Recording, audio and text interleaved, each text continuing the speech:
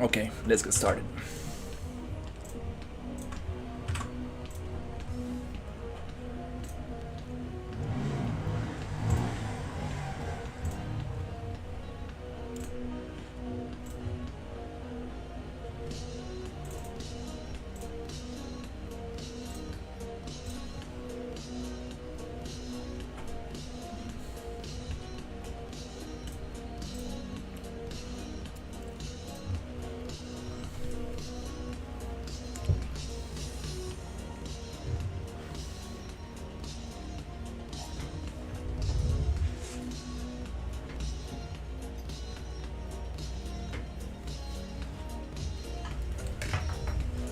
So we are going to continue with fall damage.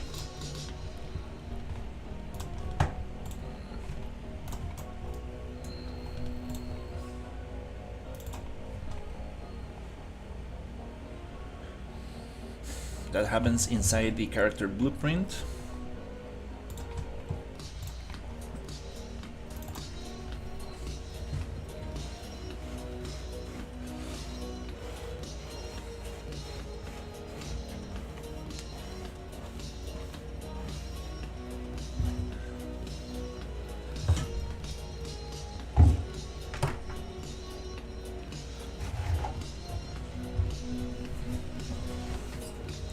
Okay, let's see if we can go for maybe a couple of hours.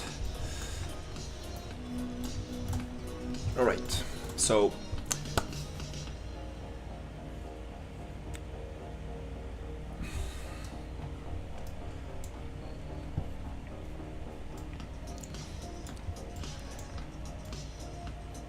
okay, everything's looking very nice. I think the thing that is not really doing much is this. Instead of this apply damage, we should probably get apply common damage here. Report damage event. Never seen this thing before. BPA receive damage common. Can we actually call this thing in here?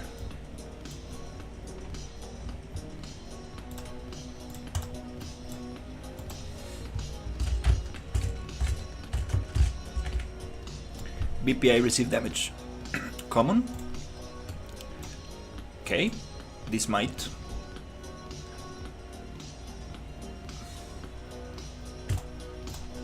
make more sense.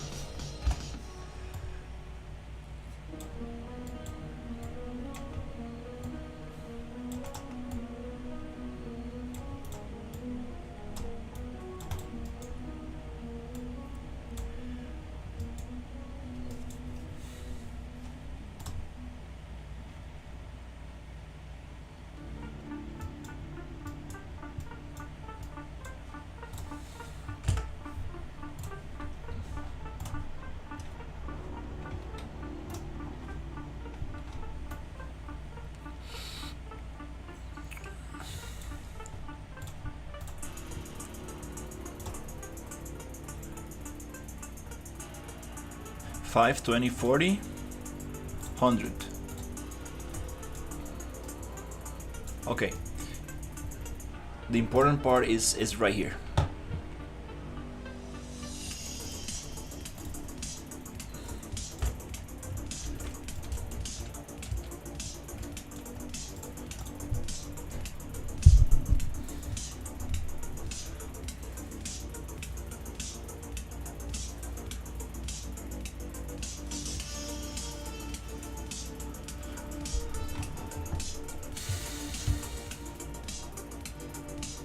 It does apply damage. Oh, ho, ho, nice.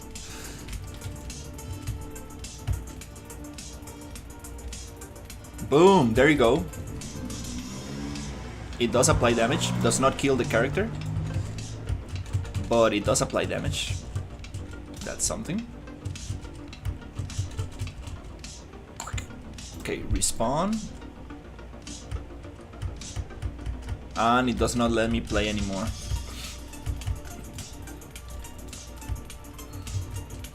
Can I jump?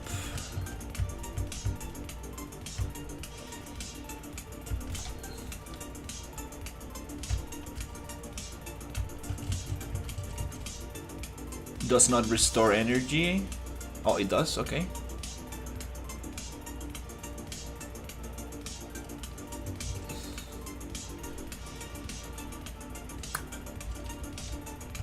It does take the health away, does not kill the character. Okay, cool. We are getting somewhere. Sweet. So, uh-huh.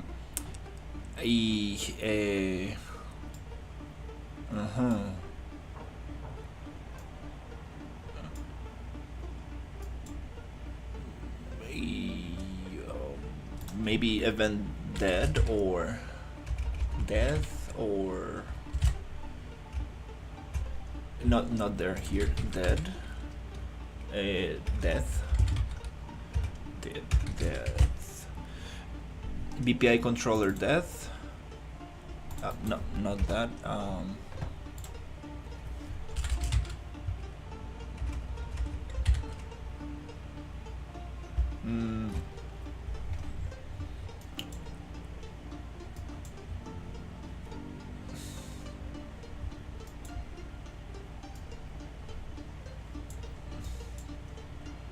First person mesh control, visibility objects, control components.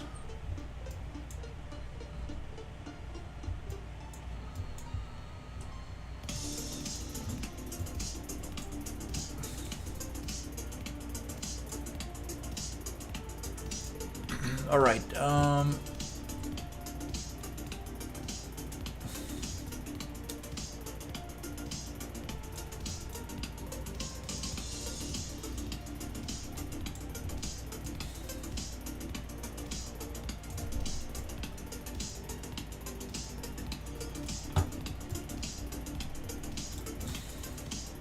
So,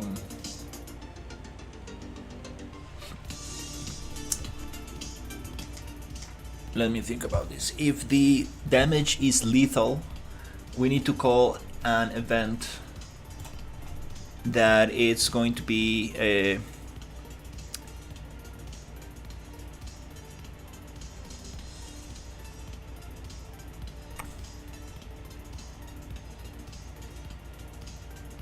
bind on death, maybe?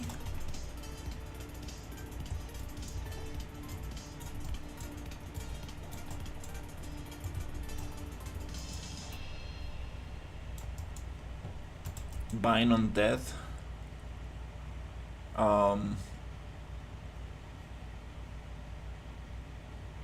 But how do we do it the other way around? So if damage is lethal,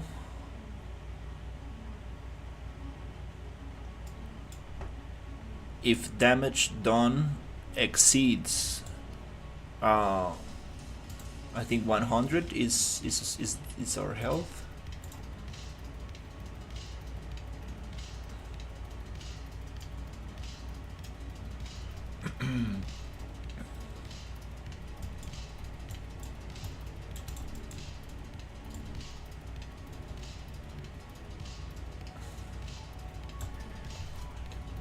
Equal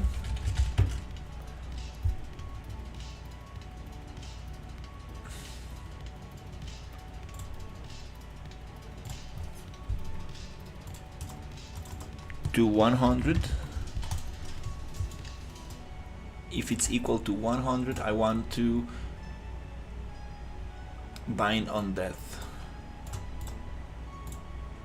Or maybe it's called different. Maybe it's called death all.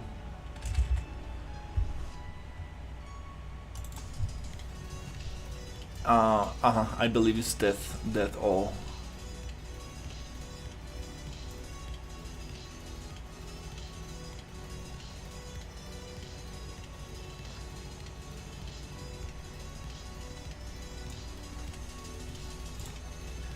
So I need to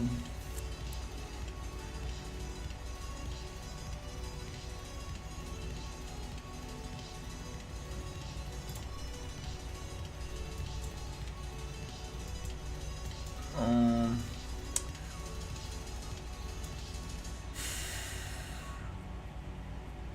what is going to be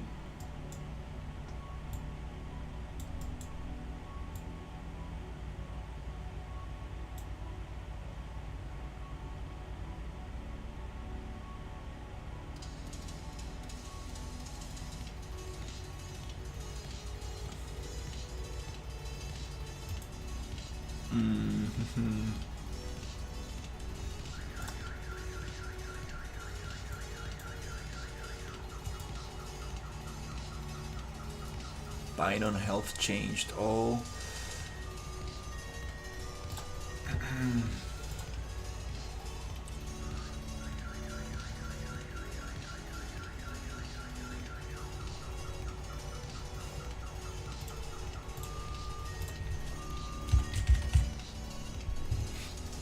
Health is 100, okay.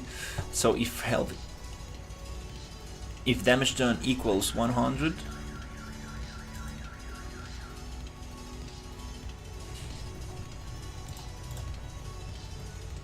hola hola, if damage done equals 100, we need to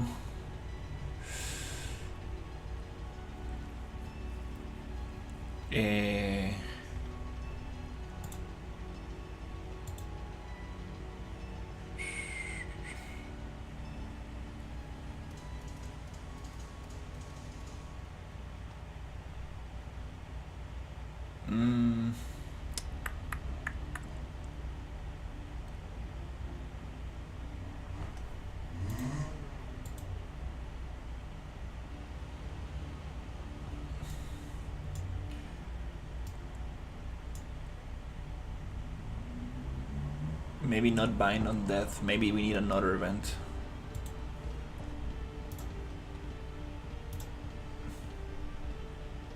Let's see what else we got.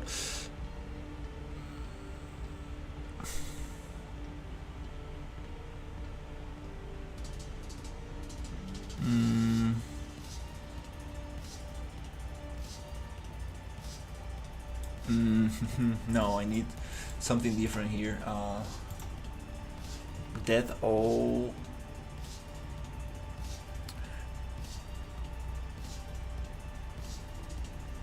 Can we call that? Oh, I think we can. Oh, okay. Hey, nice. So, okay. So,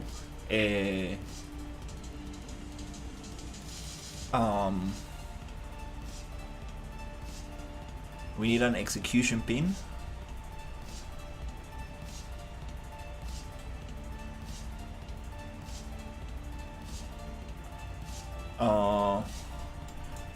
Maybe custom event.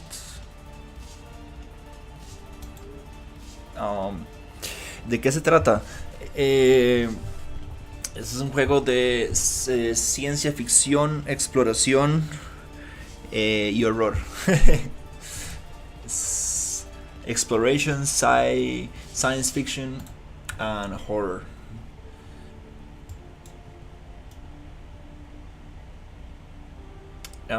Let me see. Custom event.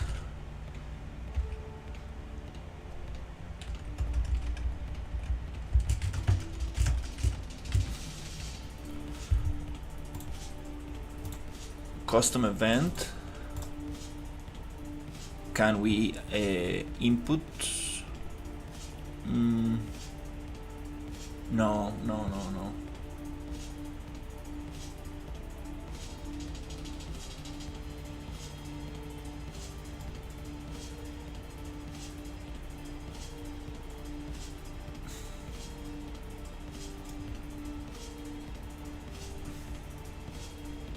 If we add a boolean,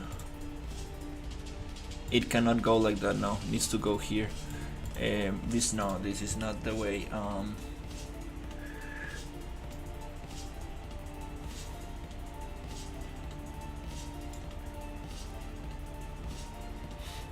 Okay.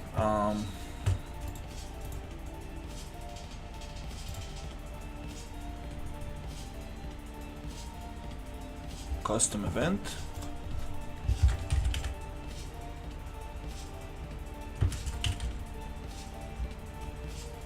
Okay. We need something different here. We need a Boolean variable.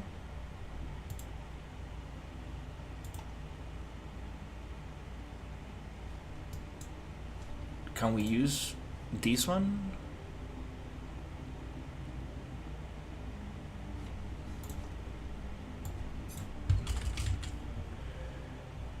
No, just get, okay. No. So yeah, let's see.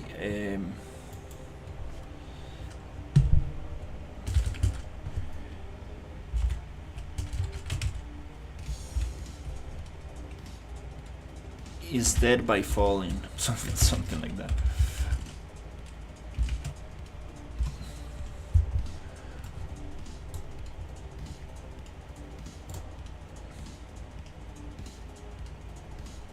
The condition is this. Oh no, it's a boolean. We just need to Oh no, we don't need a boolean. We need a branch, just a branch.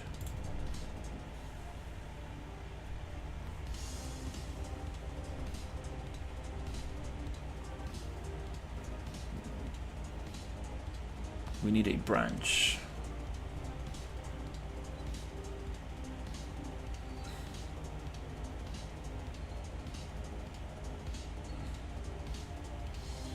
Okay.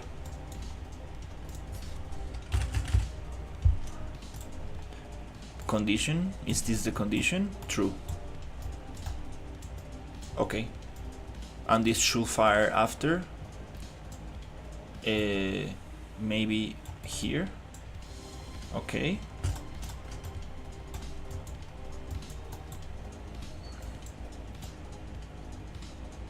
Español. Hablo español, pero streameo en inglés.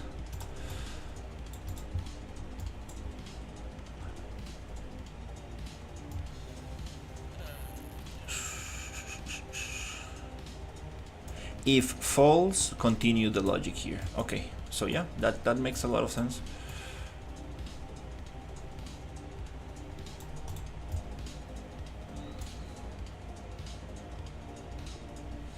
Okay, let's try this out.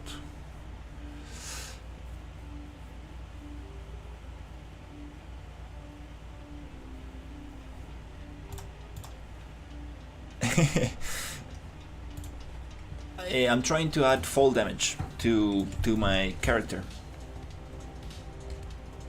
And yes, you can sub.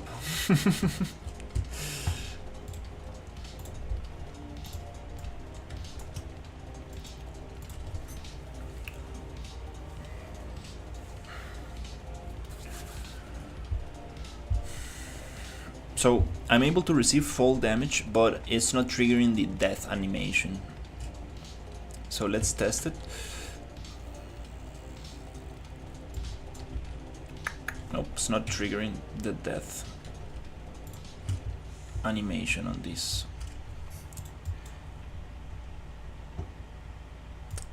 Let's print.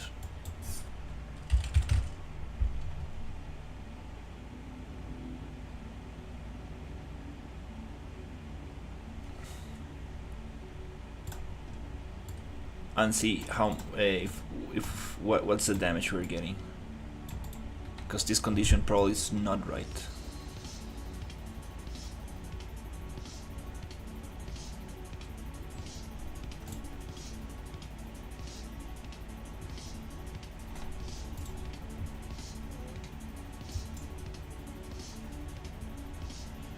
Hey Sisa.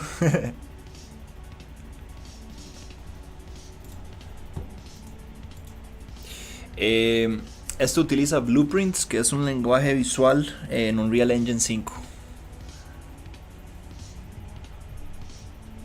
So Blueprints are a visual language based on Yeah, it's taking fall damage, but when I die, the condition is not met because my condition is wrong. It cannot be this. Am I actually printing something? Let's check.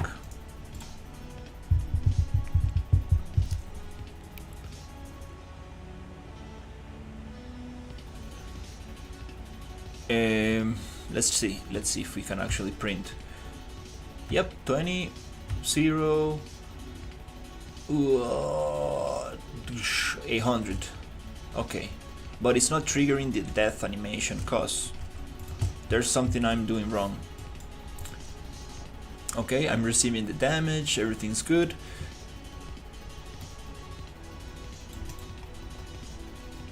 Temporal damage, that's based on this logic. 5, 20, 40, 100. Okay. So the problem is this: damage done equals 100 triggers the condition true death all.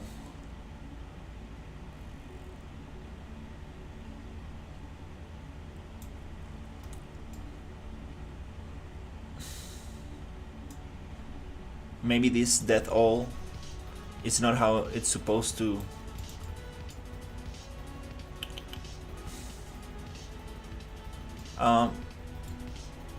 Let's see if we actually get in this to be true. Yeah, let's make another print and see if we're actually getting something.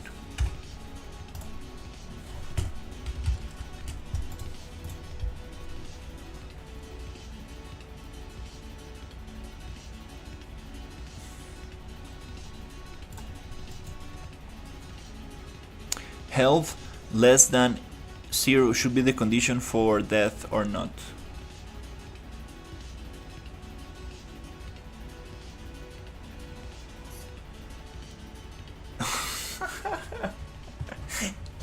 Let's press the delete key.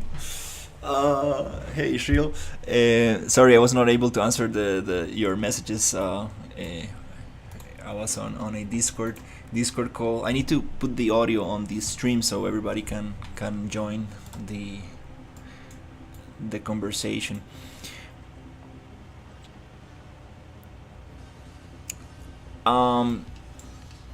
Lesser equal. Let's try it. Lesser equal. The thing is that this is just damage, so less than 100 or equal. I need to get something here that gets the actual remaining health of my character. I need to get the remaining health. Oh, new health. Oh, okay, I have it right here. That's funny. Right there. Actually, let's see if this is printing. It's like right in my face. New health. Okay. Let's see if we are printing the remaining health.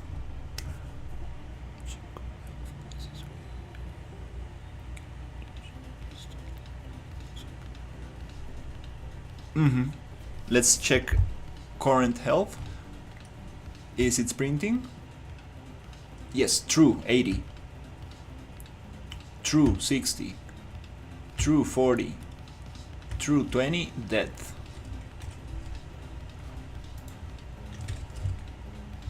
So this is good. So the condition doesn't come from damage done, it comes from new health, lesser or equal, less than or equal, less than or equal than 100. No, 0 is the condition. Yeah, than 0, no 100. Right there, you got it right. It sounded like they were having performance problems with nanite systems, so I was saying what to check. Oh no, Sisa is getting great performance. He was mainly asking about lighting, and because his main character is a little bit too dark, because the material, his the armor of his character, it's very very dark. So he was asking how to make it brighter. So I suggested to make it brighter in the interior areas that are the dungeon is a little bit dark. I do like the mood and the lighting, and make it brighter in the outside areas. That's one solution that I was thinking about.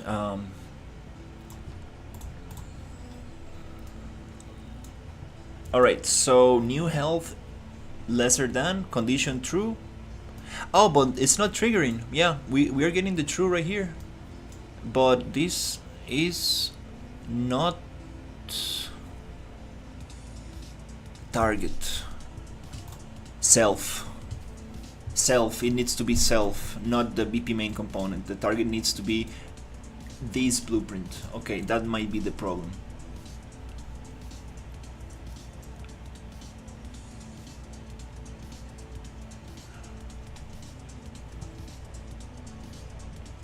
Nope, it doesn't gonna work like that. It does need to be part of the BP main component.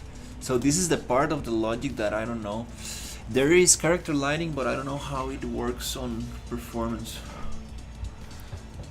Yeah, he was suggesting adding like a spotlight on the character and making the light channels so it does not affect the environment, but that was just not going to feel right, because the dungeon is pretty dark and stuff. So I think the best solution might be the material. So this is the problem. Death all here. I think we are getting pretty close. 4 hours later. Okay. But this is awesome. This is awesome. Little by little.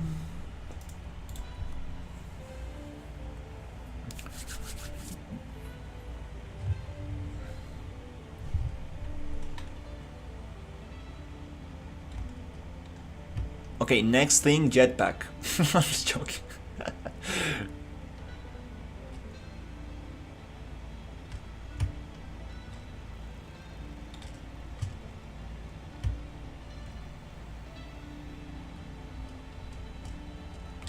Condition is true, but it's not triggering the thing. So this is what I'm missing. This condition is not working.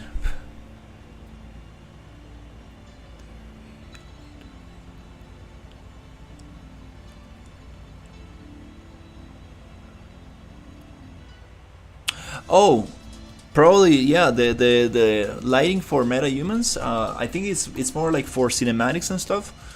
That's a very good asset to look into some good lighting. Render some characters, do some cool stuff like that. But I think it's for not non-real time purposes. Death all sets the death and goes into collision channel, camera ignore, restore each token, BPI dissolve body, stop movement immediately, get character movement strafe. This is kind of like the logic for death. I have this disconnected the dissolve effect.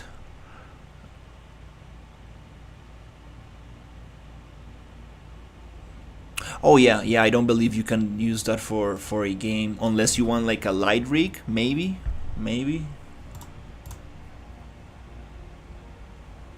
On your character.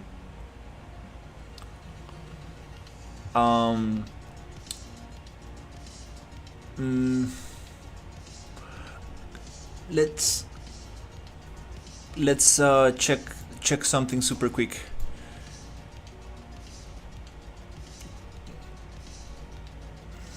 I cannot debug the player character because it's not present in the level.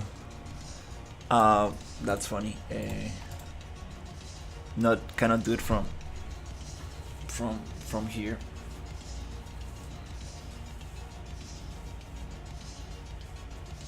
Got a hair somewhere. Um,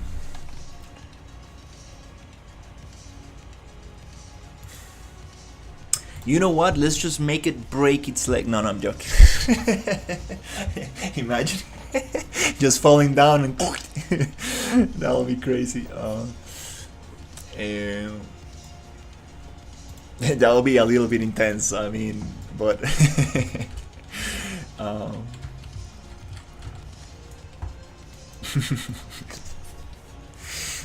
that's a possibility. um,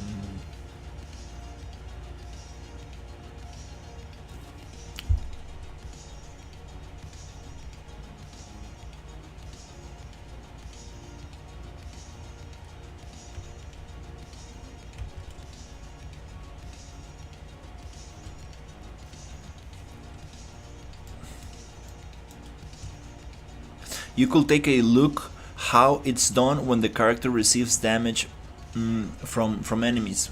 Uh, um, let's do that. Let's do that. So once I'm playing, I should be able to debug. There you go. BP character 0. Okay, cool. I should be able to see what's happening. And let's go back to the death logic. Death logic. There you go. We are receiving damage. The problem is the death all. I want to see how can I trigger the ragdoll stuff.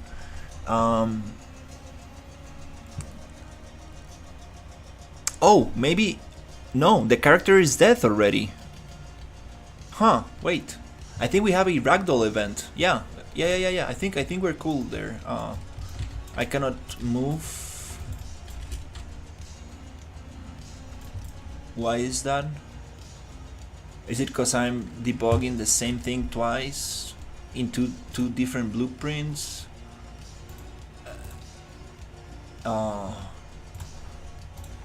Nope, doesn't let me.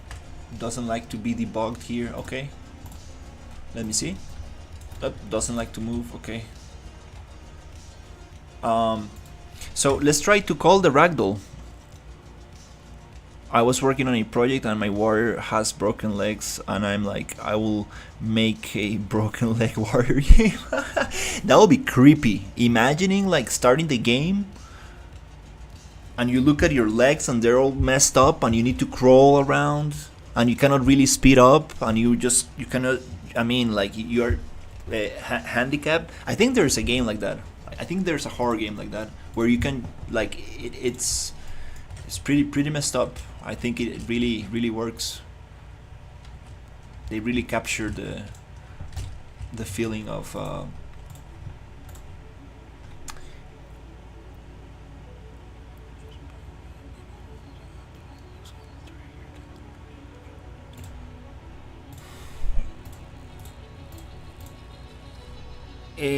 yes, I'm definitely using the wrong the wrong event. I believe there is a ragdoll event. Let's try that because everything is actually working out very nicely. I just need to enable ragdoll all. Right, there you go.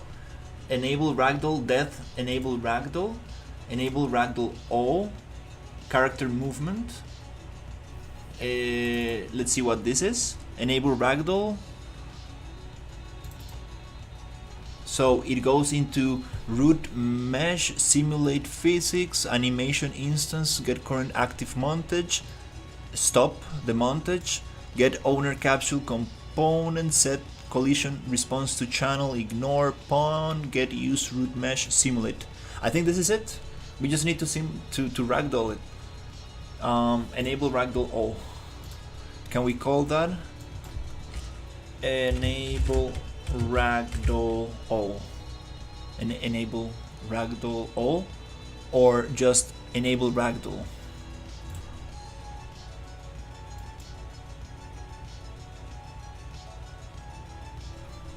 Let's see what the difference is. Enable ragdoll all.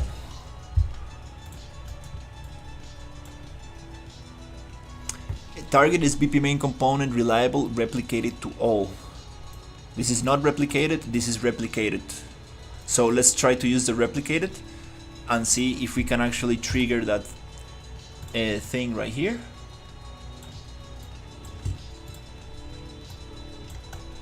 Because I think the health is working, everything's working, we can respawn, everything's fine. We just need to give a visual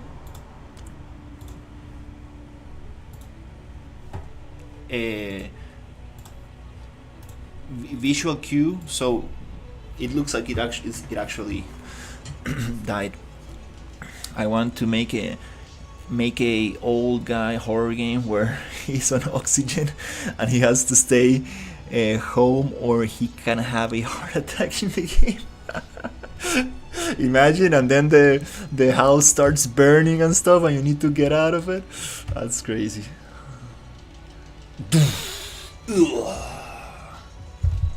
Awesome. I think it works. Let me check. No. Health 0. Cannot move, cannot do anything. Respawn. Move, attack, energy. Okay, well, that's it. Not that hard. Hey! Thank you, Sisa. Yay! Awesome. Okay, now let's do a jetpack. No, I'm joking. the jetpack. Oh, it's coming.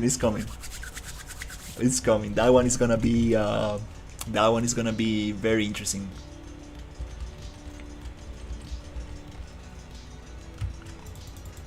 Shoot while in air, that's another thing I want to do. The problem is that when I'm shooting in the air, I want the legs to be going in the air, because if it shoots in the air, the legs are still, so it looks like a mannequin, something like some very weird. So we need to do that animation blend, anim layer stuff. I don't know how it's called. Jump pack is easy. You do a jumping type thing for a jump pack.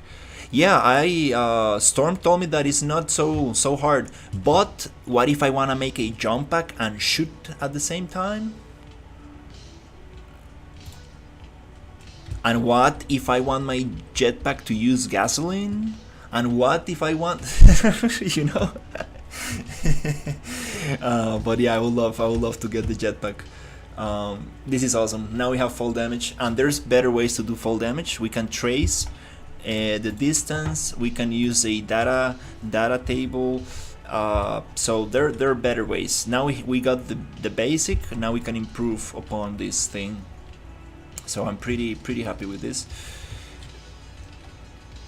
The little cookie. Okay.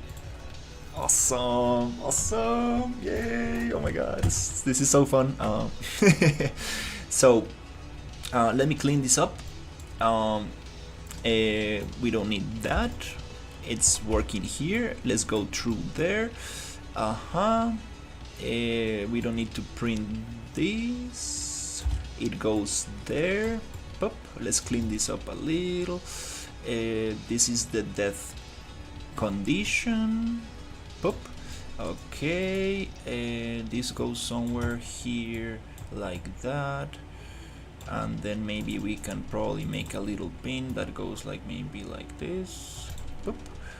That's kind of cool. Okay, then this probably doesn't need to be so far away.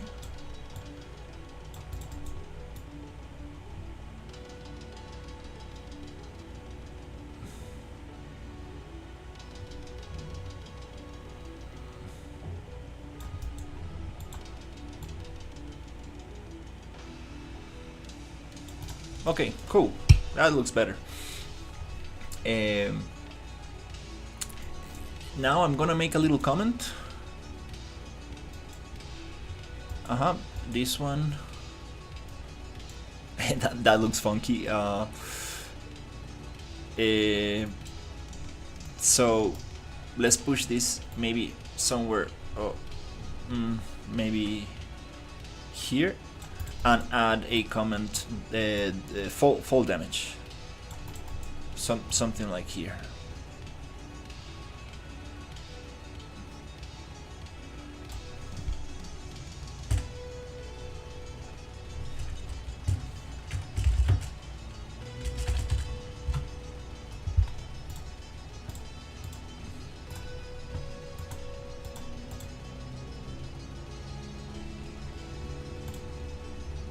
Fall damage. Sweet.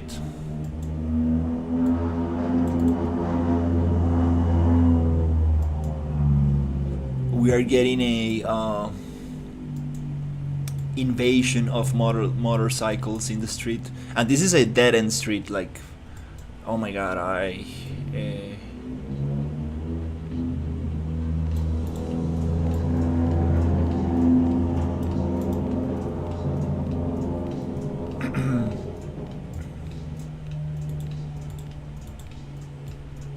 I can't wait to get my air conditioner, so I don't need to.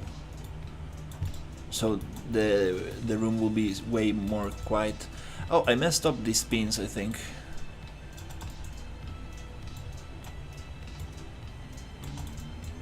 Yeah, actually, I think I might try to get it this weekend.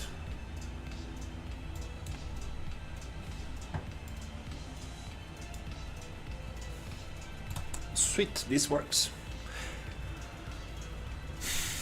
So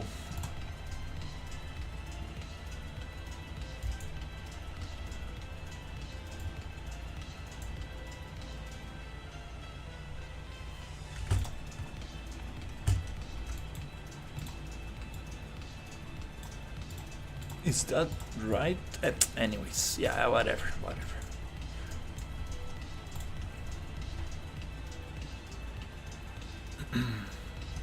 So, next step is respawn logic and checkpoints. That one, I have no clue. Totally no clue how to deal with that one. So yeah, this is awesome.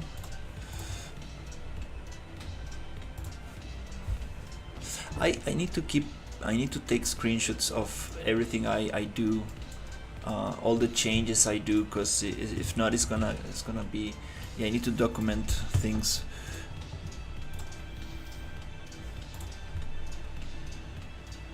A little better. Sweet, this is awesome.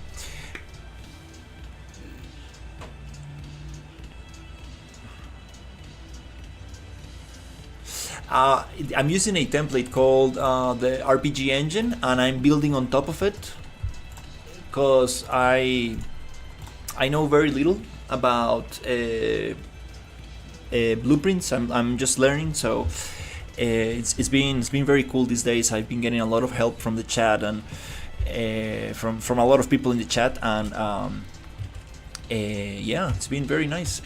I'm doing a fall damage system. When I spawn, I do get the red blood on the screen. Oh, that's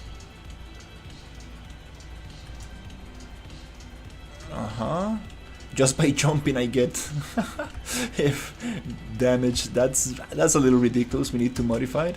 Oh no. It's like, dude, you cannot even jump so high.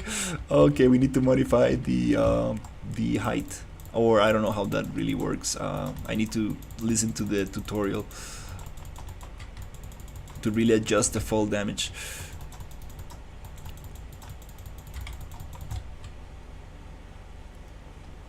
But we are getting something. That's very nice. But it's a little ridiculous, like getting fall damage from a simple jump or double jump. It's like that's a little ridiculous. Okay, definitely need to adjust that. So yeah.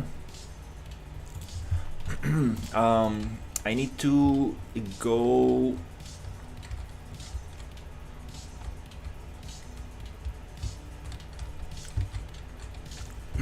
I need to go dry my hair because it's getting a little bit too cold. I'll be right back. And what if you want to customize some stuff on that engine? Customizing the engine source code, it's a little bit out of my expertise, definitely, but it's possible for sure if you know, I don't know, C++ or maybe I'm not even sure how to do that, but definitely you need to know a lot about programming. I'll be right back.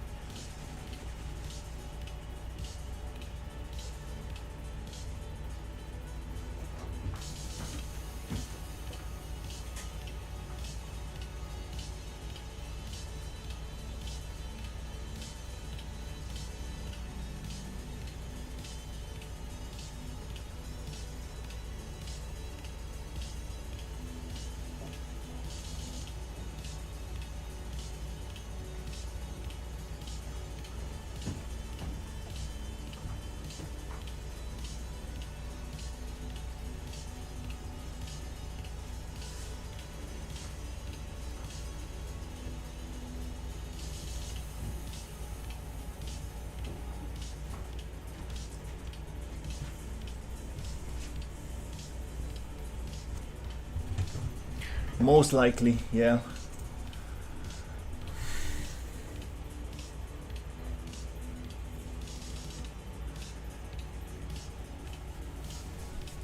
Just gonna get a sweater because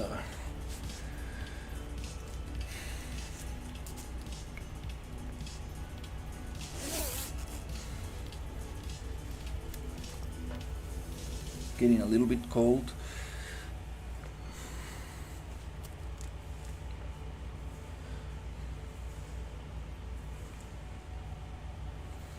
Okay, so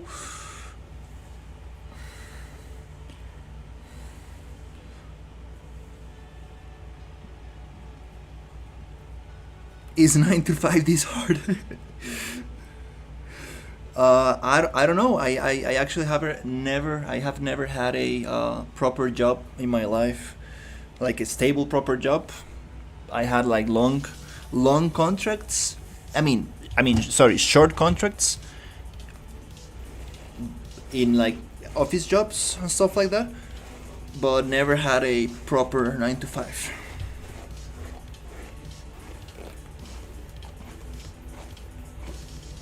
So I don't really know what's harder. All right, let's get ready.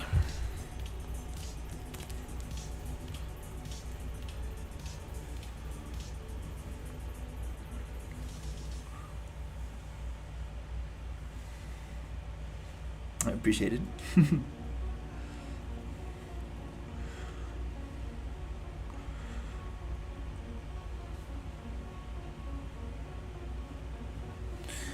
No, I'm an artist. I'm a 3D generalist. I worked doing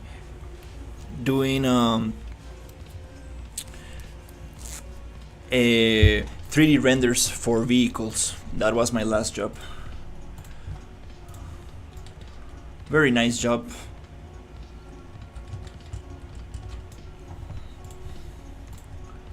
Really liked it. Maybe I might get a call back from the publicity agency in the future, but yeah, pretty happy to just work on my stuff.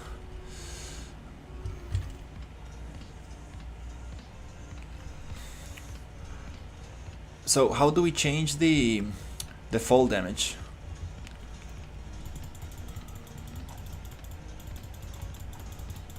Kind of need to see the tutorial and understand like the logic behind it.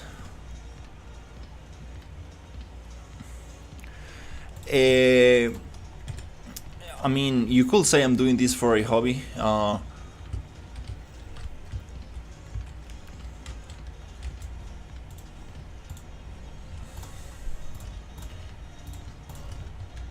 I do wanna put it on Steam, but definitely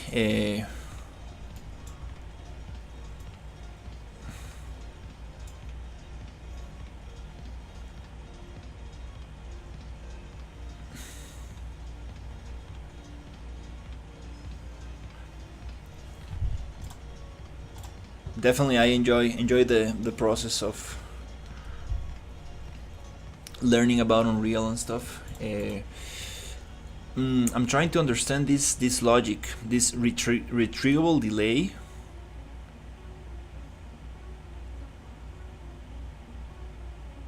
So it's 1 second falling, 1 second 25 falling, 1 second 50, 1 second and a half falling. Does this stack up? Oh, no, it's setting 5, 20, 40, and this is 0.1, which means 1.51 seconds.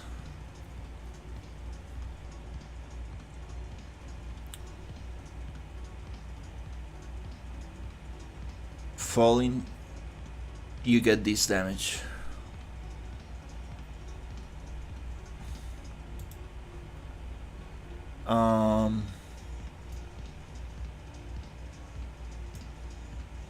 Yeah, kind of trying to understand what's happening here.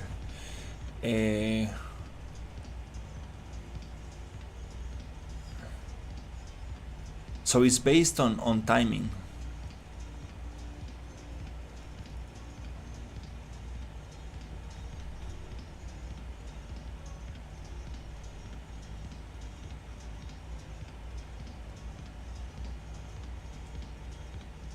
Okay. Let's see how that goes.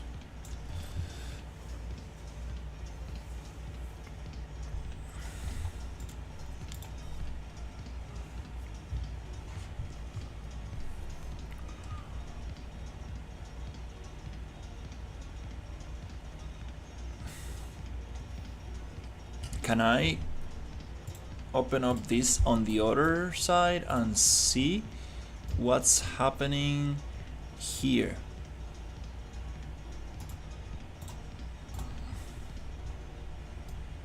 Okay, I wanna see if we can. I wanna understand exactly what's happening here.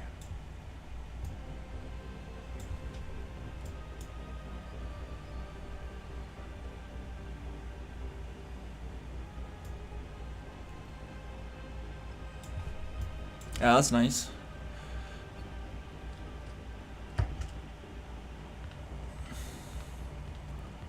One second.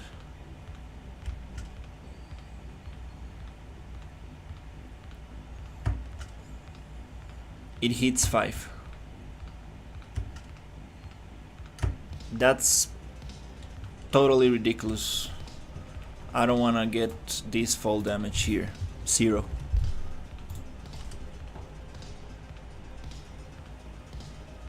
Let's see the next thing.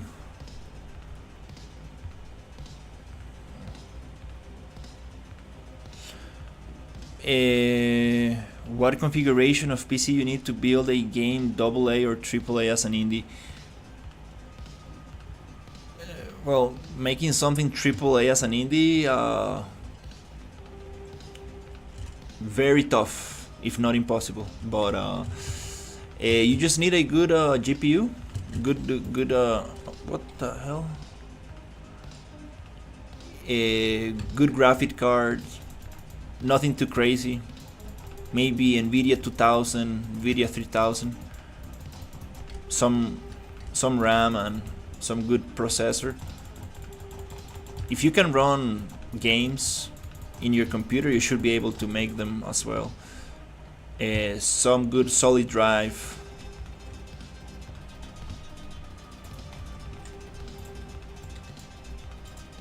But yeah, you don't really need a super crazy computer.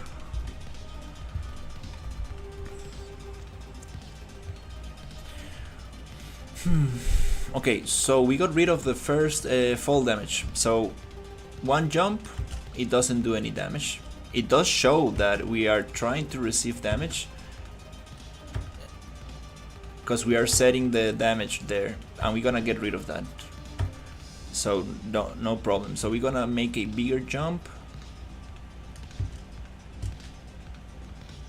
It's gonna be 100. Let's let's change that up. So let's create a little fall damage testing room so we can actually set this up.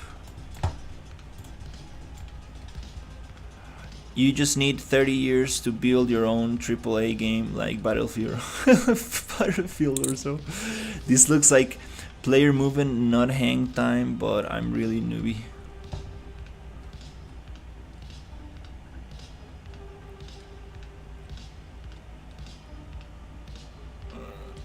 I'm not sure what you mean by that.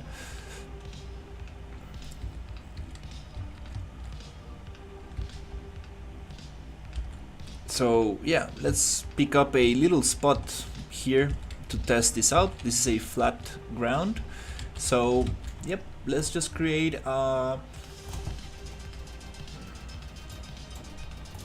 little cube. It's gonna be 100 by 100. Bloop.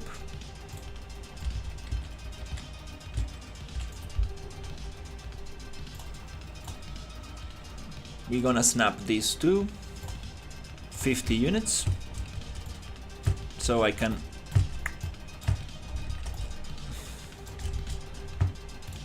make myself some kind of like platform. Just keeping this in chunks of 100 by 100 by 100 so I can take, this is 1 meter, 2 meters, 3 meters, 4 meters. I do want fall damage, but I don't want something too crazy.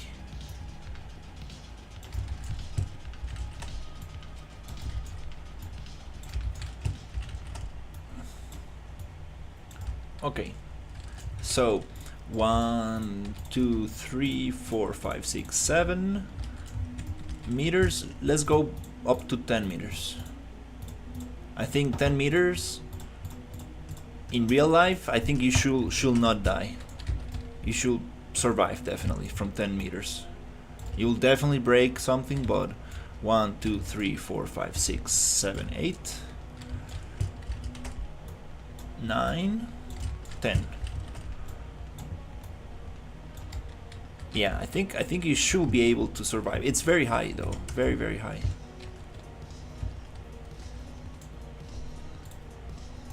Let's get also Bellica just to get an idea of the size of things, because she's very tall. She's almost 2 meters.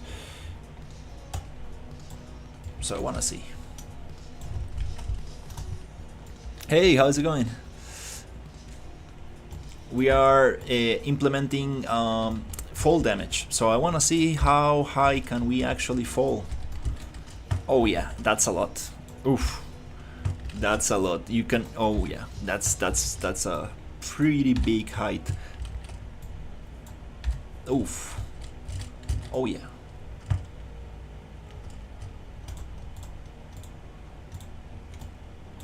So 1, 2, 3, 4, 5.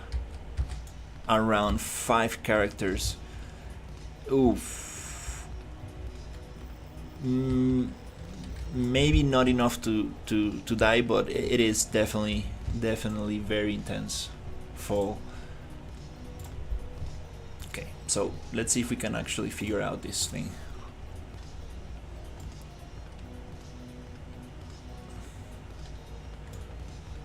I appreciate it. I would love to see what you're working on for sure.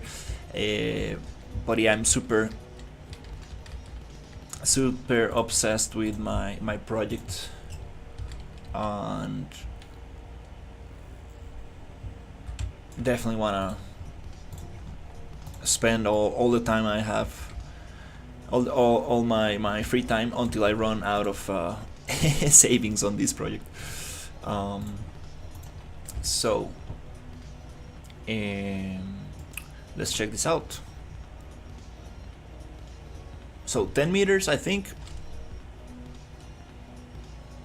we should probably just let the character die after 10 meters. Well, Wait, I forget this change in 5.6. I don't get the simple as complex collisions. I think they're not working in 5.6, so we need to change the collisions to complex as simple.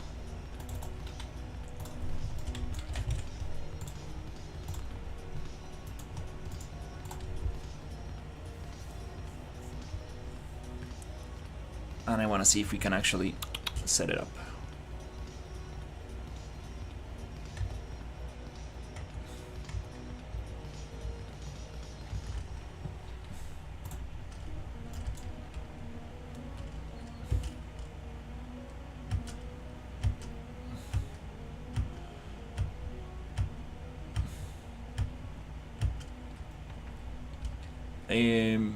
Can I calculate how much time it's gonna take me to fall down?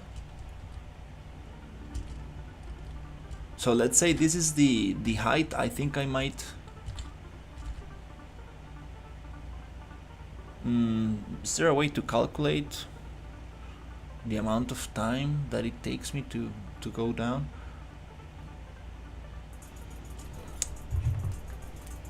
Let me set a little timer. It's a little bit funny.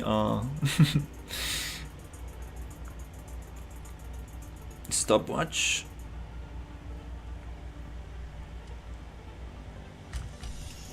Oh crap, I messed up.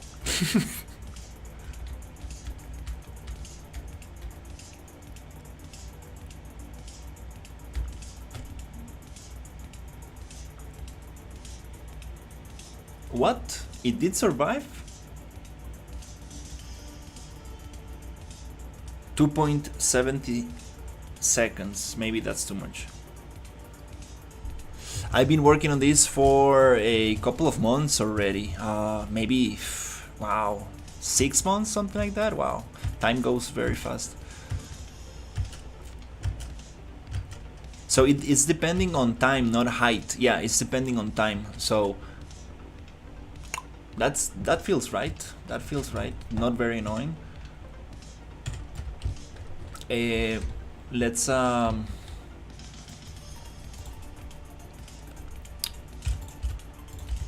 it's just that my environment is very high.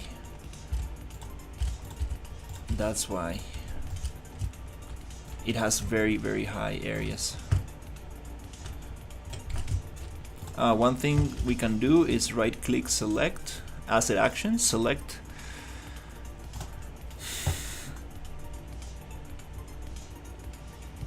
here.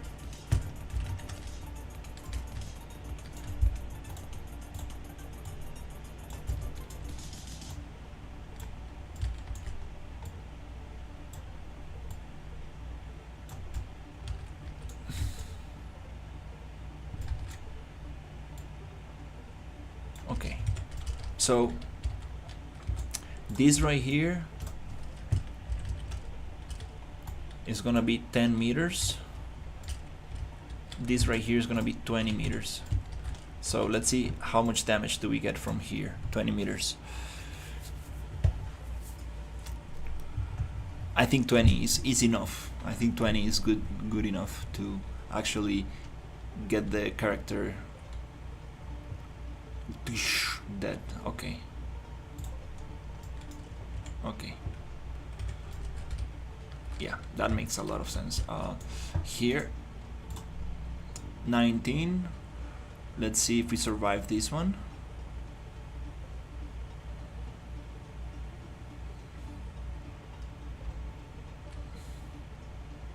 Nope, not gonna survive that one.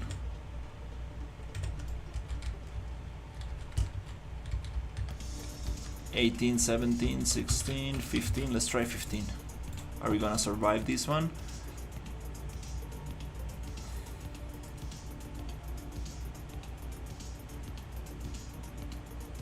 I'm using the RPG engine.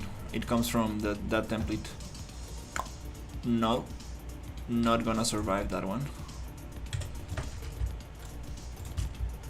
1, 2, 3, 4, 5.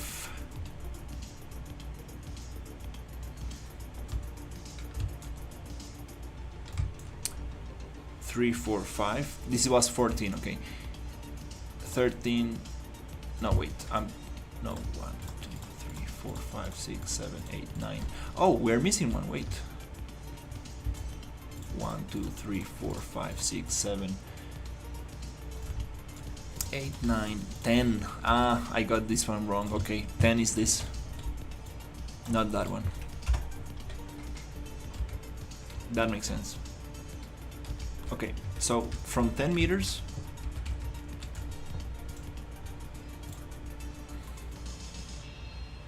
I think we should be able to survive.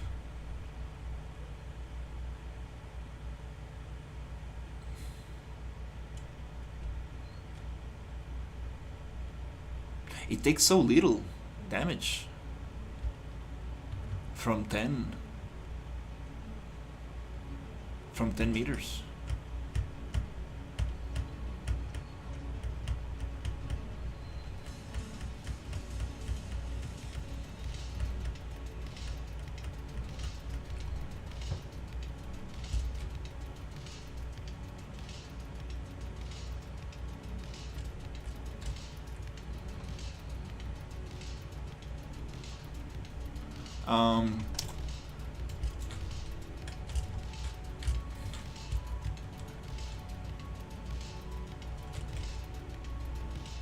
I'm kind of trying to figure out where is the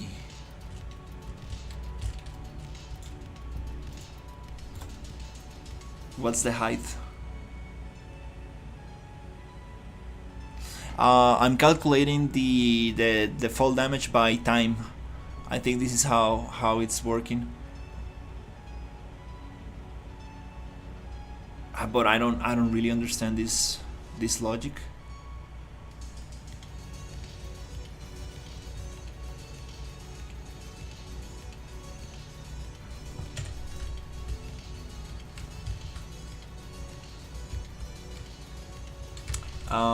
This is a little bit ridiculous, but let's do it.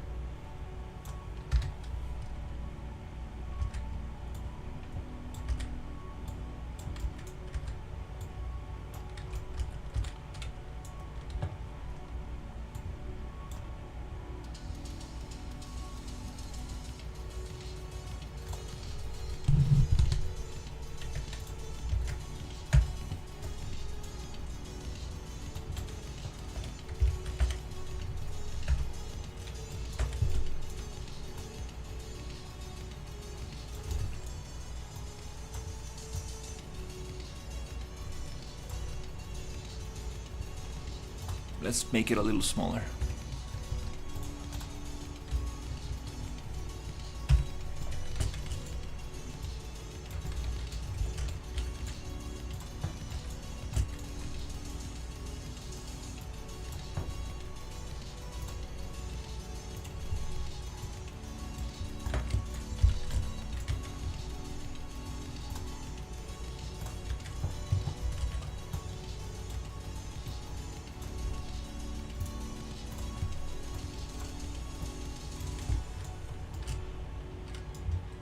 So here we're getting 40 damage from here.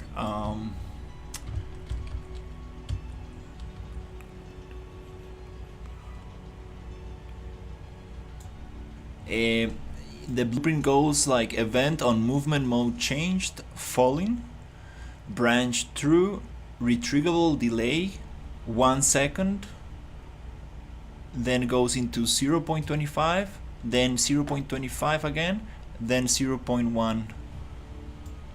Kinda I need to see the tutorial that I got this from and try to understand the logic there, because he explains the logic, but I did the tutorial on without sound, so I don't really know what's going on.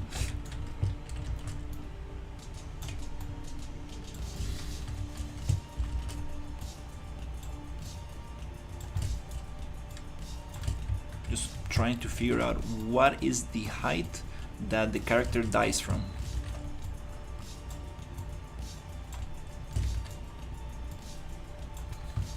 And I don't really want to do it with time. I want to do it with tracing. Yeah, tracing the distance. Because if I'm gonna have a jetpack, it doesn't matter how much time I'm going to be in the air. Doesn't really matter. So definitely not the best system. We need to do it tracing the distance to have a true representation of fall damage.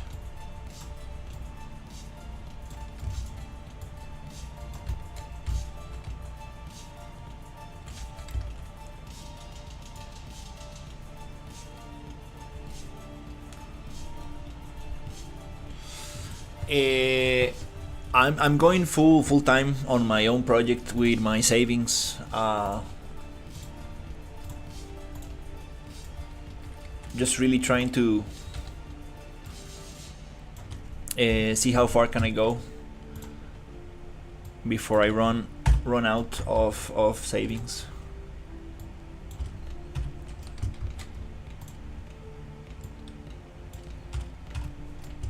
Or before I get a freelance job. But I don't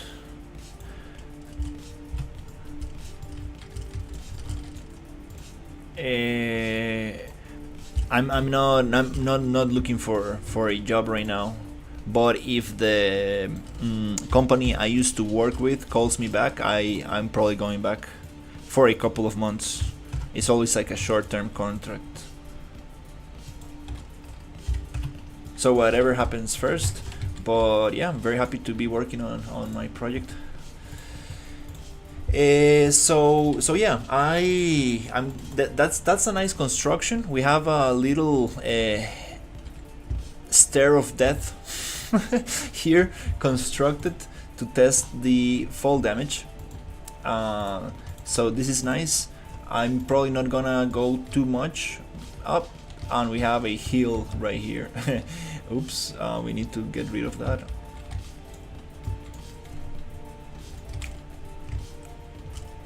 So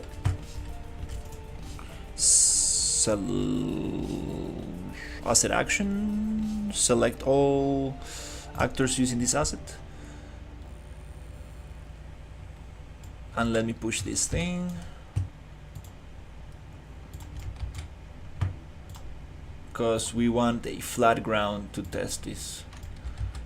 Definitely not going to be very good if we have a mountain underneath.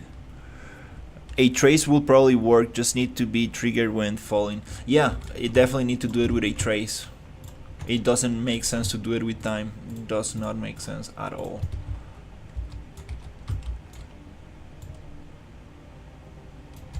Let me double check. Is this flat ground? I think it is.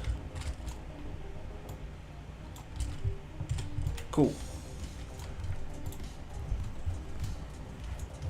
So that's awesome. I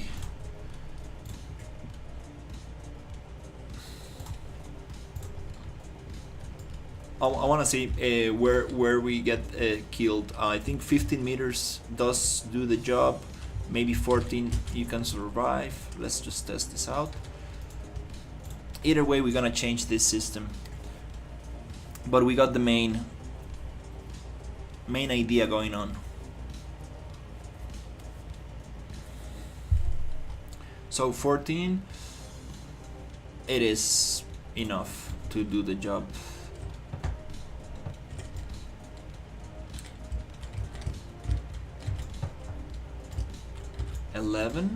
I know 10, you can survive 10. But this really jumps too fast. I don't like this system because it really is like, okay, you survive in 10 meters, but in 11 you only get 20 damage. It's like it just jumps too much. I don't like this. So let's try 13.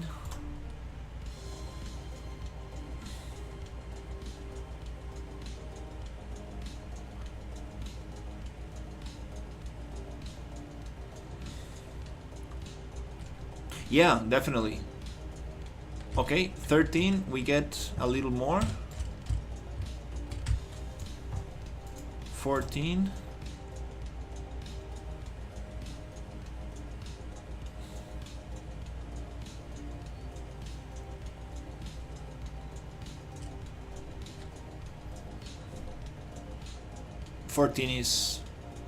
Is enough. Okay.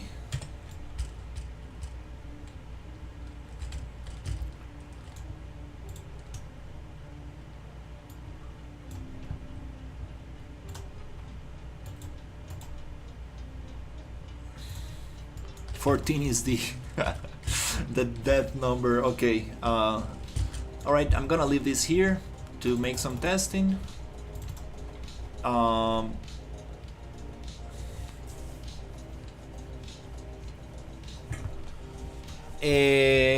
no, the system is gone. It's gonna be gone.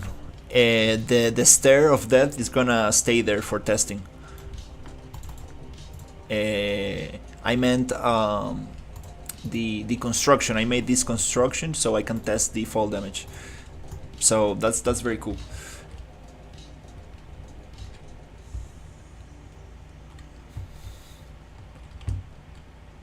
But definitely the system is gonna change. We're gonna do trace, and we're gonna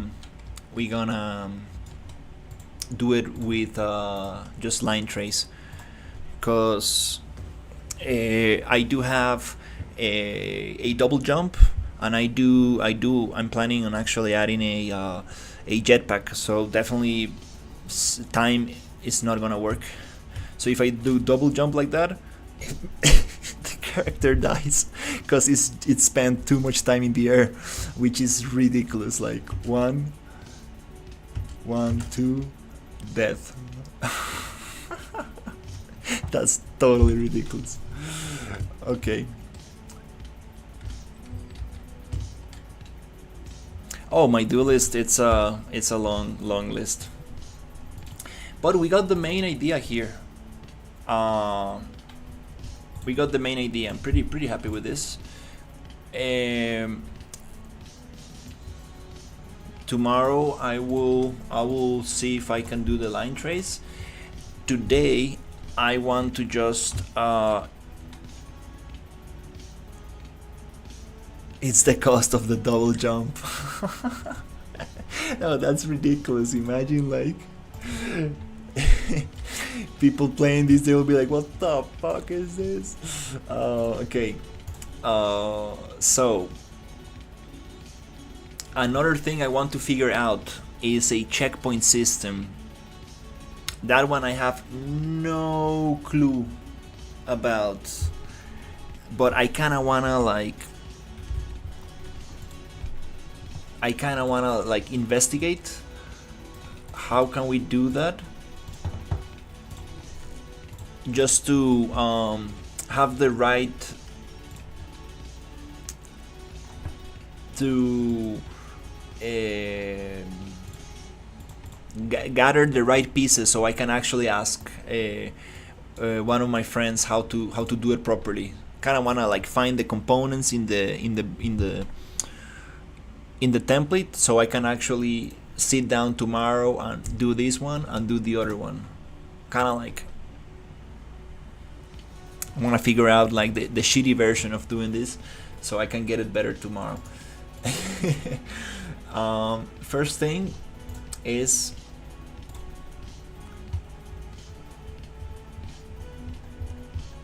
finding the respawn logic, and I know that I have it somewhere here.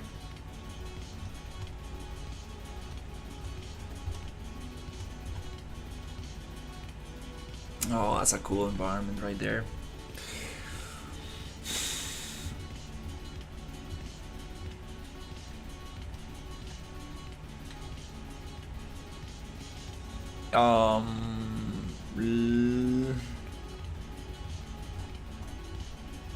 I'm gonna search because I won't be able to find it. Respawn.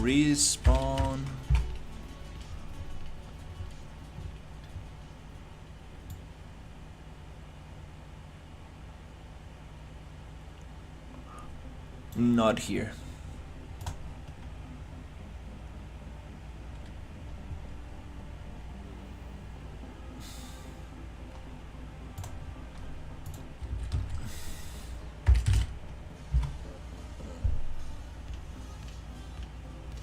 Mm.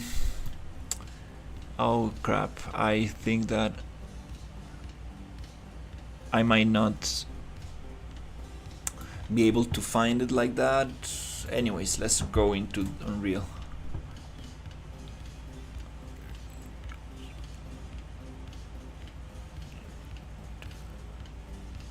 Yeah.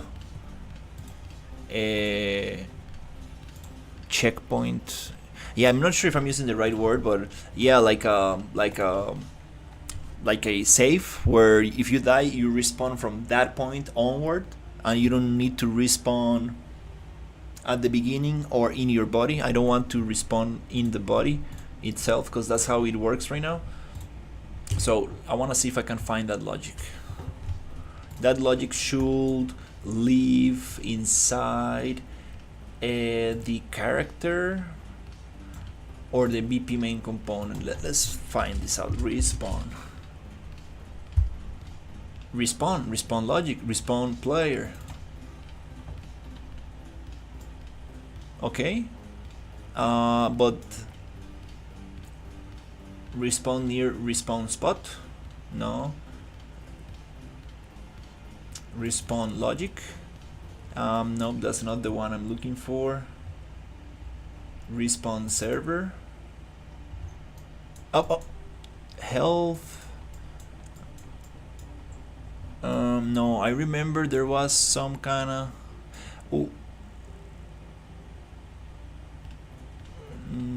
Oh, there you go. This is the logic. There you go. 5 minus 5. There you go. Actor location, get correct owner. Boop, boop, boop, boop, boop, boop, boop. Okay, here's the logic of the respawn.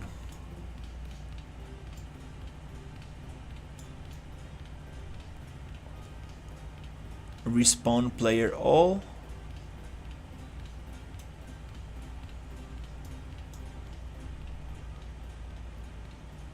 Respawn player all new location.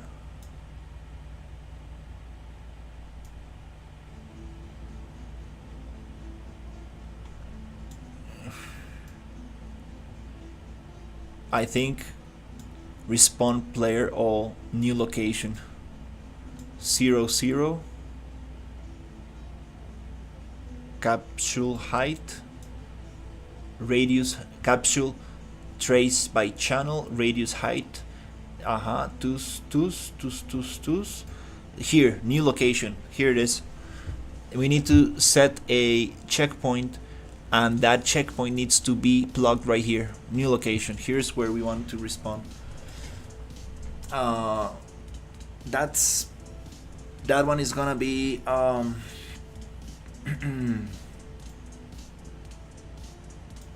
that one is gonna be interesting. I have no idea at all how to do that.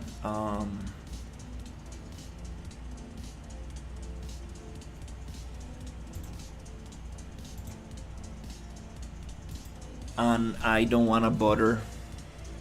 I don't really want to bother any of my friends right now. I've been bothering them too much.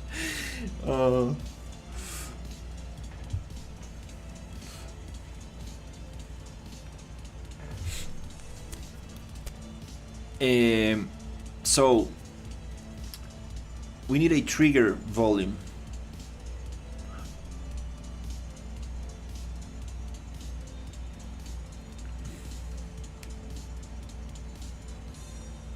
Maybe before the trace, because that's how you calculate your new location.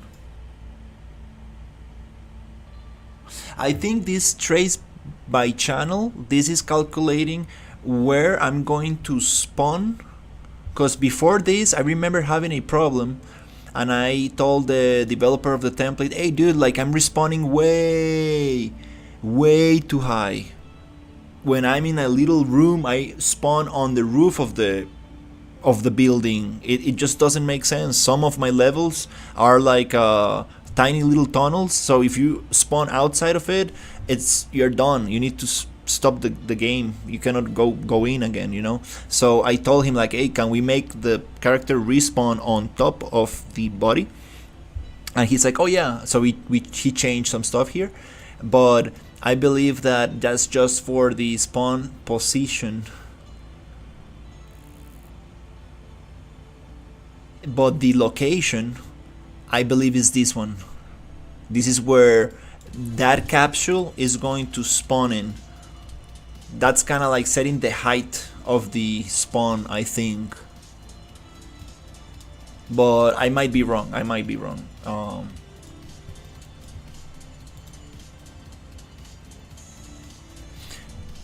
What I'm thinking is, how can we set a trigger volume that stores a location that we can use here.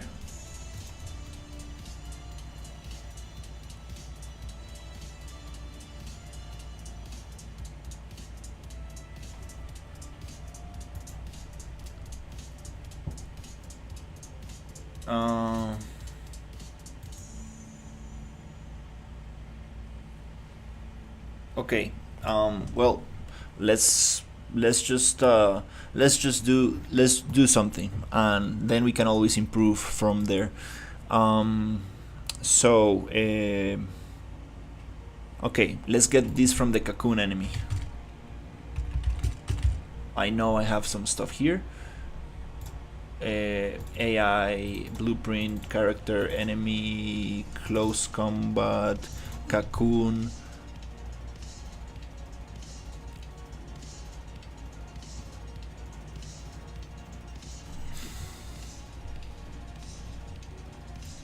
Cocoon, receive shot, does implement interface. There you go. So on event overlap, does implement interface branch true, we store location. So this is the thing. So let's create a new blueprint.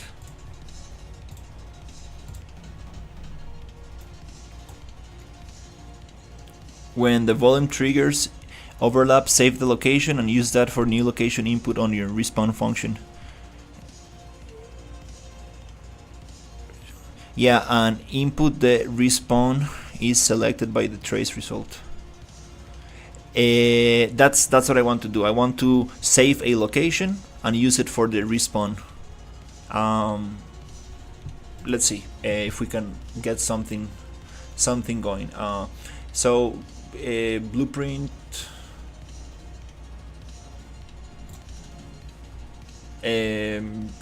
Actor, and it's gonna be called BP checkpoint, something like that. Inside of here, we're gonna get a trigger volume, which is gonna be a collision box or oh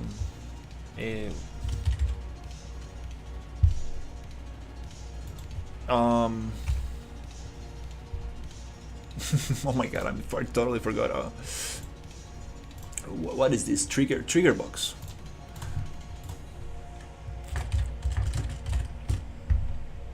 Trigger box.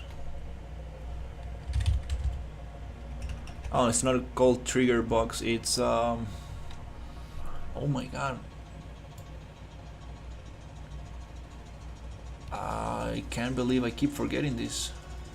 A box collision, maybe. Does it have? Yeah, it's a box collision. Yeah. So here we need to call it on component begin overlap. On component begin overlap, selecting the box. Now you can actually call. Let on component begin.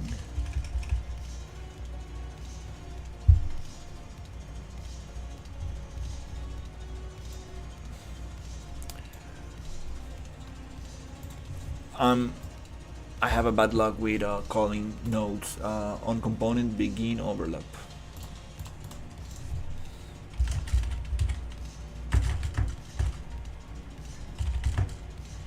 Is that the one? Okay, cool, cool. Here we gonna get does object implement interface true from other actor. Very clean way to just call this up. Oop, nice. So now our character who implements this interface is able to trigger an event from here. And here we need to save world location. So variable, let's call it respawn location. Respawn location. This needs to be vector or transform. Vector, I think. So we're gonna set this up with whose location. No, we don't need to set any location.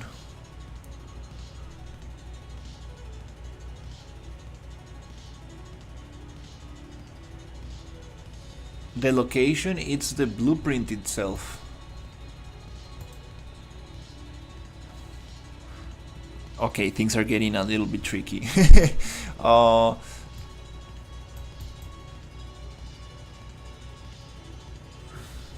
No, we do need to set a location. The location is gonna be get actor world location, get actor world, get actor location,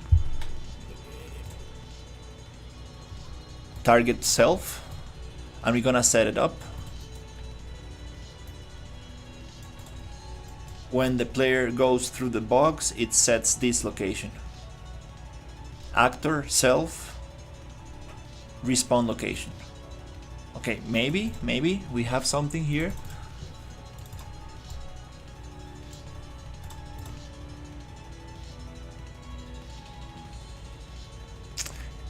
Now, how we call this into the other thing, that's the funny thing. And the location variable can be the one you use in the player.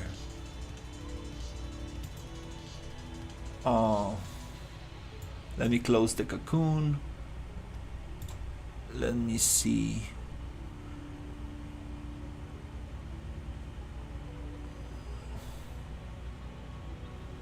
And the location variable can be the one you use in the player.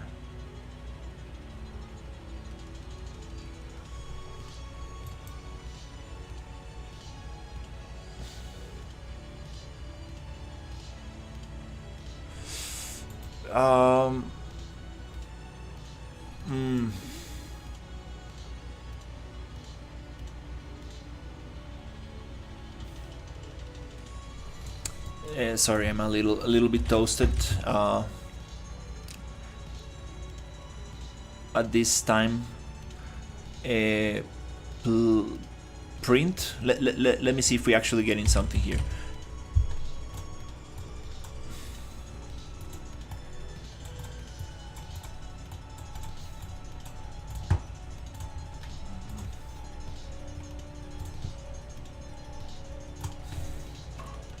Let's see if we are actually getting some location. You have to make one in the player call, I don't know, checkpoint location.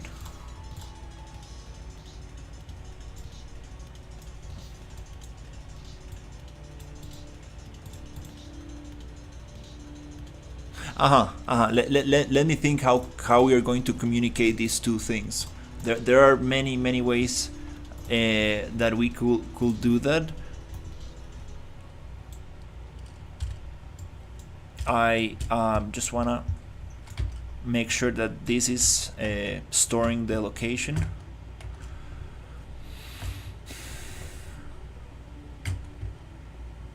That was laggy. Okay.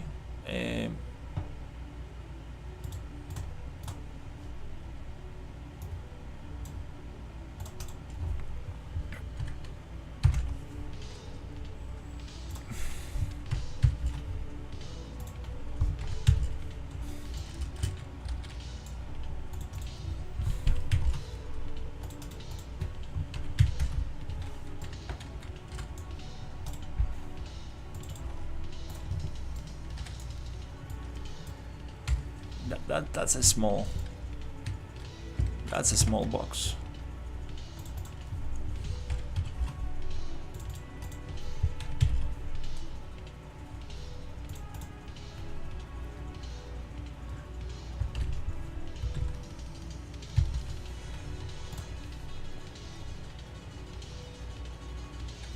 You have to make the one player, the one in the player, call it, I don't know, checkpoint location, then use an interface to set the location from your checkpoint or event dispatcher. Both will work. Yeah, interfaces or event dispatchers are a great way to deal with this. We might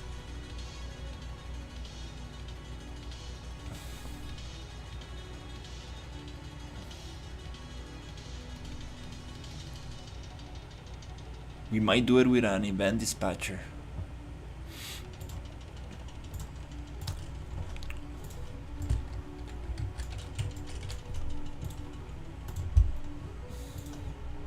All right, let's test this out instead of playing with the scale of this box. Okay.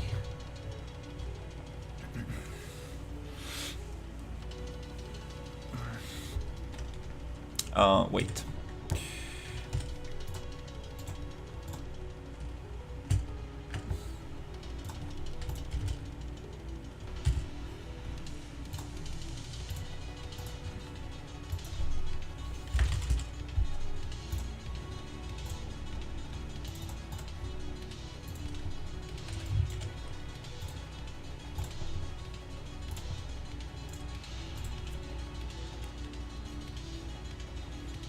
Okay, so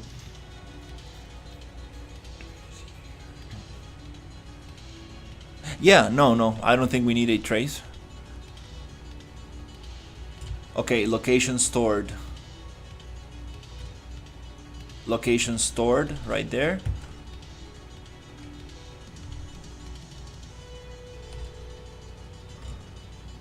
Perfect. That's obviously what's going to work. So now the fun stuff. So how can we call this thing there? How can we call it there?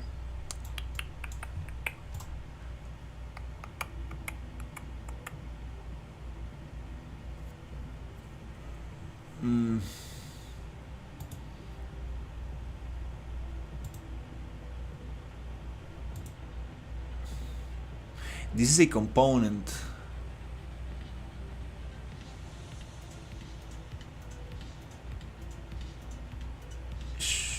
Damn, should we add the component? No.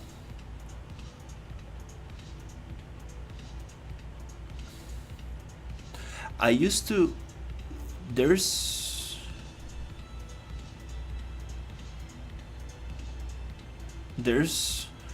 one way I did this before learning about event dispatchers.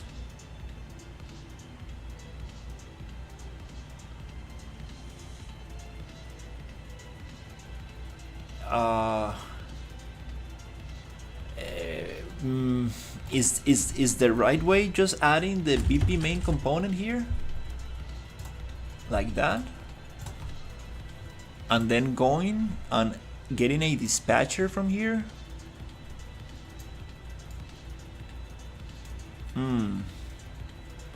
That's gonna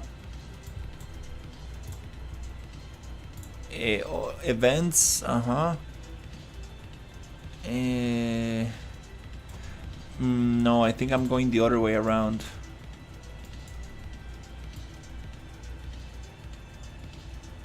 No, I think I'm going the other way around. I need to. Oh crap, I keep getting so confused about this one. No, I don't think we need to add the BP main component here.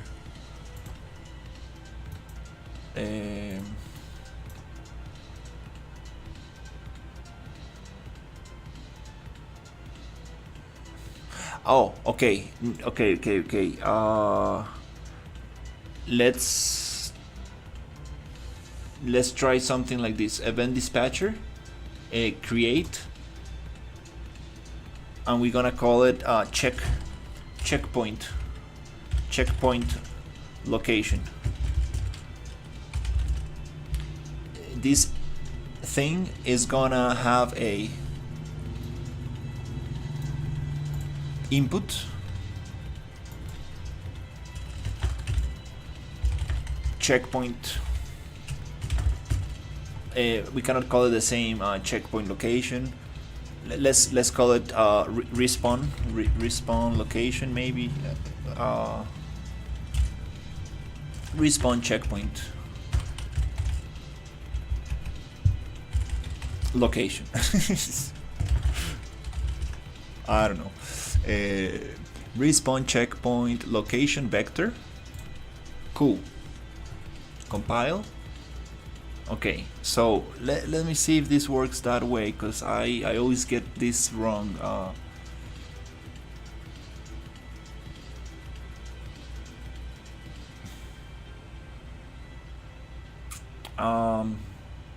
Here, BP main component, checkpoint, checkpoint location. Cool. So here, I see. This is. No, we cannot store information here. It's the other way around. It's the other way around.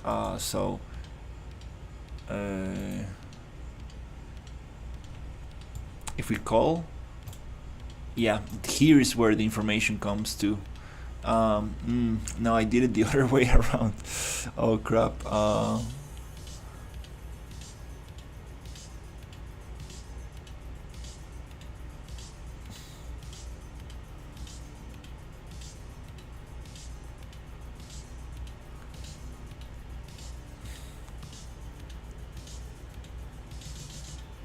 I appreciate it.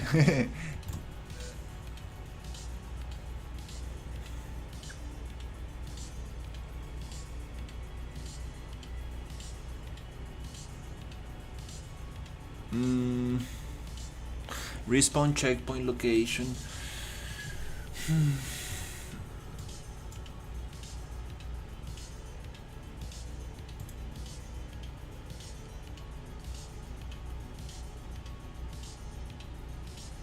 These are Unreal Engine 5 blueprints to create game logic. I'm trying to create a checkpoint for the player to respawn after death. And I'm trying to communicate this blueprint, this system, with this other system here. But I'm doing it the other way around.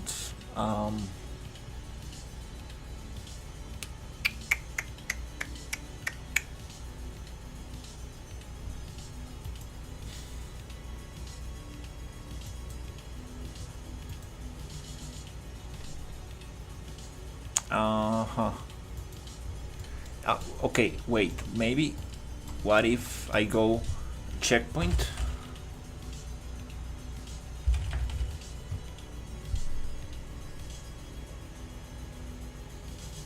call checkpoint location? Oh, actually, yeah, we can do it this way. We can go the other way around. Do you need to know a lot of coding? I know Python and a little bit C, C++ and Java. No, I'm a 3D generalist. I know very little about blueprints and zero about coding. I don't know absolutely anything about programming at all.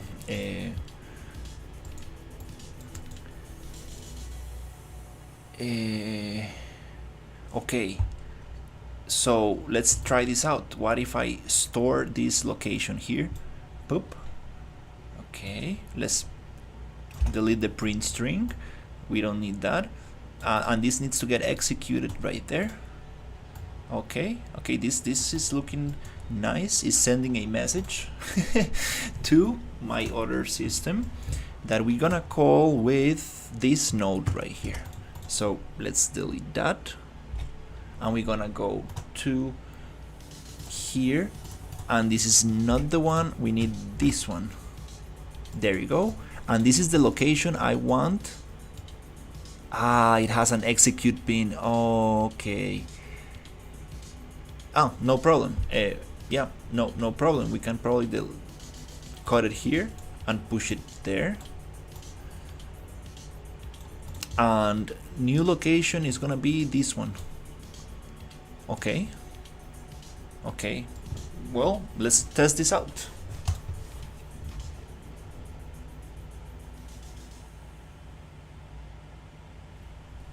Kinda makes sense. It's probably not gonna work, but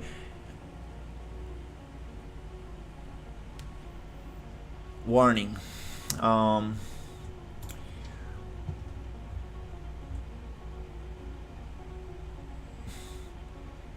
Do not have a matching component. Does not have a matching component.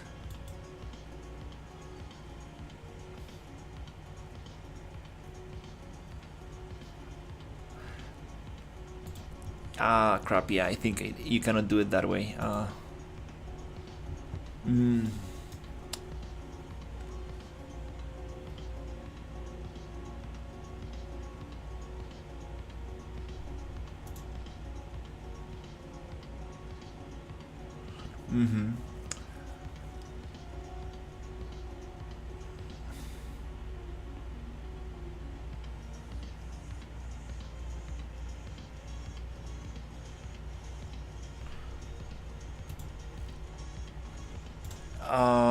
Oh crap! I should probably. I'll try. I'll try to figure this out.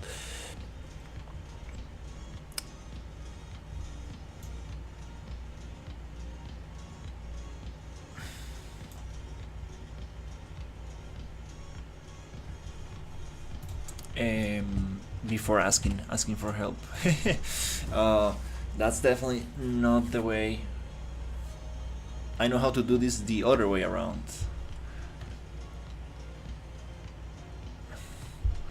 Yeah, actually we have always called stuff from the BP main component outside, but not from the outside to the BP main component. So this is a new one. This is a new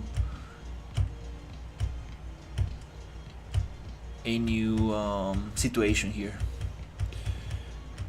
Alright, let's go to here, and we should die from here. Pop. And if I hit respawn,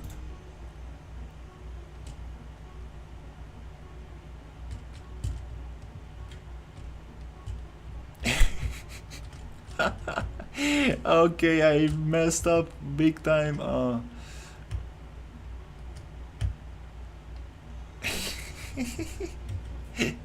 Okay, no, that's not how it's supposed to be. Okay, so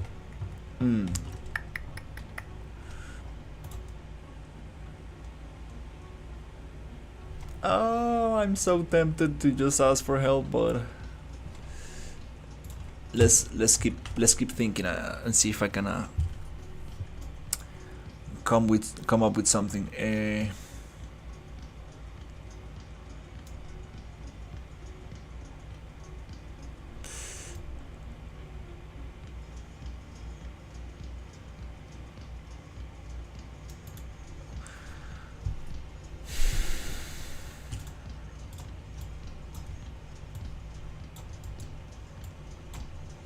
This logic here, yeah, we cannot get rid of this logic.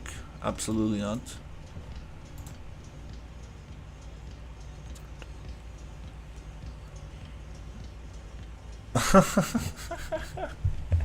It's like, okay, now you're a ghost. Now you can do whatever. Oh my god. This is a new one. This is very interesting because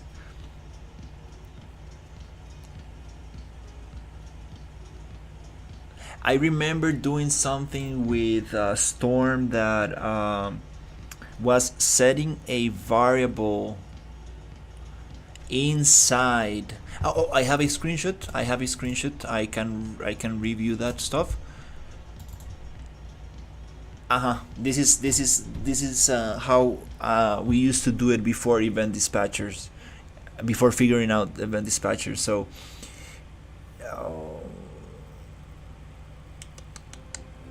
do I have a screenshot of the other side of this logic?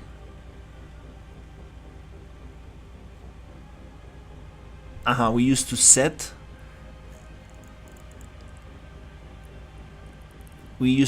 this variable from the character blueprint, and from here we used to call it. So it's kind of like the same thing, I think. Let me see if I have my other screenshot. No, I think I remember.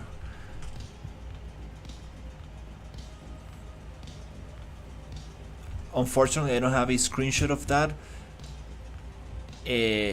but that might be a way to do this. Let's see.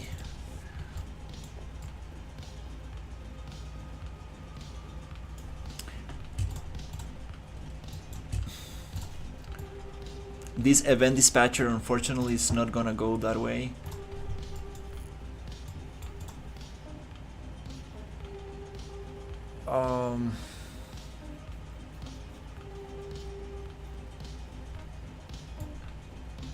Oh crap! I cannot remember how it was. Set.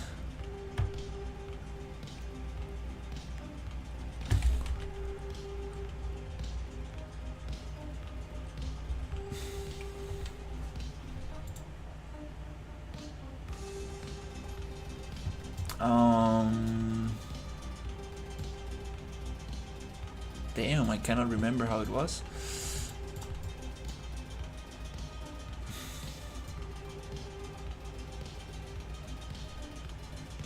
Okay. No, wait.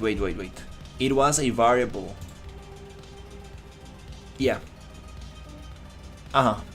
It was a variable inside the BP main component. And this one is gonna be named check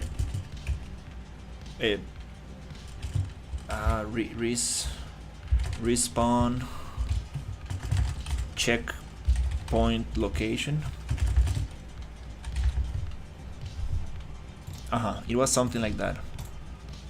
Vector respawn checkpoint location. We're gonna copy that name. Okay, now we're gonna set this variable.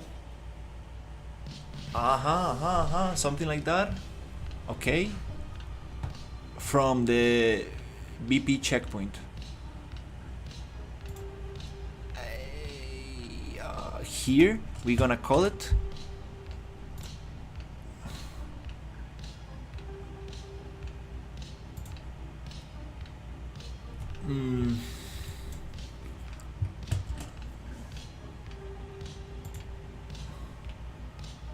oh crap.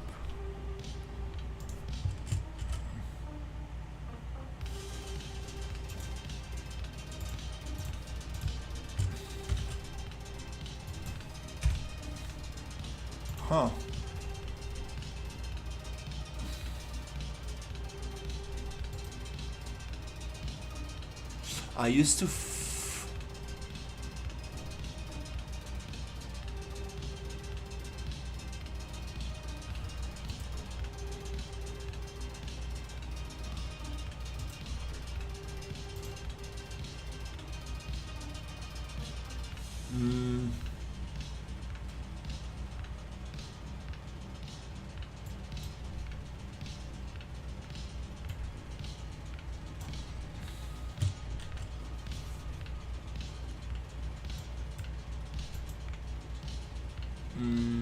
no, I don't.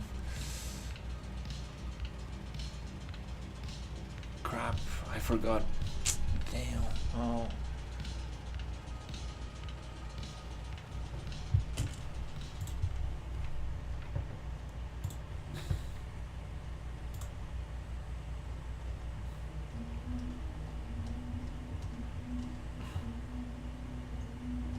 Do we have it somewhere?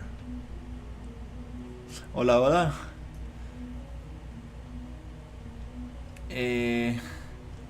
Let's see if I can find this logic somewhere.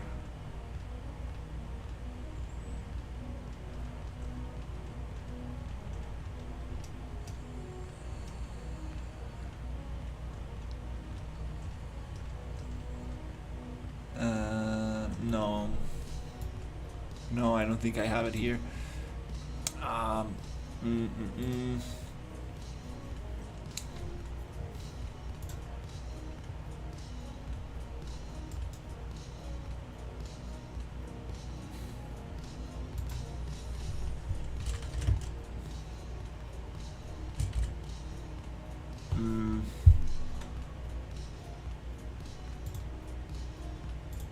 No. I used to set variables from the BP main component.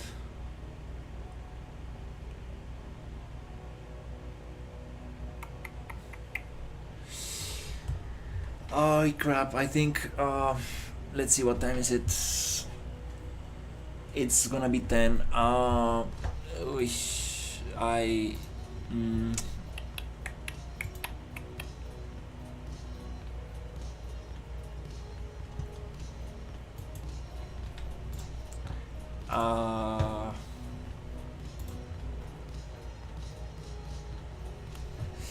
I should have. I should not bother that much that often. Oh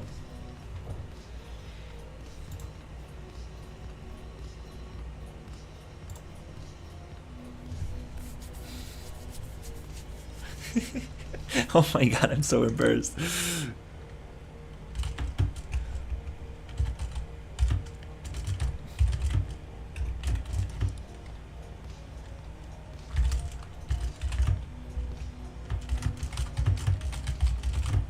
Oh Jesus.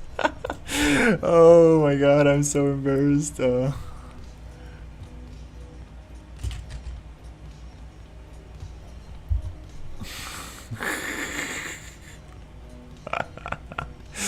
Oh my god.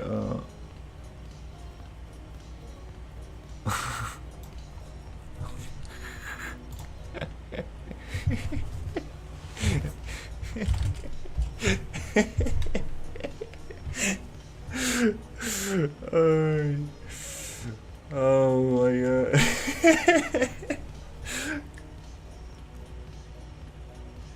Que se le dice a parálisis por análisis. Oh my god.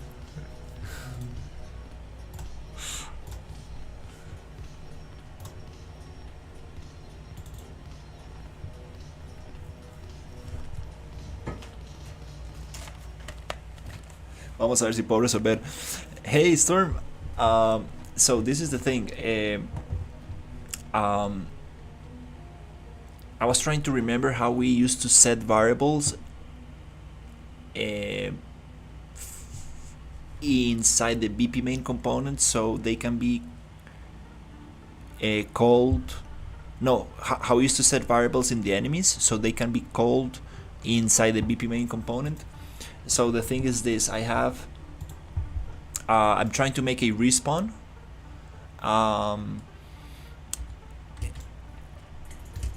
Blueprint, and what I have here is on component begin overlap does object implement interface true get actor location self respawn location set, and I was trying to do an event dispatcher, but it goes the other way around. I cannot really send information to the BP main component from here, so that didn't work.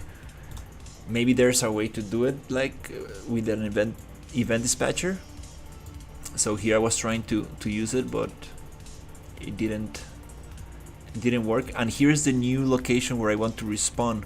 So I was thinking I made a variable on the BP main component called respawn checkpoint location, and I'm trying to call it like we used to call variables, and I I cannot find it from here.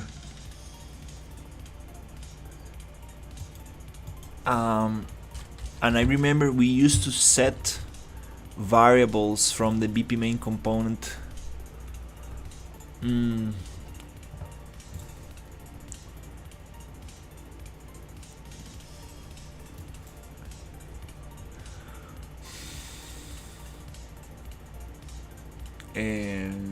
um,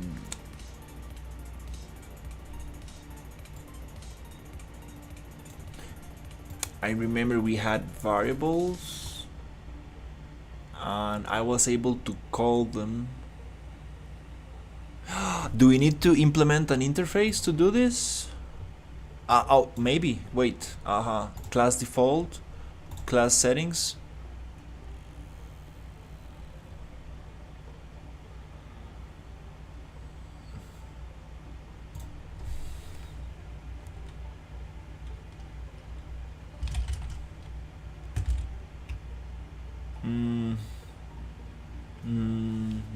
No, that's a component. Totally forgot. Oh, you're here. Sorry. Sorry, were you talking to to me? I'm sorry. I pushed my headphones off. Oh my god, sorry.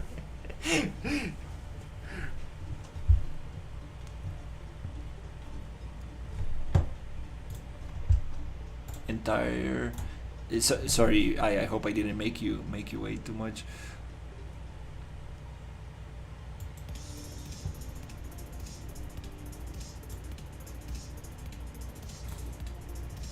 I'm sharing screen so you don't get delay.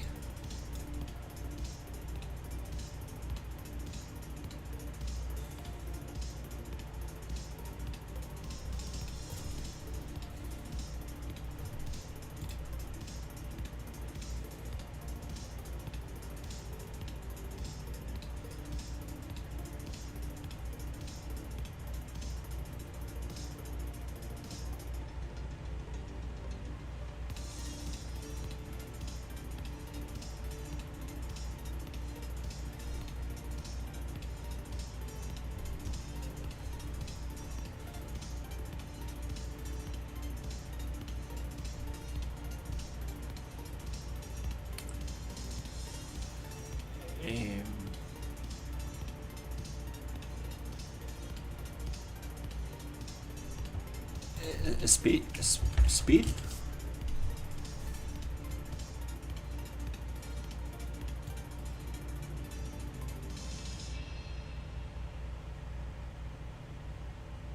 For walking or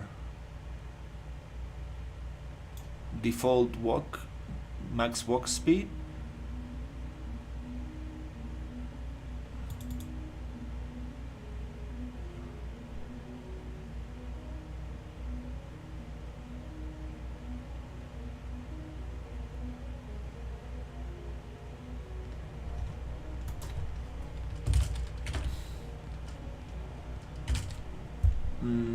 No.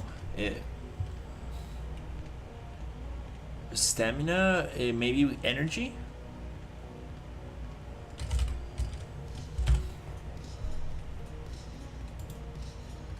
Stats.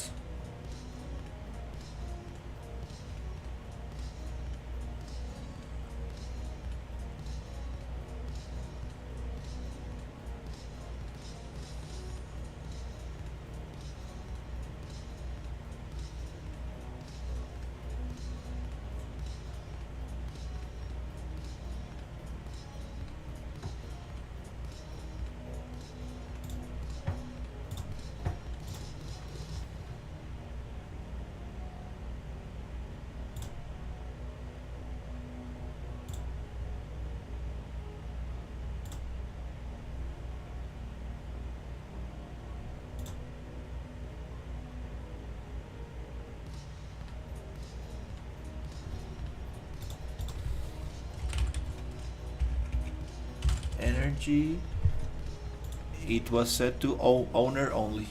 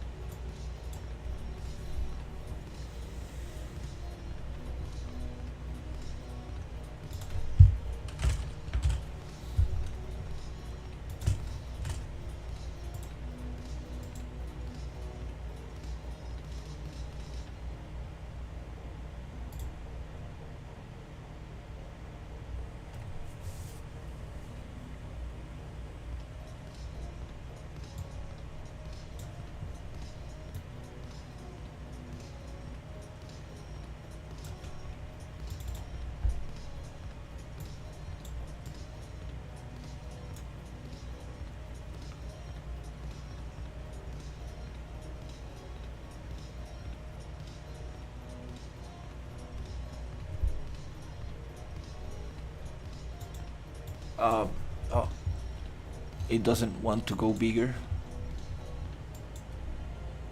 Oh, small. Oh, some out. Okay. Sorry.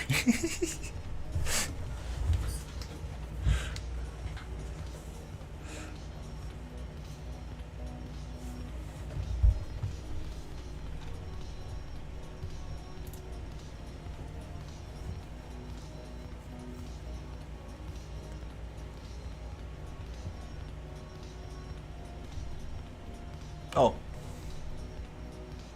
let me look for it.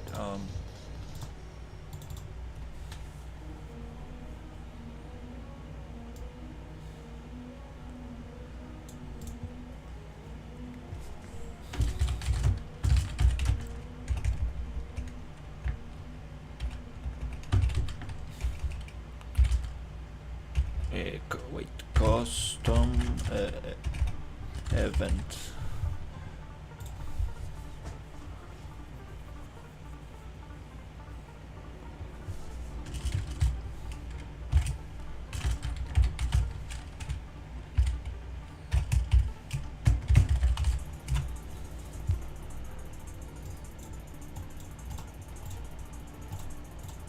Yep.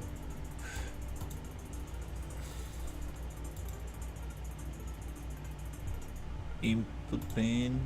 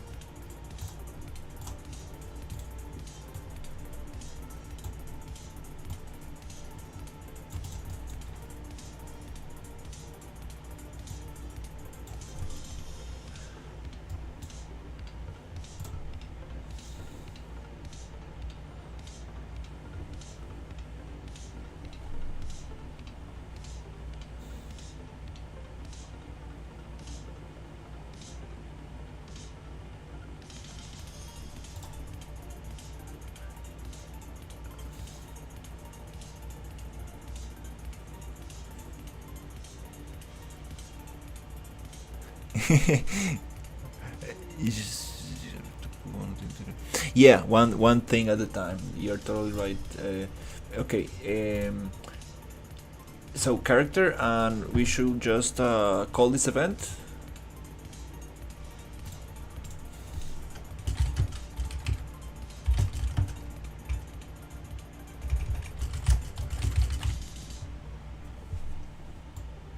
Nice, it found it.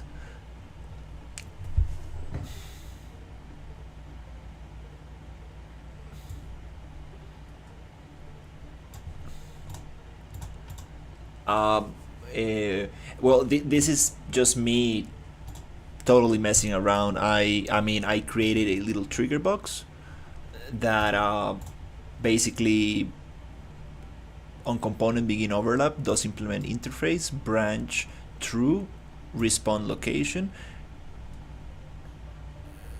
Uh, this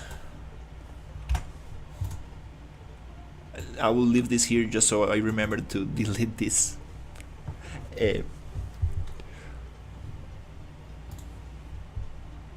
paste paste this.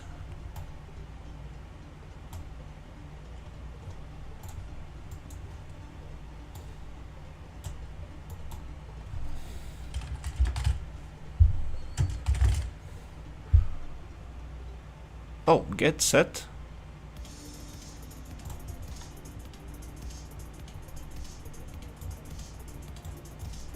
Uh-huh. Mm.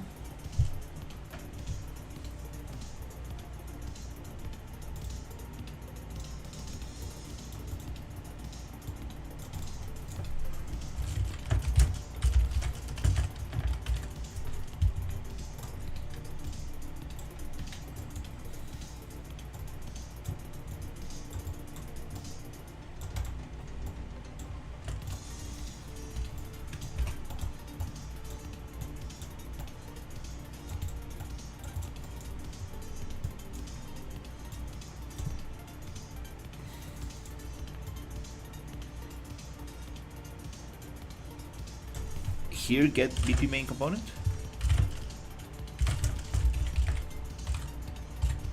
Component. Oh wow. Okay. Infinite. Get BP main component default variables. Oh crap. Oh, we had it here. Okay.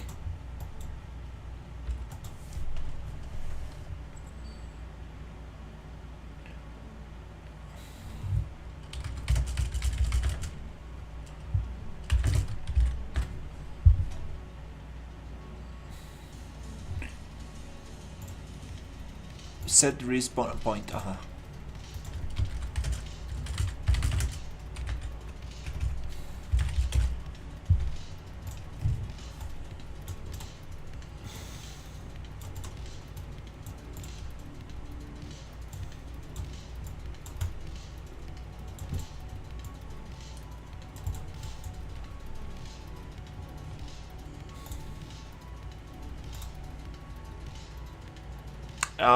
The respawn location, it was yeah, get actor location self there.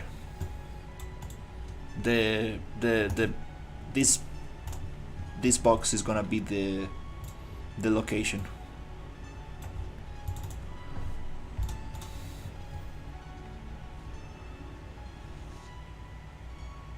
Okay, let's test. So this is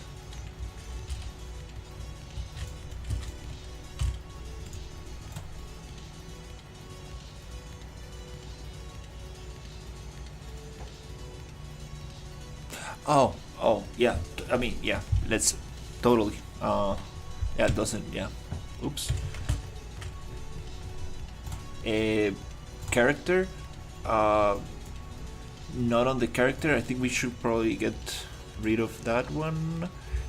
BP main component respawn.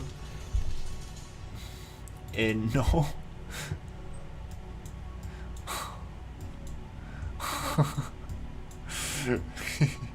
Here. And let's get rid of this dispatcher. It just doesn't, we don't need it anymore. This dispatcher is the checkpoint.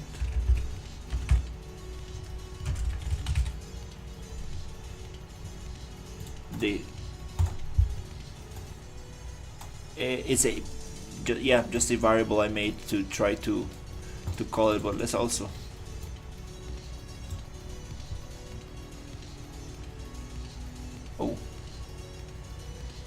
it's in use. No. Yeah, let oh, we're using this one.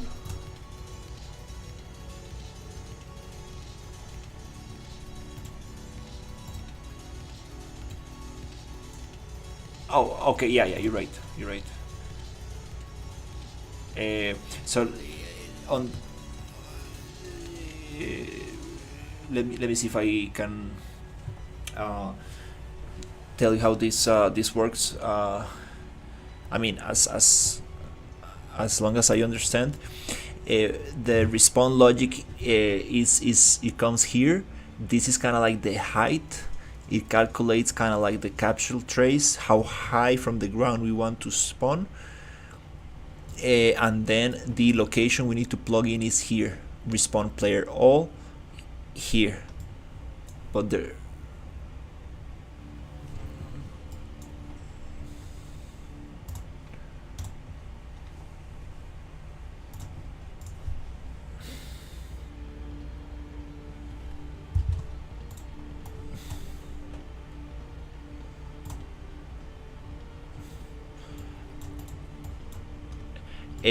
The problem,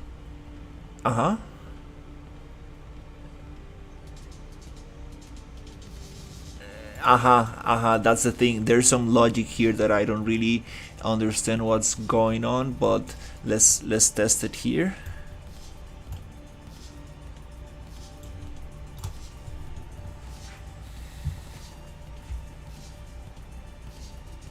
if it saved.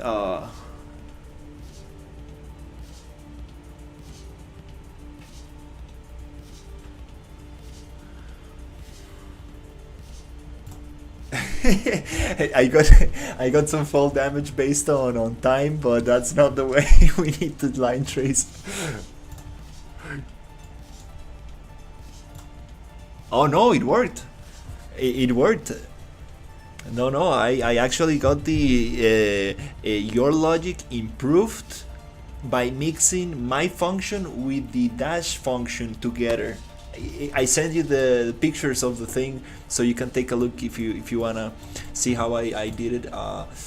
Thanks to somebody who joined the stream, and he was like, "Oh, dude, I know how to do it," and I was like, "Damn, that was cool, super clean blueprint." But he definitely improved of one of what we had. Definitely, that's always nice. So yeah, let's test. I think we have everything plugged in right there. This is the full damage logic. It's some crazy stuff. Definitely not. No. Yeah, that full damage that I got is not the right way.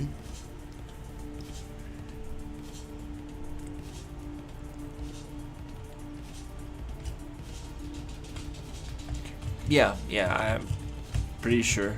And this is my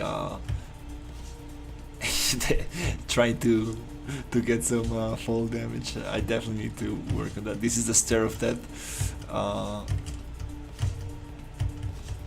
Here I was measuring how high can we go, and I think it dies on this one.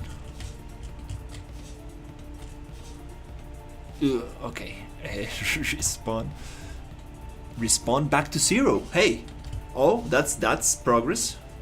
It does not, it didn't respawn on the body. That's good. Add something. Let's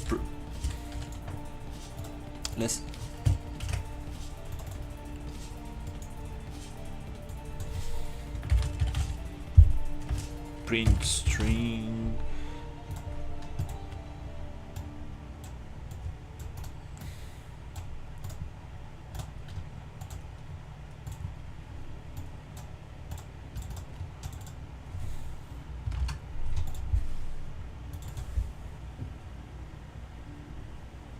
Yeah, blueprints are so nice, real. That's definitely having a lot of fun.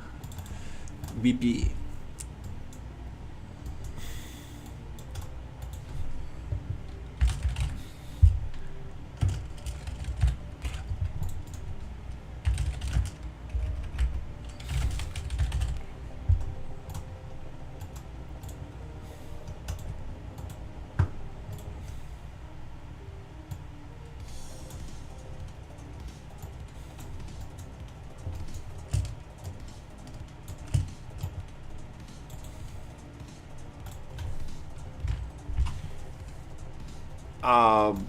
We need to probably do another color for this. So BP main component is gonna be red.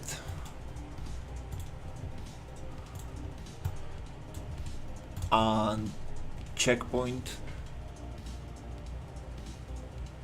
is gonna be yellow.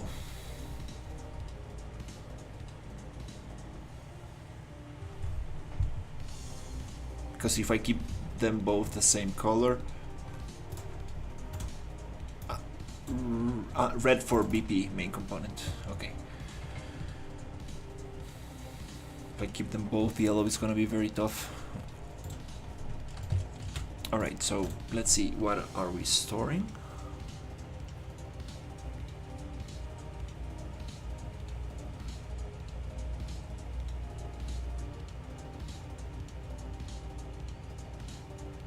I appreciate it.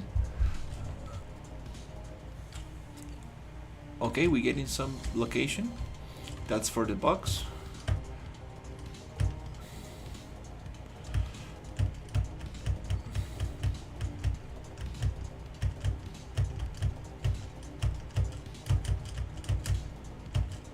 Do you have a cat or something?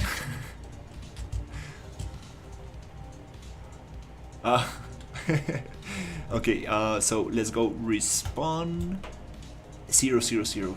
It's not communicating.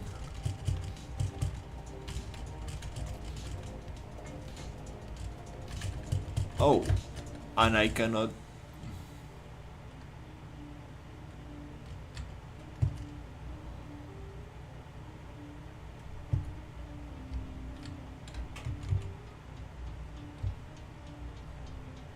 Did it disappear? What the hell? Hey, where's the box?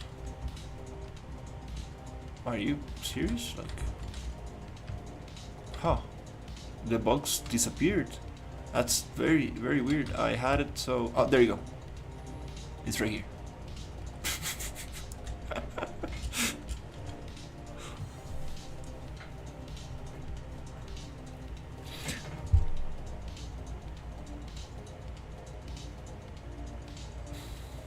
So this is this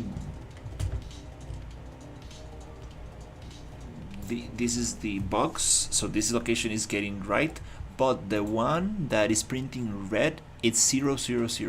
So this is not.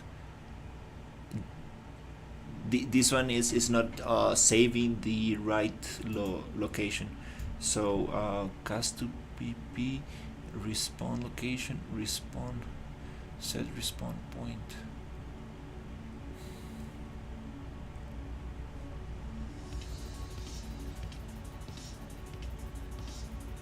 Mm-hmm.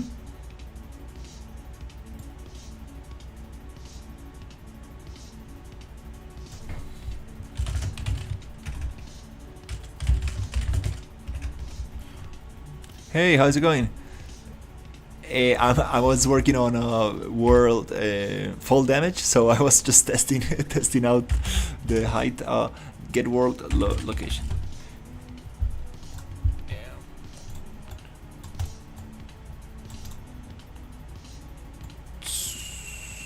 To to respawn location here. Hmm.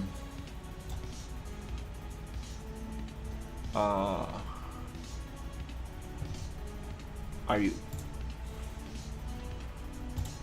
Huh? Are you sure? It's.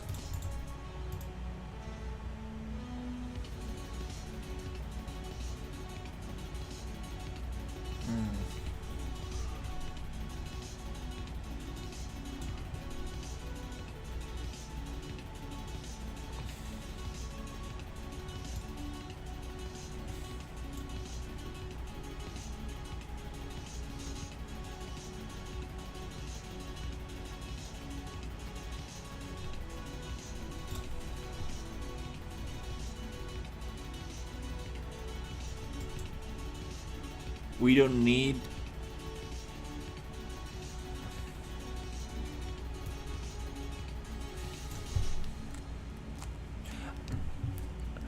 I will probably do long tutorials.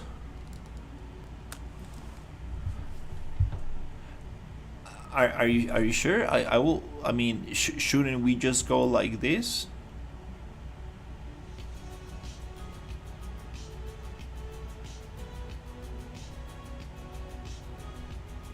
You mean okay, and then get rid of that, and also here.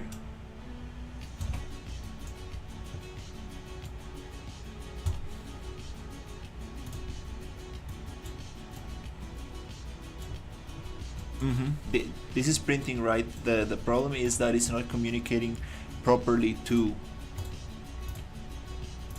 here. The information here gets back to 0. Get correct owner, get actor location, false, true. Is there something we are missing here?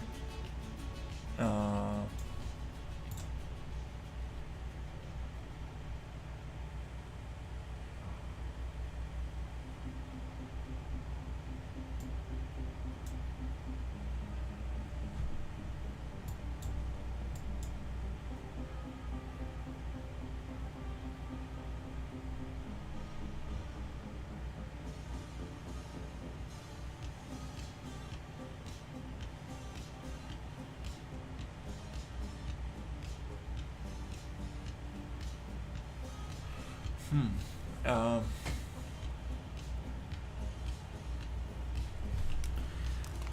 no, not really. I'm just getting help from my friend.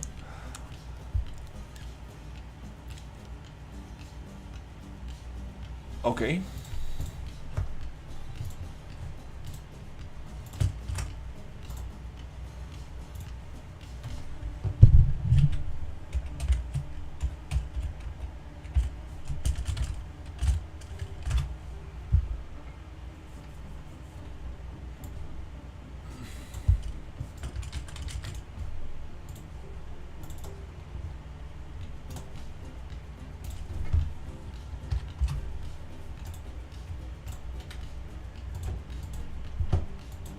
BP main component. Drag from here. Why is this replicated and the other one is not? Wait. This one does not have replication? What the hell is this? And this one has two spheres. Huh. That's so...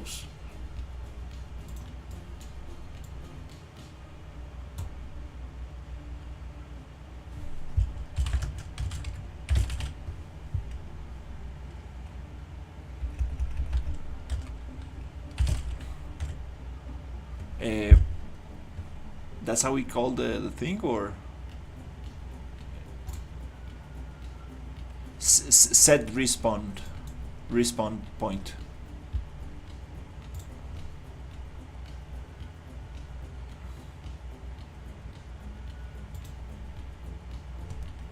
Should we call this one?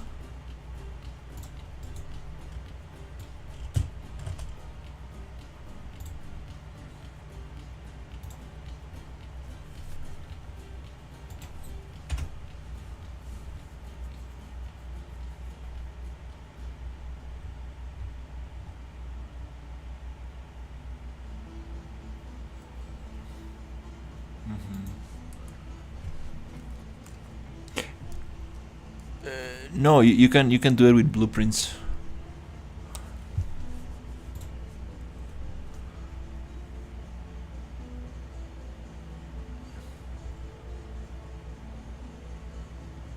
Oh, that's so funny. Actually, yeah, let's just replicate that. That comes from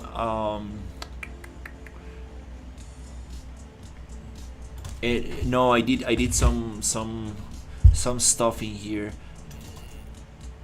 Uh, right here, I made a function that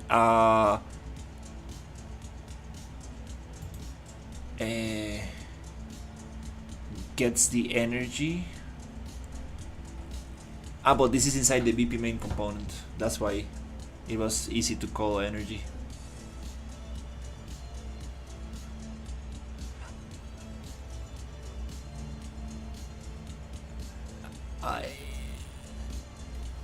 I tried making an event dispatcher, but it was not going the other way around.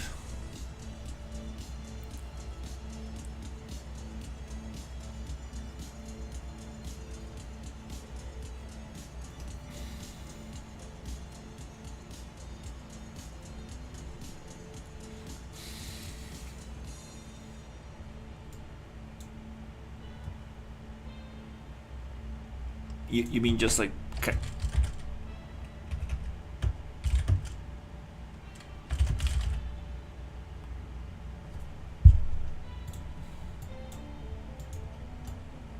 Here?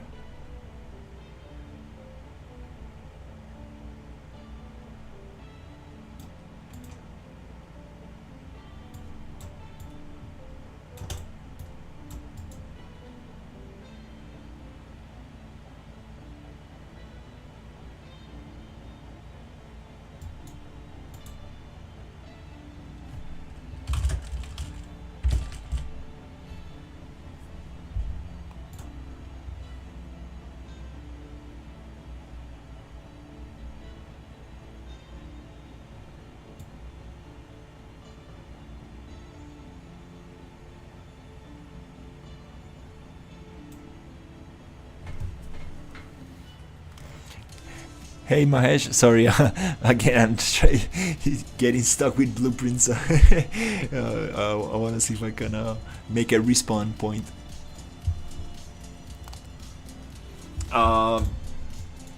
Okay, let's try that one out.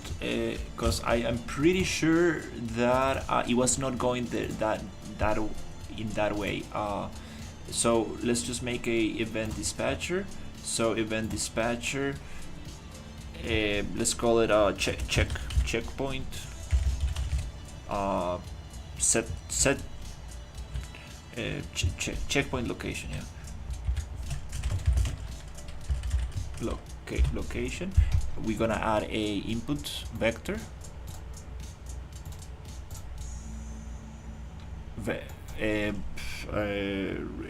Respawn location. Okay, and now we have it.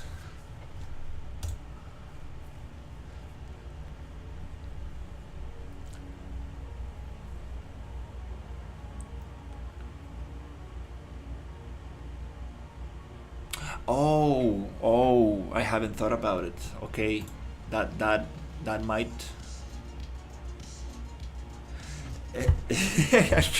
Yeah, I'm also toasted. I'm like I should have. You should have.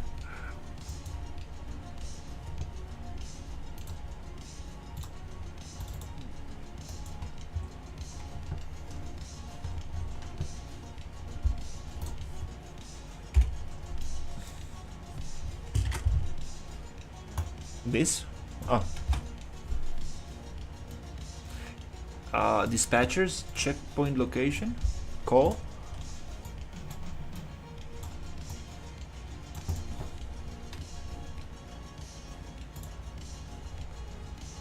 BP main component self.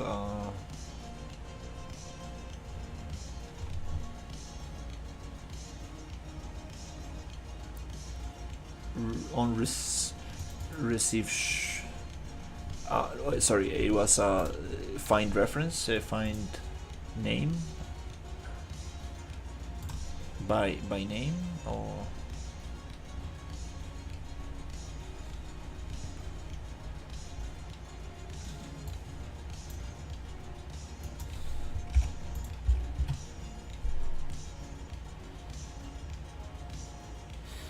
Not inside the BP main component. We used it on the enemy blueprint.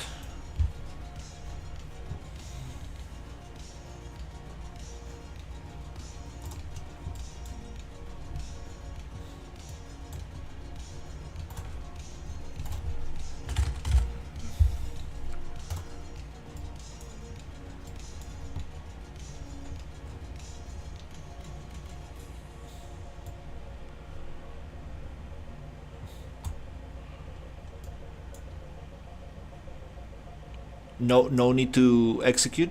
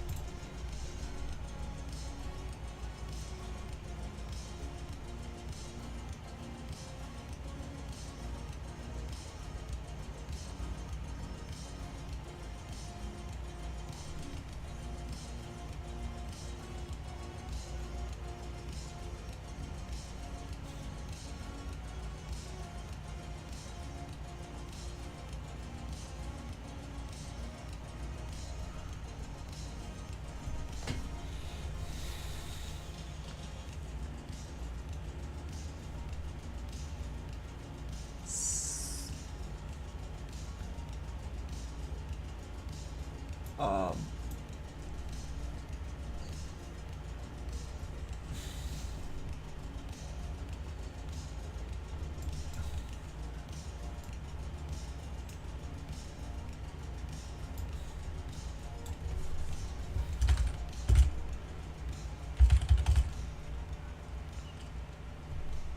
Set checkpoint location.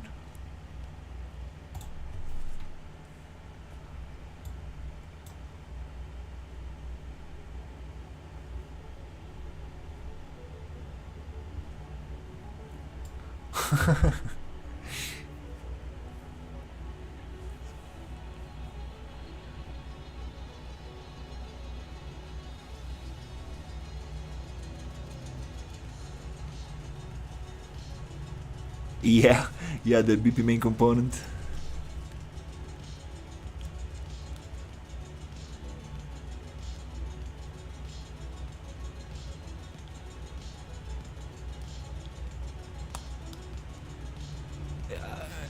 I'm not sure what you mean, XP.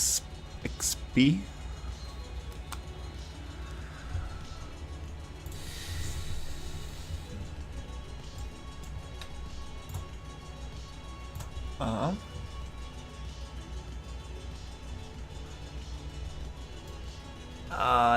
I believe it's inside the BP main component.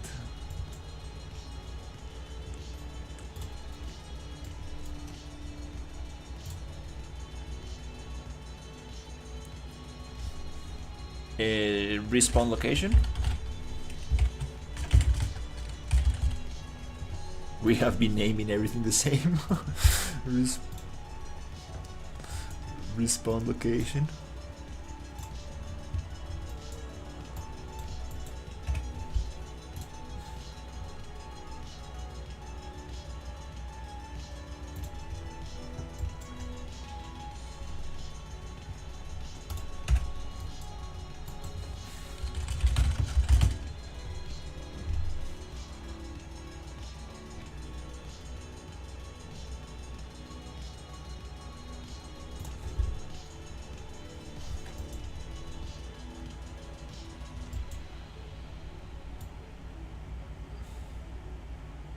Drag from the box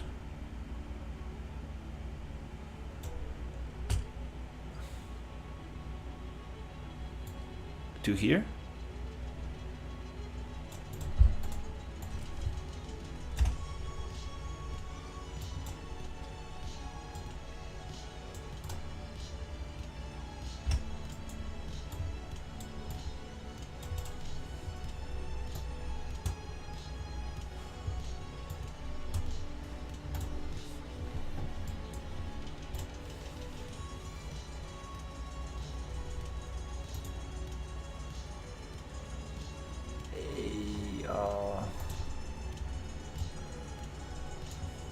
The respawn logic,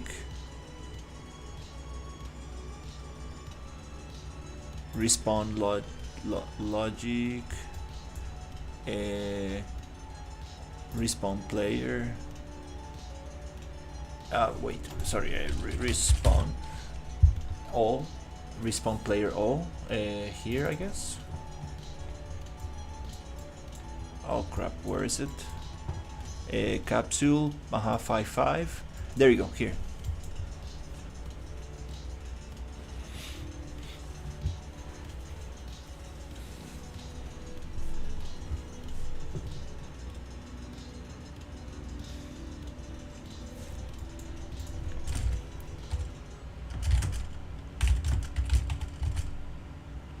Character, class, boop.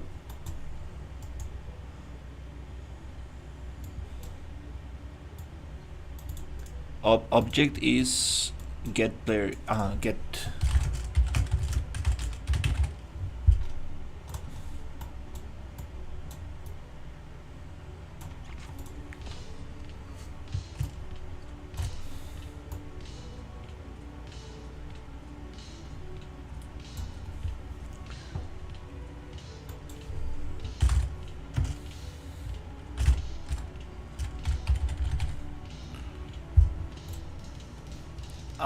We called it a respawn location on the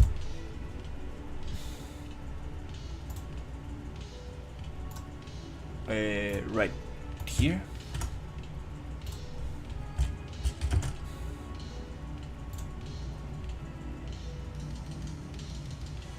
Huh.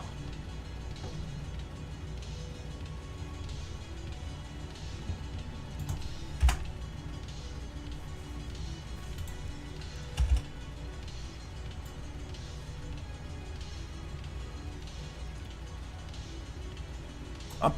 There you go. Get respawn location.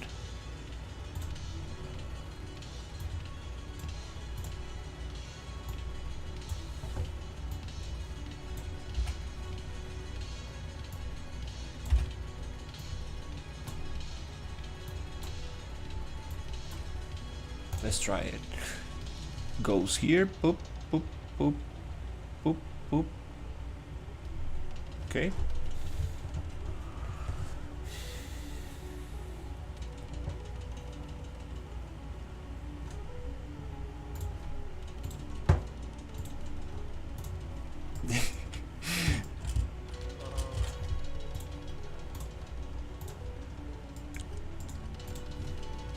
I love people. People in the chat, they're like, dude, stop burning your eyebrows off. It's like, dude, that's part of it. Okay. Oh, it's not printing? Wait.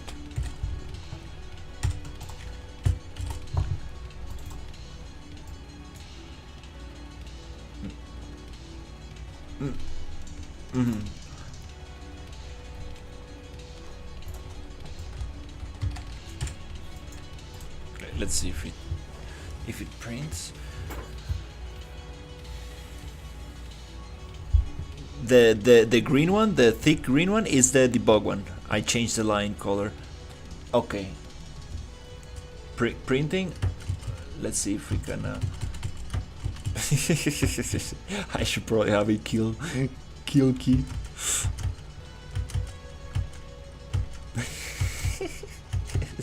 This is ridiculous. Okay. Respawn. Hey, it worked.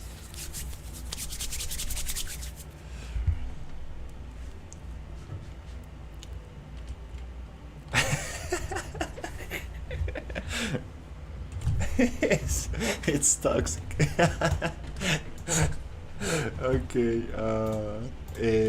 Okay.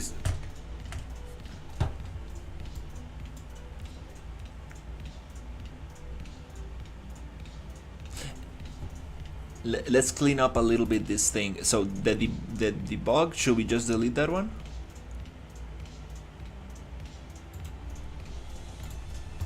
Because we have too many variables and too many things, and we should probably. The debug is gone. Force delete. Okay, there's nothing using this.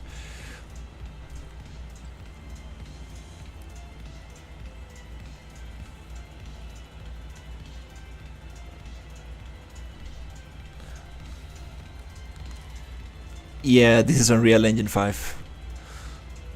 Responsible for every single problem in video games. No, I'm joking. Did it got deleted? Oh, got kind of stuck.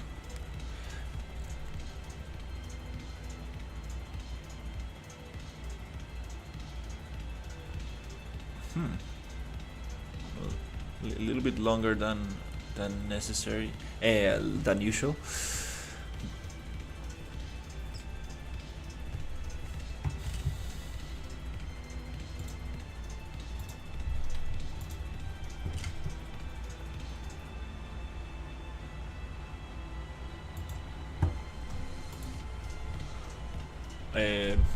Oh, oops, something happened. Okay, are we back? No. Oy. Oh crap, that's not good.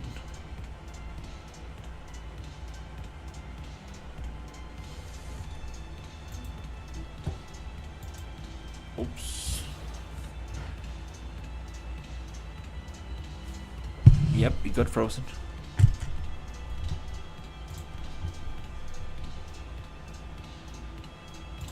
Not responding. Maybe responding. Are we back? Oh, damn.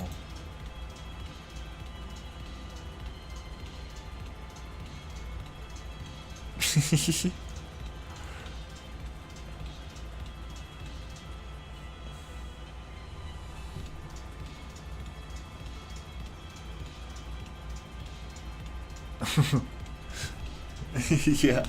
Oh my god. It's gonna run good in 2 years.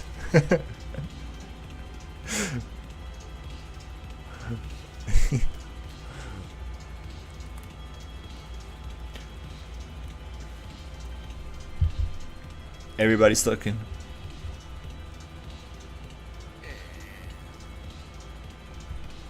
Oh my god, no. Oh, dude, that's so strange. Oh crap. Mm.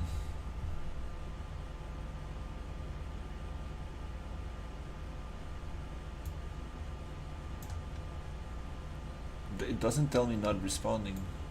That's that's so strange.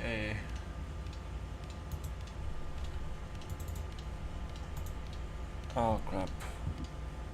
If I just close it, we might lose progress.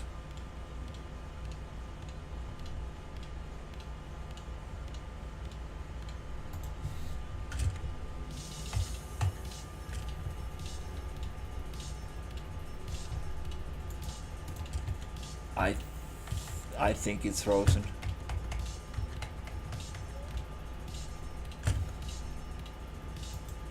Oh no. Oh crap.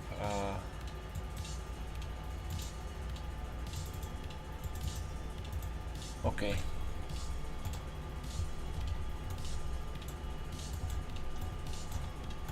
Uh,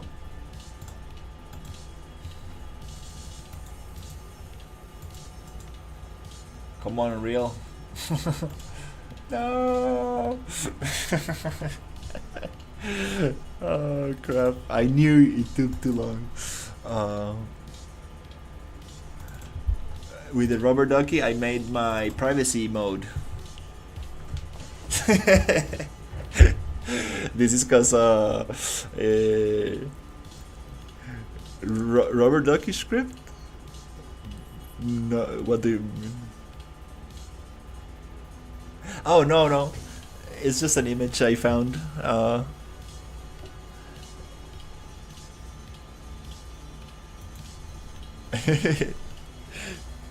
I'm making a horror survival exploration game, and now we are working on the respawn system.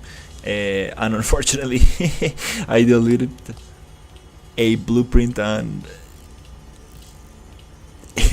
and yeah, I'm trying to make the respawn system. It's gonna be a checkpoint system. So I deleted a blueprint and the program just got stuck because I think I didn't save it in a while or something. So yeah, I have a potato as a background, so I remind myself.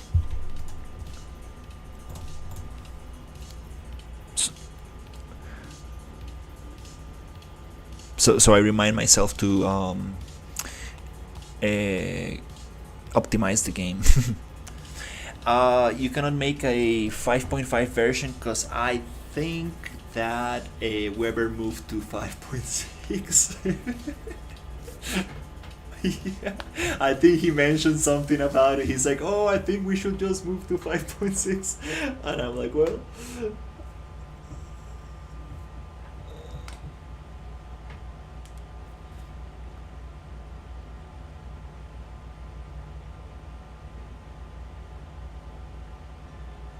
Mhm.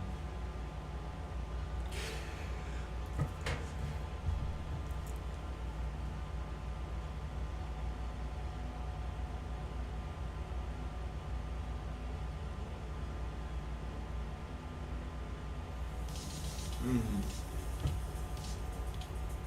Mhm. Definitely.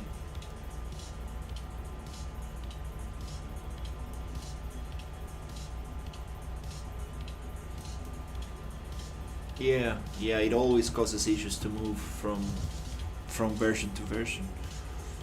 On a big project is definitely very risky.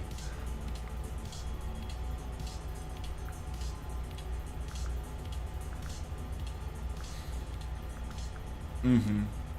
You don't want things to be breaking out of nowhere. Um, Come on, potato, open up.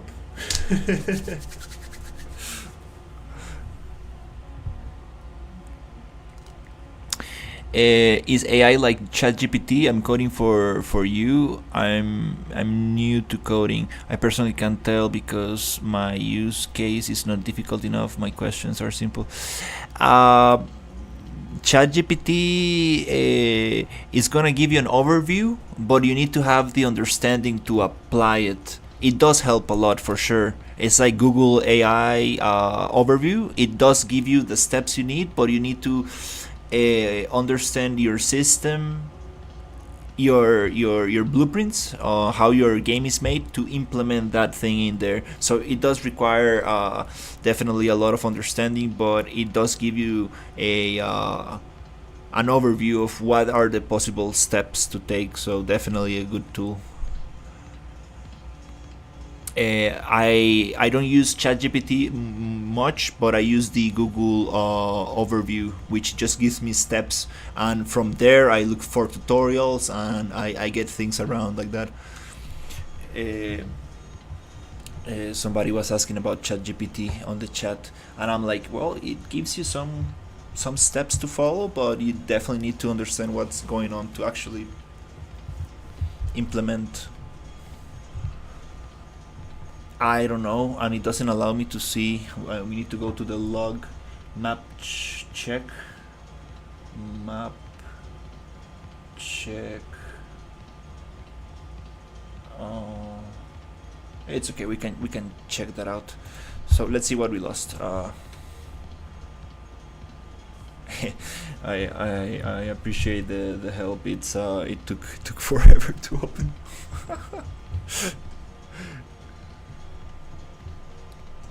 Okay, so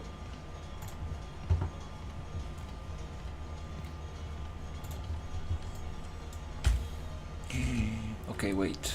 Don't scare me. Don't scare me. Tell me that we got it.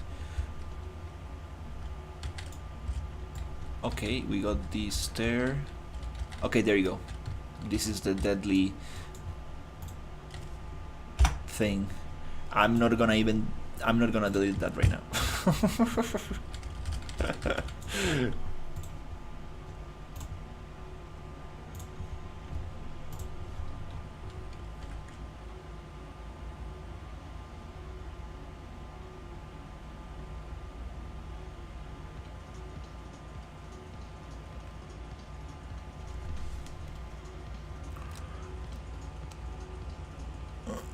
That's a good thing. Yeah, GitHub repositories are great for sure. Very nice to look into somebody else's code.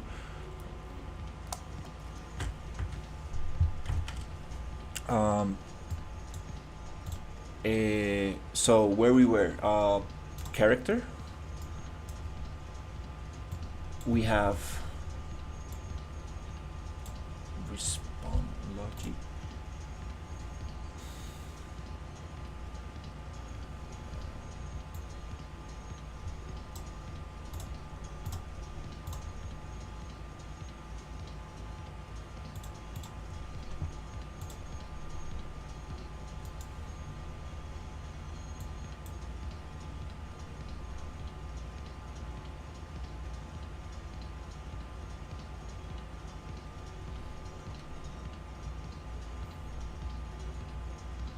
Okay, that's not being used. And also the event graph. We are not gonna use custom event or dispatcher, right?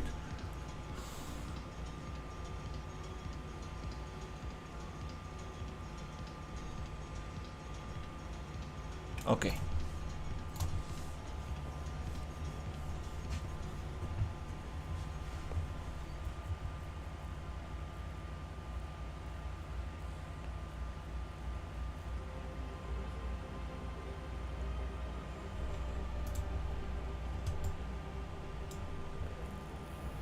Oops, oops. So here, respawn.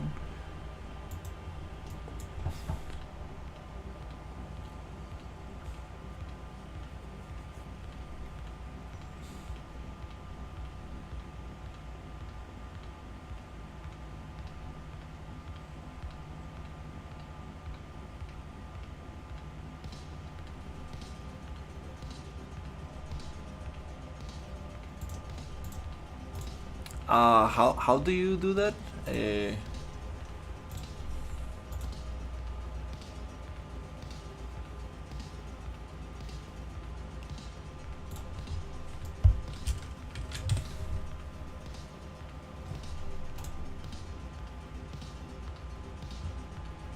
Oh, yeah.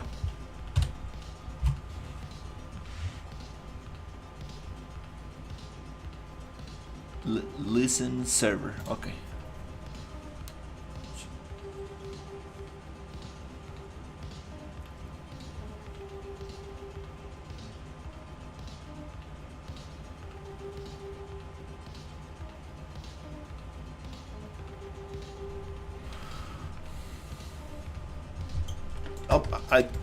Oh, I thought I thought I played already. I was waiting. Like, what the hell? I was like, damn, what's going on now? It's time to bed. It's time to go to bed. For sure. Uh,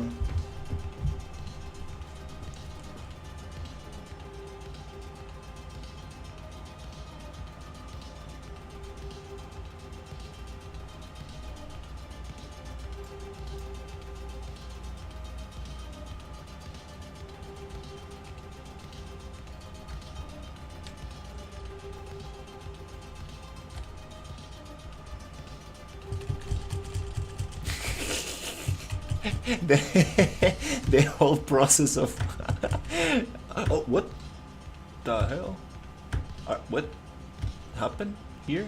Oh, what? Respawn? Okay. Oh yeah, I remember we can just die like this. Double jump, die. That's ridiculous. It's because base is based on time. Uh-huh.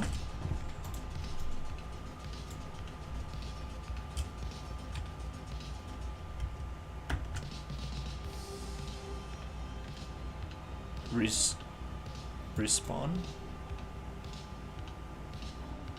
It did respawn in the box, but we never touched the box.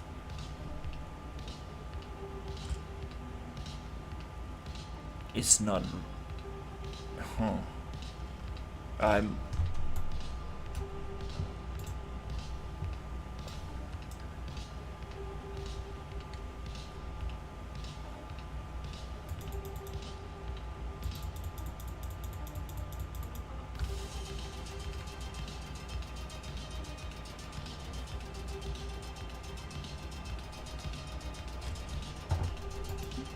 I don't even know what's going on here. Oh, okay, I see.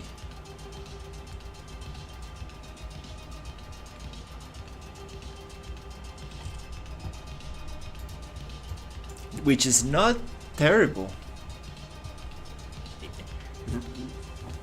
It's a co-op game, so I mean, if somebody reaches the checkpoint, it works for everybody else. I think it's not bad.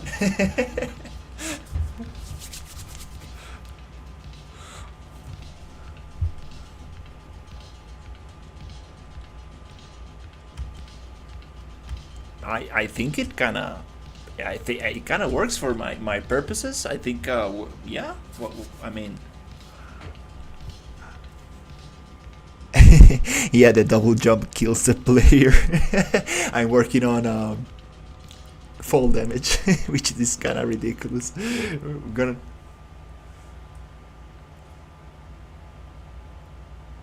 Yeah, definitely. I'm gonna look into it as soon as uh,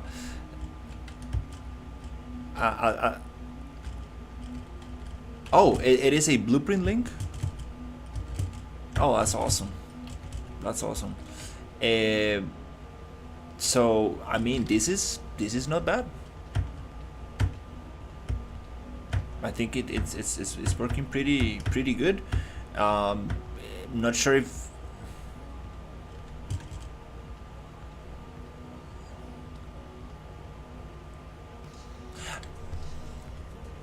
Uh,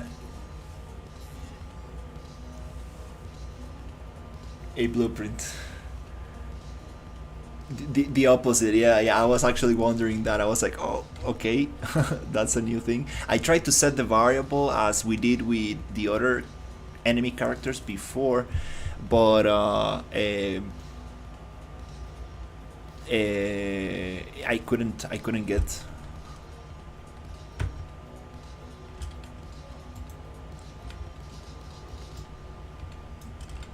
It's the antisocial component. Weber will be like, oh, well, you just need to do this and that. He knows his PP main component.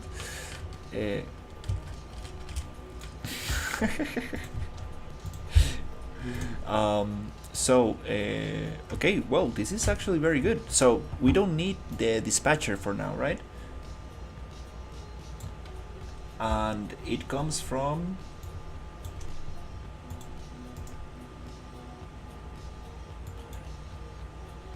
the variable. Yeah, I did got that rid of that. Mm-hmm.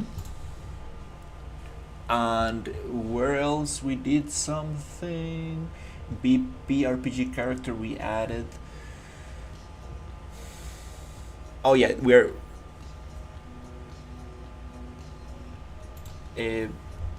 respawn logic. Let me rename this to checkpoint checkpoint respawn logic location. Checkpoint respawn location, and this is going to be a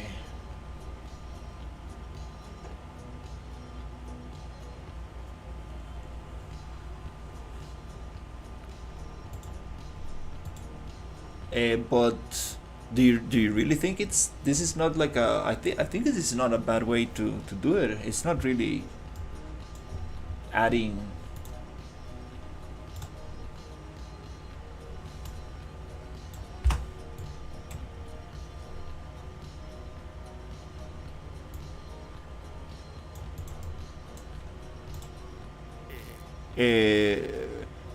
the way we did it right now.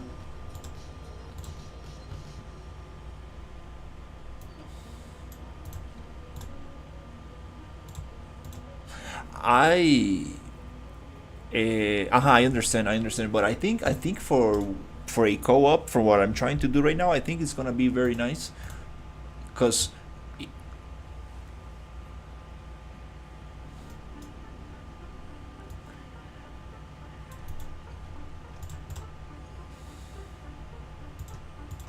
mm-hmm.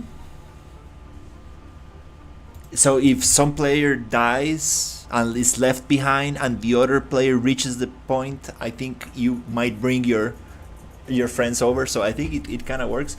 I'm trying to make it. I don't want to call it open world. I just trying to make like a big environment, interesting environment, and it's gonna be pretty linear. But I want to make it kind of like so you can choose for example, if you want to do mission 1 or mission 2, and these are two different areas, and these areas are going to be linear.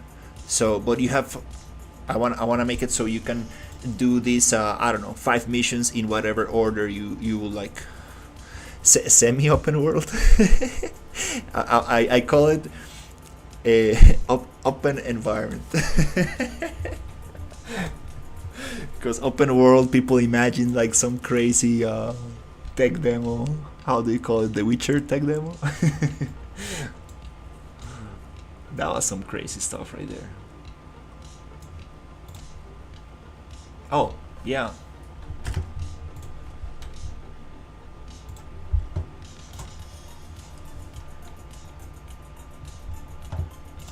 Control zoom out. Oh, that's beautiful. Nice.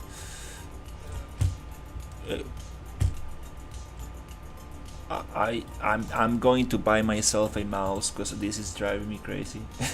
My middle mouse scroll, little mouse wheel is bad. So this is it, right? Awesome. Let's bring that over to fall damage, which happens in character event graph here. So let's push it there. Boop. Beautiful. And it's a custom event branch controller. Oh, it's an event unlanded. The here's mine. So let's disconnect. So basically I have event on movement mode change, new movement mode falling, condition true, and it depends on how much time I'm in the air falling. It gets a 0, 20, 40, 100 damage. Then on event landed, BP main component, temporal damage, new health equals less than or equal to 0, condition true ragdoll. Enable ragdoll.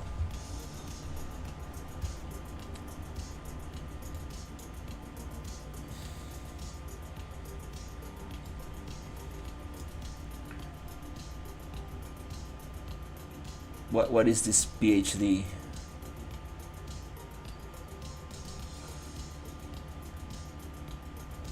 That's condition when death. Oh, okay. Also, I got this condition. I know where to pull from. And this is unlanded, right? So we're gonna get unlanded, and we're gonna get this thing.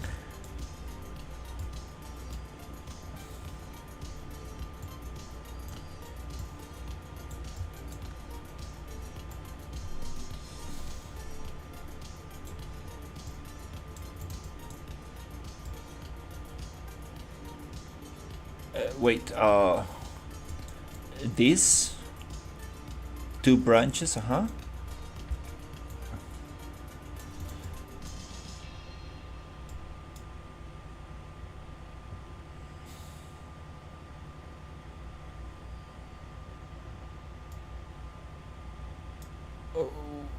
wait, oh,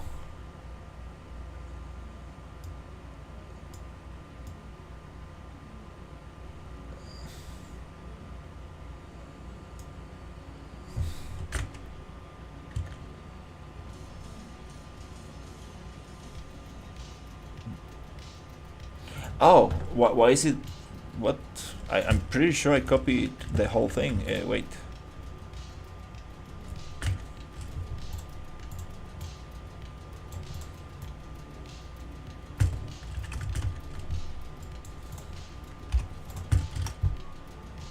Are you serious?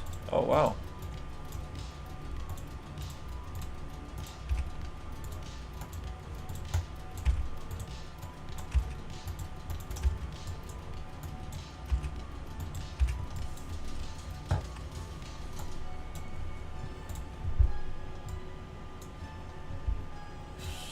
Oh crap.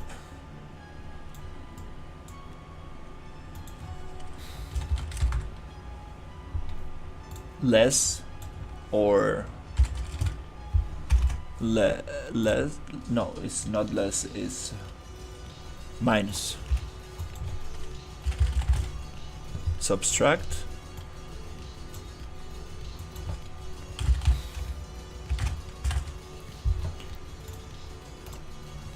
Nah.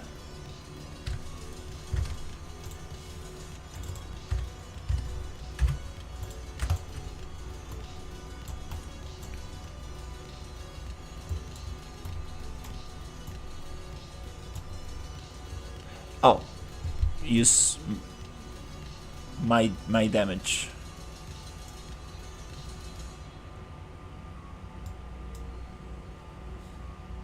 Okay, so 950, 16.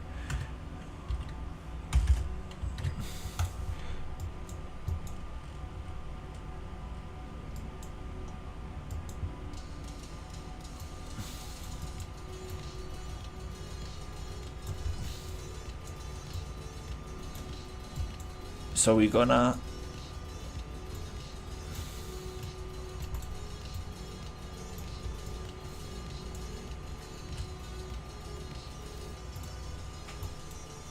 Uh, wait. So wait. This goes into damage. Okay. So yeah, let's get rid of that one as part of the old.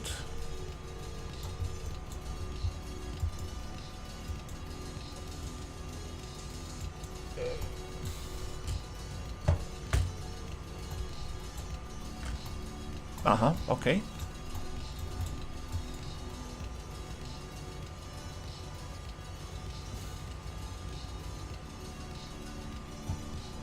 We can probably make it bigger here. Oh, there you go.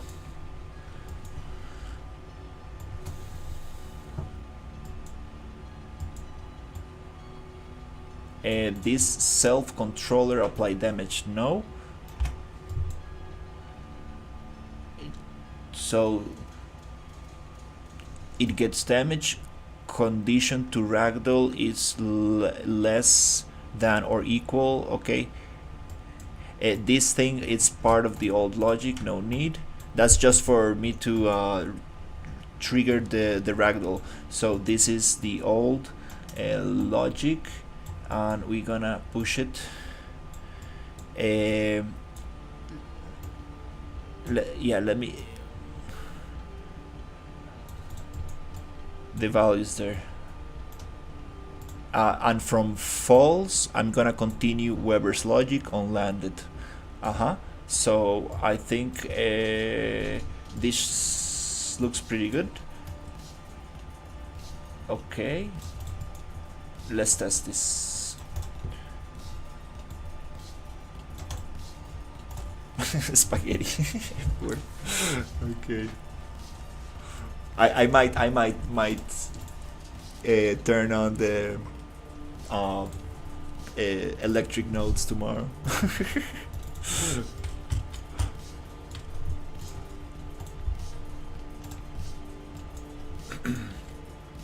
Okay, let's try the full damage. Let's put the death stare to use to a good use.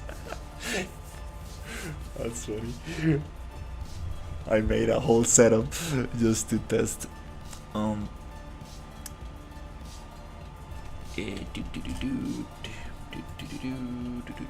me close this for now to save a little bit on. Oh, that's why. That's why it's taking forever.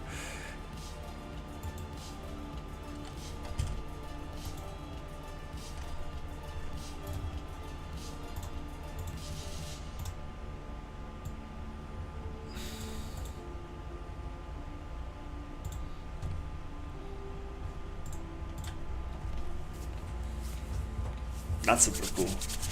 Yay. Okay.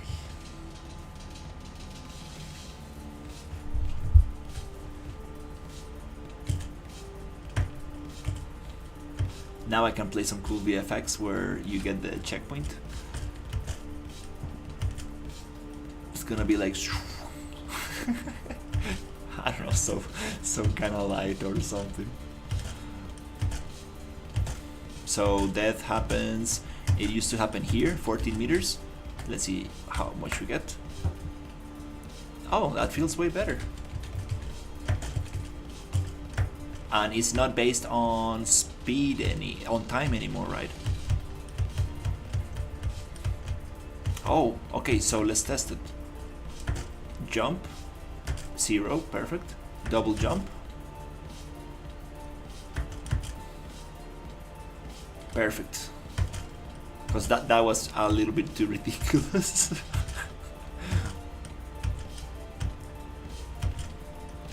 20 meters. I think 20 meters might not be deadly, but you might definitely won't walk after this. That's very good.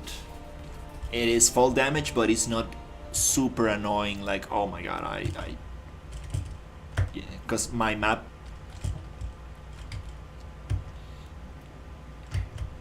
My map has a lot of verticality, so it will be very annoying for players to just die all the time, because it has a lot of canyons, and you know, you're gonna be falling a lot, so it's kind of nice. I would love to add an animation where you kind of like, toof, oh crap, okay, we don't, we were not full health. So this is also, yeah. This red value, wait, is printing from BP main component.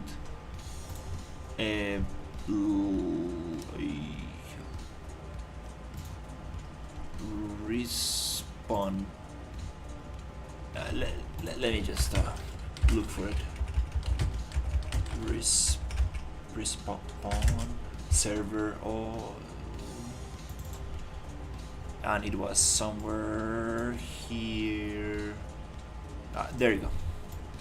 Okay, so here, I want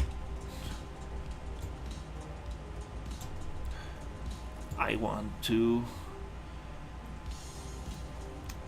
make a little note, like a little comment, like maybe like this.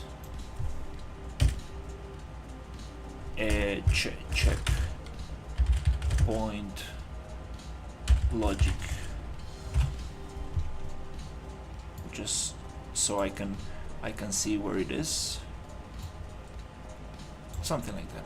Yellow.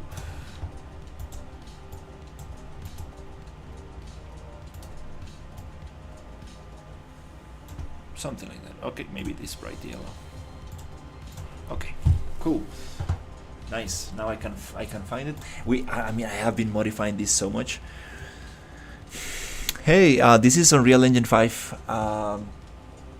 So this is awesome. We got the checkpoint logic and the depth, the fall damage, and the what else I wanted to do today. Oh my god, like this is moving forward. Oh yes, the dash. I think, let's see. Oh yeah, so we got the player respawn based on checkpoint, player fall damage, make player consume energy. That's crazy. These are things that I was like, oh my god, I have no clue how to do. Oh my god, this is so nice. Now I can go to bed super happy.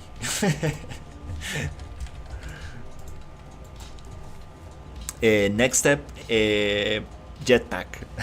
I'm that one. I'm kind of scared of.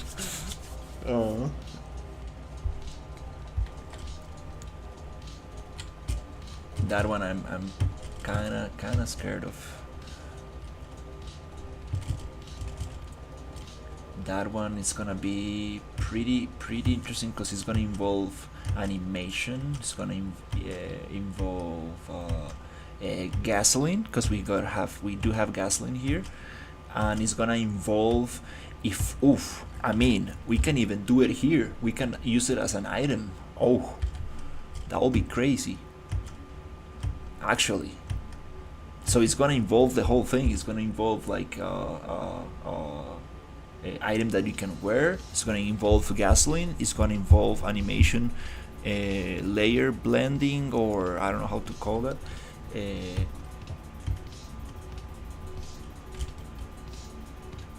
That's awesome. That feels very good. This is so nice. Appreciate it.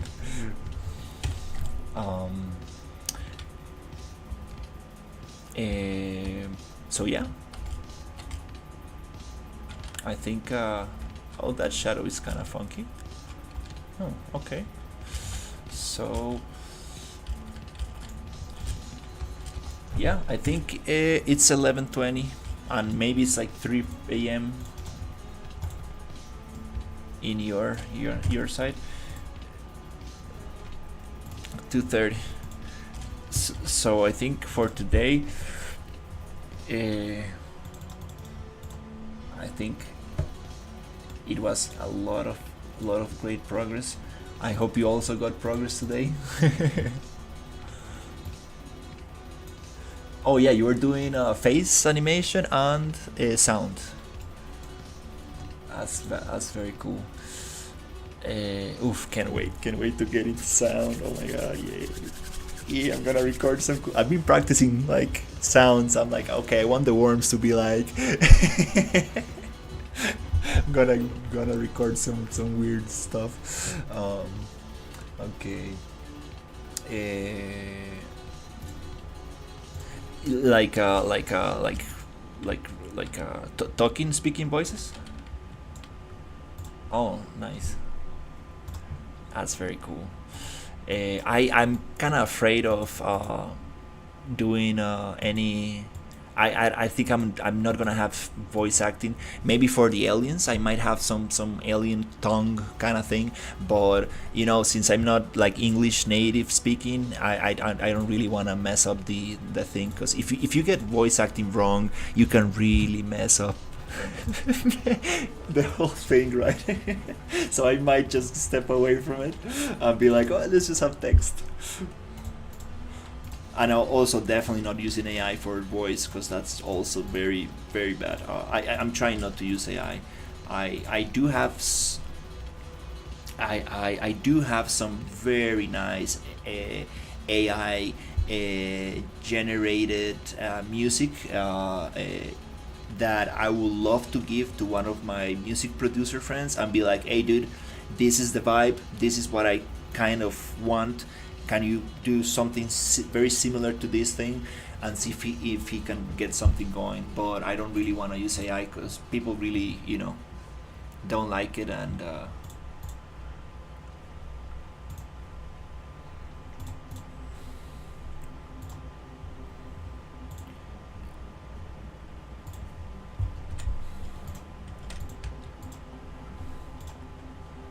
I'm kind of afraid to ask people, because I definitely like. I mean, like, it's I don't, I don't really don't really have much to pay them. So it's like I don't know. It feels kind of wrong to just kind of, I don't know, feels kind of wrong to um,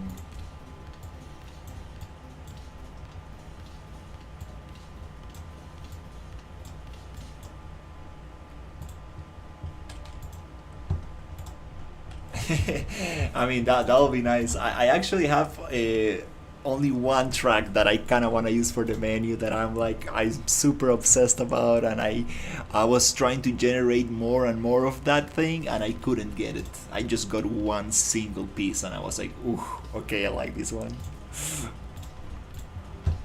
It was just some.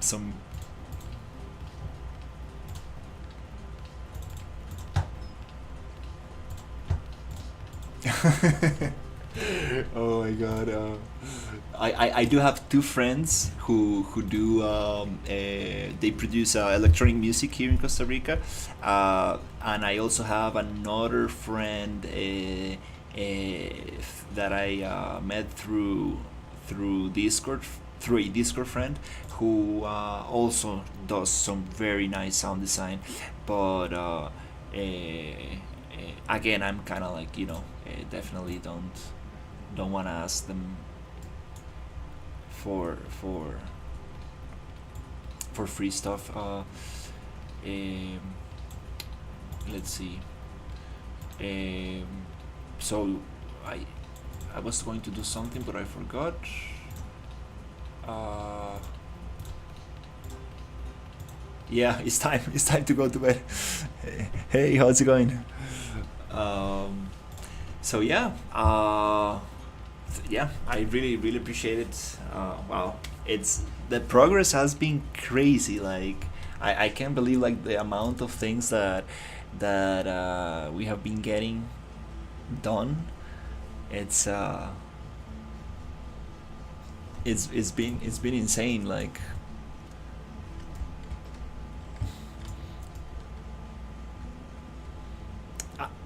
I need a vertical slice by the end of this year. If not, I mean, my family will be like, bro, like, dude, what the hell are you doing, dude? Like, I mean, I need to see something.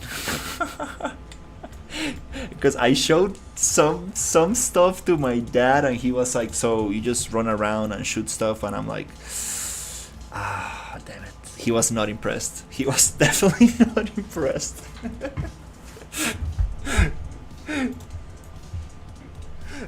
No, no, he's just a fashion designer. He specialized in shoes, and then he has a fashion jewelry store, and he just likes watching movies and stuff like that. But yeah, my dad was not impressed. He was like, I remember him saying like, so you just shoot stuff. Yeah, I was like, fuck. I thought he was going to be like, oh, that looks nice, but no, he was definitely not impressed. But if I definitely, oh, what? That's flickering very badly. Oh, this texture is repeated too much. We need to change that.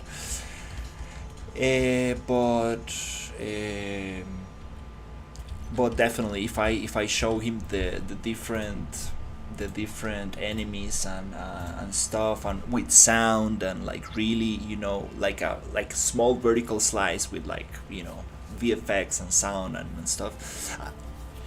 And I think he will be more impressed. And I remember him saying like, remember the dissolve effect after you kill the enemies. So I killed some soldiers, and they disappeared immediately. And he was like, oh, so where's the corpse? Like, why is there not a corpse laying around? And I'm like, oh, well, we have this dissolve effect. And he's like, I don't know, that doesn't look right. That was so funny. But it was very early. I think it was very early on. He did like the environment that I had. I'm not sure if you've seen like my because I do have some cool stuff. The industrial area, I have like that might be probably, I thought it was going to be the starting of the game, but I think it might be the end. I think let me see if I can load it super quickly here. Industrial outside and building right here. This goes deep. It's like the biggest interior environment I ever made. It took me like 2 maybe 3 months to just put this stuff together. And this is I thought this was going to be the demo. Can we get some lighting to actually see? So yeah, this thing, like, you go inside and it's deep. It goes deep, and then it goes into a research lab, and then it goes into a cryo chamber. It is crazy. Like, this thing, it's like a dungeon. I think my dad didn't see this one. He just saw the first room. So yeah, this is gonna be crazy. I can't wait to go there with like 4 players and see what's up. That's gonna be very fun. So yeah, I think it's time to go to bed, because I will just continue talking. And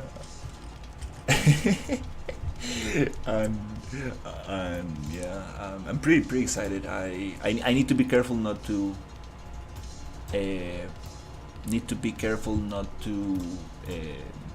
burn out. I need to take breaks, and I need to, like, really, you know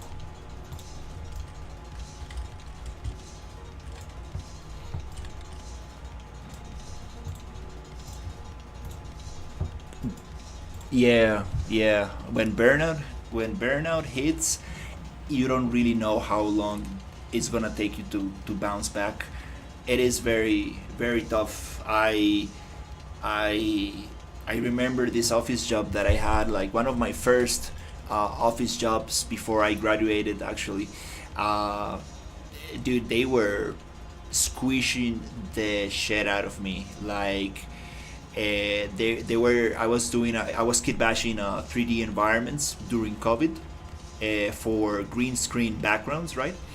And dude, they were like, oh, we have a client, we need to work for this client, and then they were like, oh, we have another client, we need to work for that client, and then we ended up having like four clients. I ended up doing four times the same work for the same pay, the same amount of time.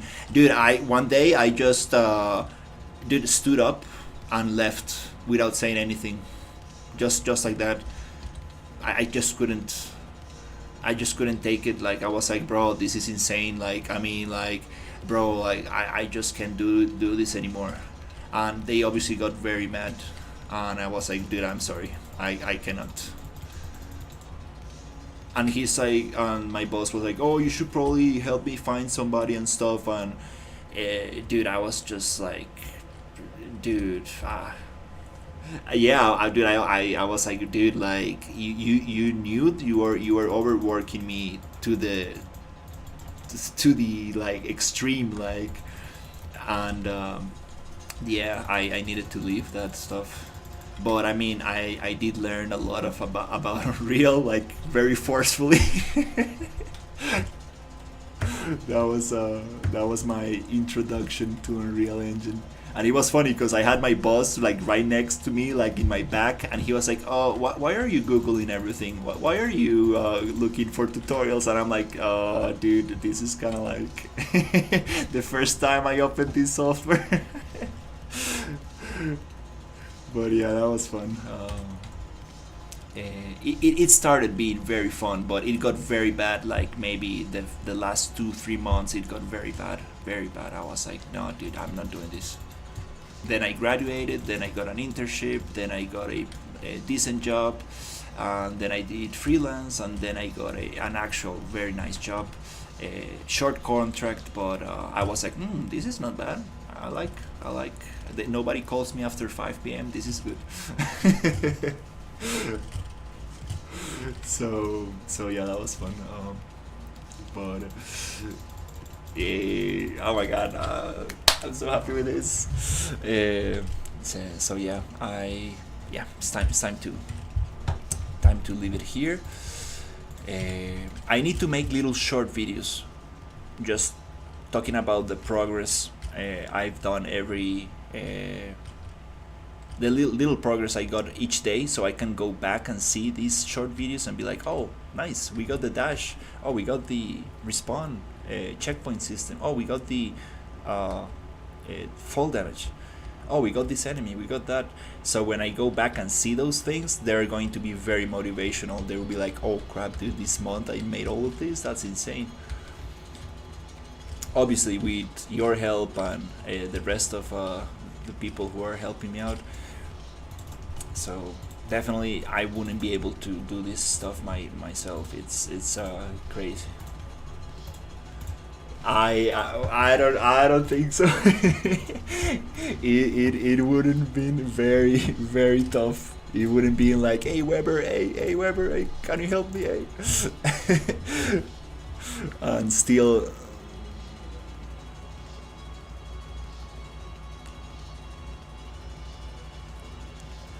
I took a little class. I did a little project from UNF Games, a action adventure top down game. So very basic stuff, following tutorials, like follow step by step, like brain rot kind of thing. Just kind of like, oh, click here, oh, click there. So I couldn't like actually pick it up too much. But now that I'm like trying to uncover the mysteries behind the BP main component.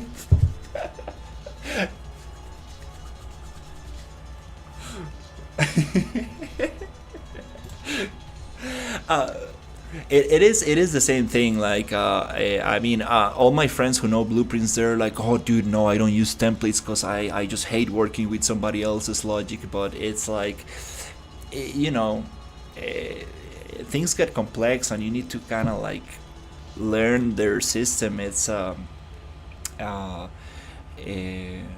you know, it is what it is. Like I will never be able to create this logic from scratch. It will take me years. So it's like, I rather just work with what I have and take advantage of Weber being so helpful and giving support. So I'm like, this is a good thing. I can actually ask him, and there's other people in the Discord who know a lot. So it's very nice, very nice. Um, that's why I'm very excited about this template because yeah, just because of the support of Weber and stuff, it's been very nice. Like all the bugs that I found, and I found like probably 10 or more bugs. He just fixed them like immediately, and I was like, oh wow, that was nice. Is we did fall damage, and we did a checkpoint system. Oh my god, this is so nice. Checkpoint system. System. Okay. Did I spell that right? Nah, anyways. But yeah, I don't want to take much of your time. Seriously, I appreciate it. Again, like, uh,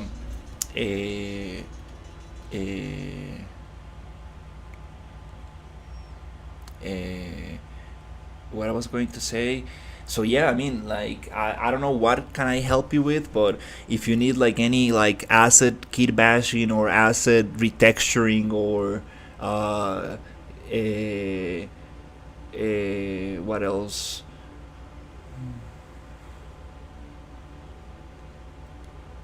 Mm-hmm. Also, like the errand landscapes, if you do wanna test it out, like I do have a license, so you can test it out. There's also a 30-month trial. What else? Yeah, yeah, definitely. Uh,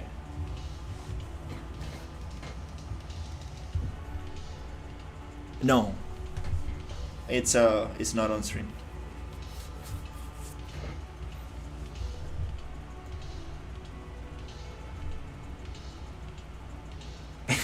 That's crazy.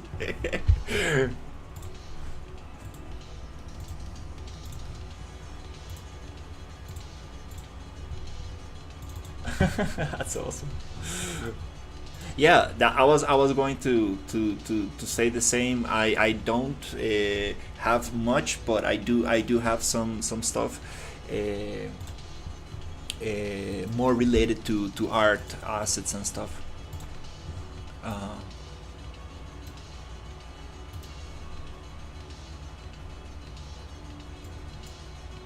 that's awesome. Uh, I'm really trying to be careful not to integrate too much stuff. I do want to keep learning the Boss AI toolkit. I want to see if I can integrate that totally with the RPG engine.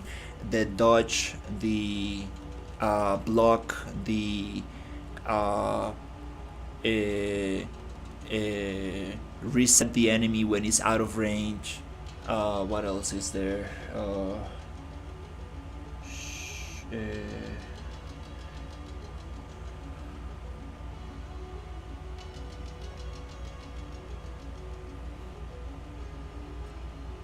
oh, that's part of the boss AI toolkit.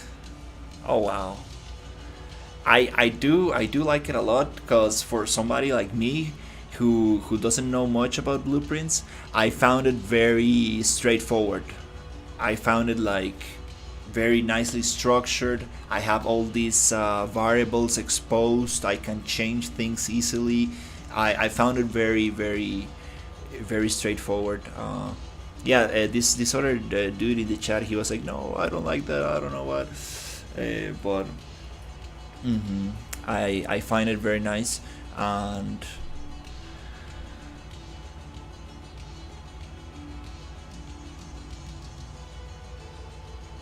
oh, I didn't know they had another kit.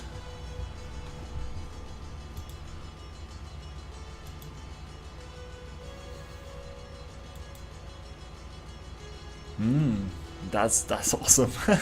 But I need to take it easy.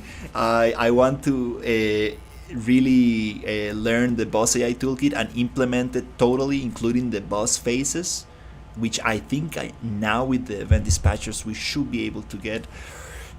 And the drone enemy. I wanna integrate those two. The drone is actually almost pretty much there.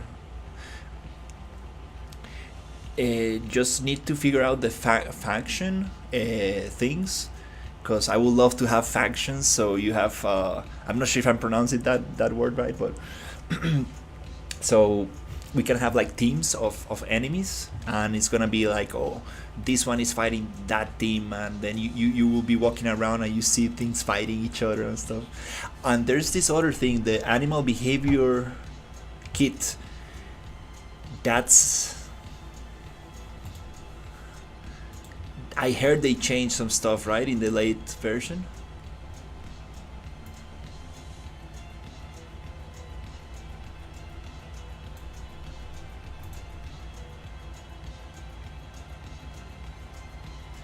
Oh my god.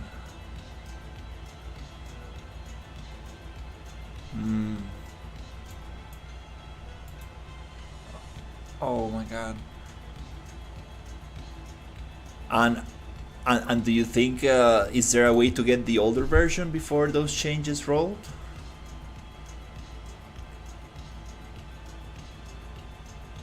Oh, nice. I need to see which one I got. I probably might have an older one. Uh, I also heard that from somebody else. They were like, oh, I don't like the new changes.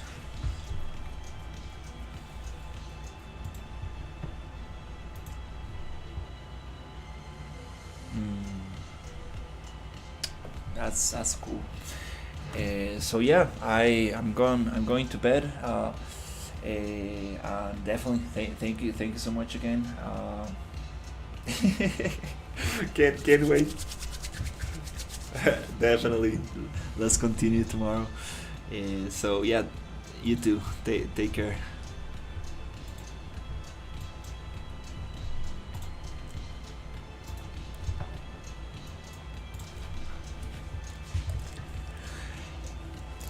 I had to get this since it was cheap. Let me check. Sorry, I've been Oh wow, that looks beautiful. Oof, that looks absolutely beautiful. I think I saw it a couple of months ago. That's absolutely incredible. Are you serious? It is just $6? Oh wow. No, you are joking. Is this just $6? No way. Dude, no way. I'm gonna get it right now. Like right now. It cannot be $6. Are you, dude? I know. I'm gonna get it right now. This is just too good not to get. Oh, what the hell? It's going on.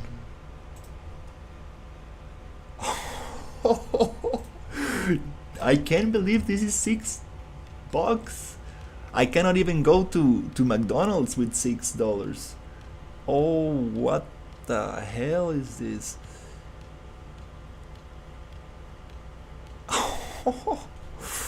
What?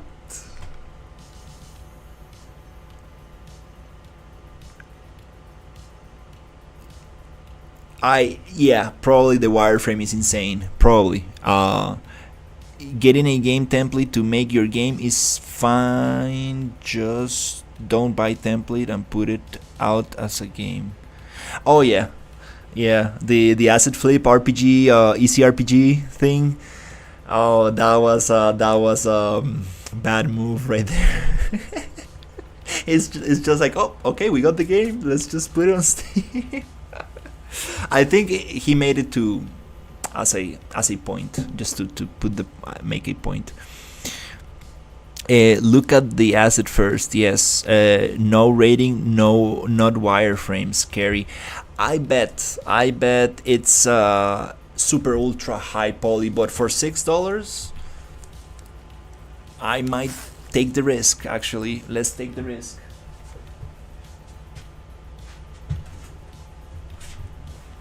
Let's take the risk.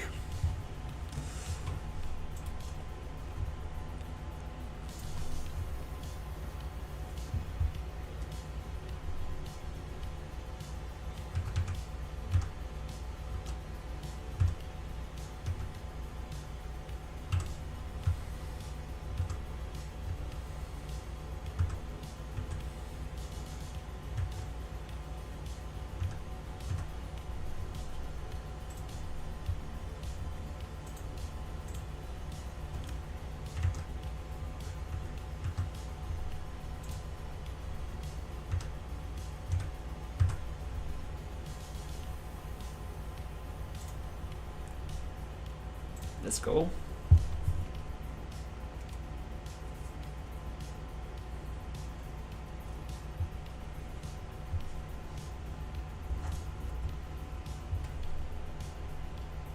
Awesome, we got it. It's called Post-Apocalyptic Survival Kit Bash Set. Oh, privacy mode. I was not trying to do that. Oops. We don't care if it looks good and works. I'm using it. let's see what we got here. This is insane. Like, I saw this asset a couple of months ago. Post-apocalyptic. Let's refresh Fab Store. Check for space in the computer. We have, oh, very good. We have enough space. It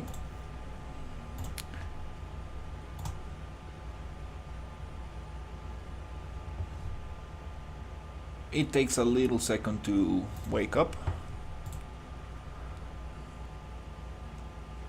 The $6 for this, it is crazy good. But let's see up close. I want to check textures and I want to check wireframe. There you go. Let's get it. 4 gigabytes. That's a very good size. I think it's a very good size for so much stuff.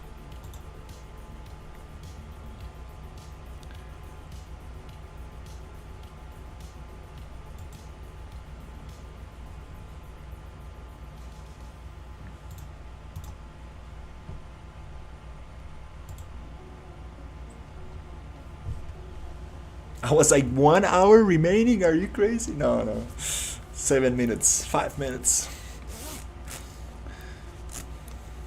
I'm ashamed of all these assets I've gotten. No, not really. These are awesome artists that I follow. It's always nice to support an artist that you like. There you go. No problem.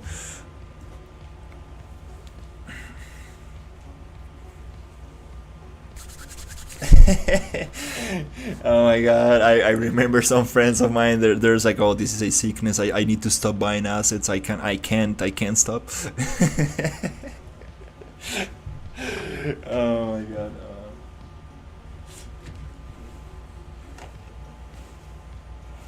I need to put my assets in the Fab Store. I do have an American diner that I've been that I worked on, and it's 90%, no, like 80% done. That was a lot of work, and I definitely need to put it in the Fab Store. The problem with 3D assets, the reality is that I mean, it just takes one single person to download it and distribute it, right? So it's what it is.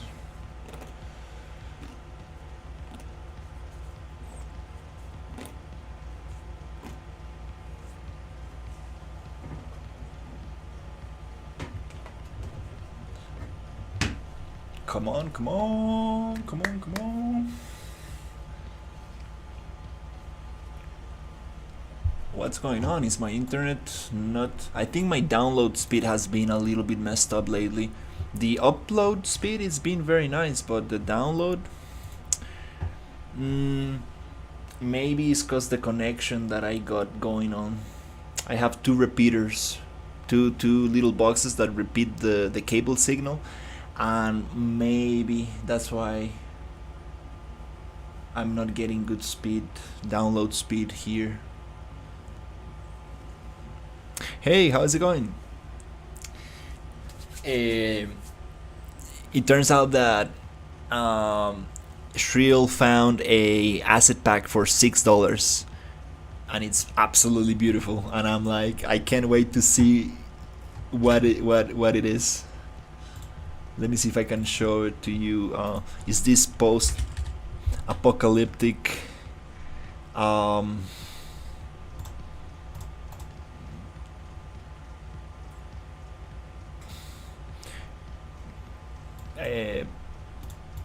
I'm not sure why it does not appear here.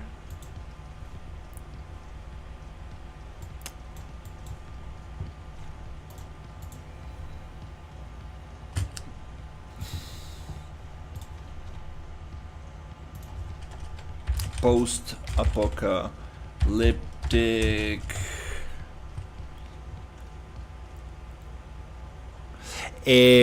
Yeah, repeaters. Yeah, my router is 30 meters away, 40 meters away. No, that's too much. 30. No, maybe 25 meters away. I changed the rooms, so I made this little room for streaming. So I needed to push the cables through the not through the roof, but on top of the ceiling, the space between the ceiling and the roof, and I'm using two repeaters and very long cables, so I think that's the problem. Okay, we almost got it. It's called Post-Apocalypse Survival Environment Kit Bash set. For up, the up speed is great, but the download speed is, I don't remember being like this.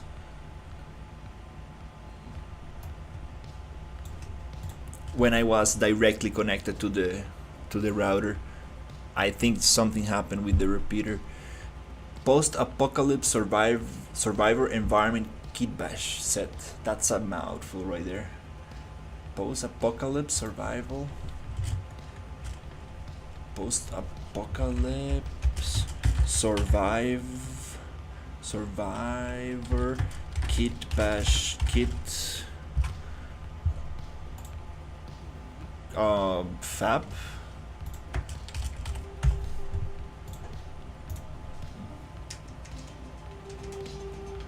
This is the one.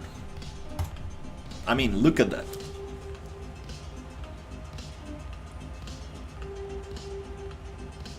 It's absolutely beautiful.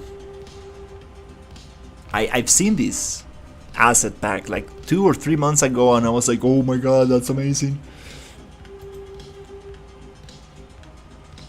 This is perfect. Perfect. Can't wait to make it. Oh, there's a little teddy bear. And I can't wait to add some sand on top of this.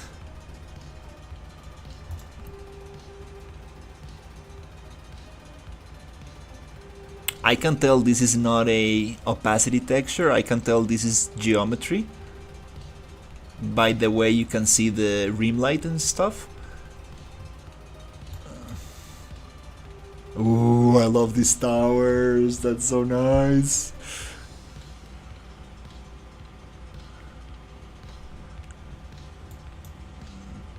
And hopefully it comes with an build level. Hopefully. Wow, that's so nice.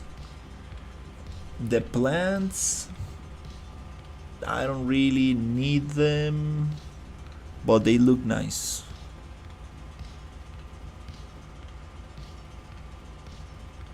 Cables, very nice cables, chains. A lot of these assets are probably not needed.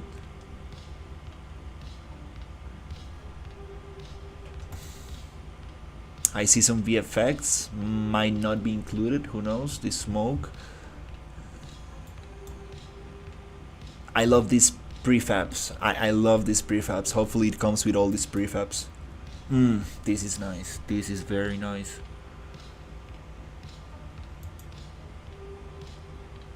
I hope we get those prefabs right there. This is so nice.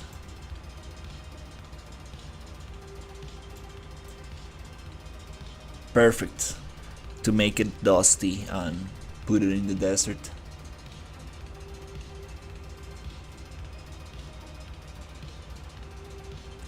It's a little bit too realistic. I'm gonna say it's a little bit too realistic. Might not fit perfectly in my universe, of the universe of the game I'm making. But maybe we can tweak it a little bit. Wow, this is super awesome.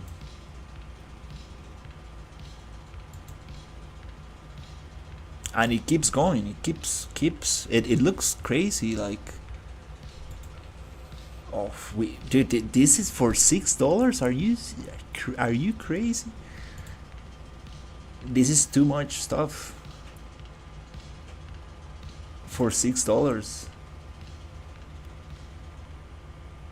I feel bad. I feel bad. Like, I mean, how come is this so cheap?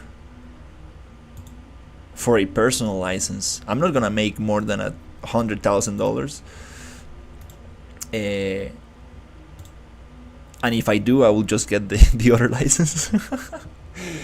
But I don't think 100,000. It's a big amount.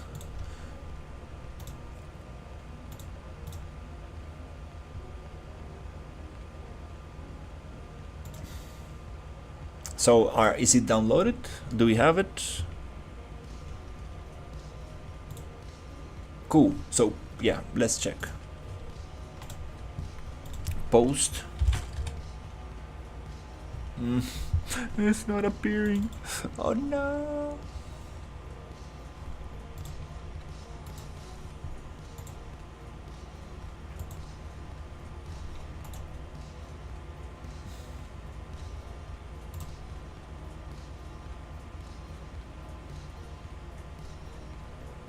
My library, it's on disk. Export FBX.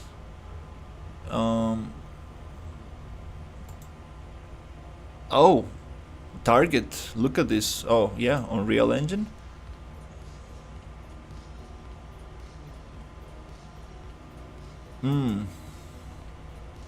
Okay, I need a plugin.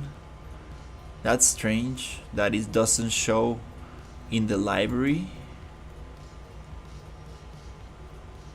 Flip normal maps, green channel. Toggle between OpenGL and DirectX.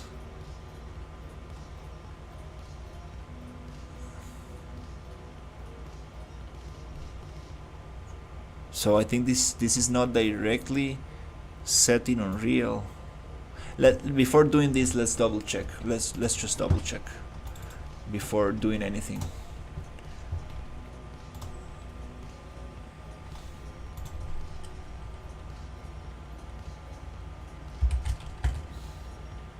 It's not there. I think it needs to be exported. One more try.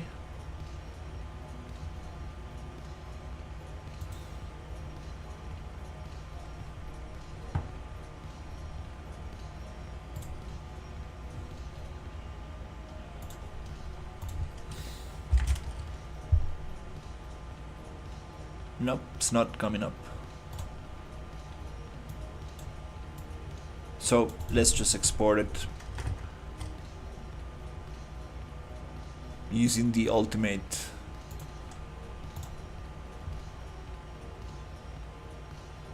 Fab Store.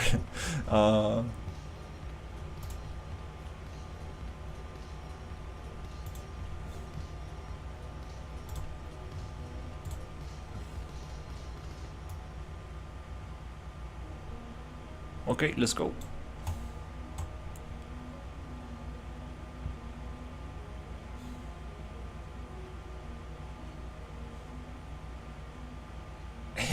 Exporting could make your Unreal Engine to crash. Oh my god. Close and reopen.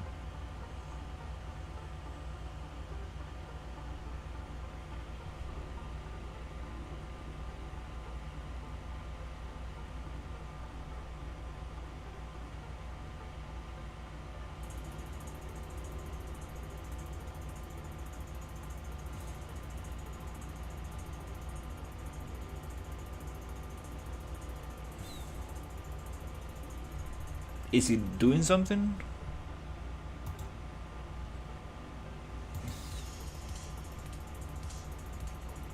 Something went wrong. Close and reopen Unreal Engine to try. There's no Unreal Engine open. Okay, maybe that's why it was $6. No, I'm joking. Oh my god. Oh my god.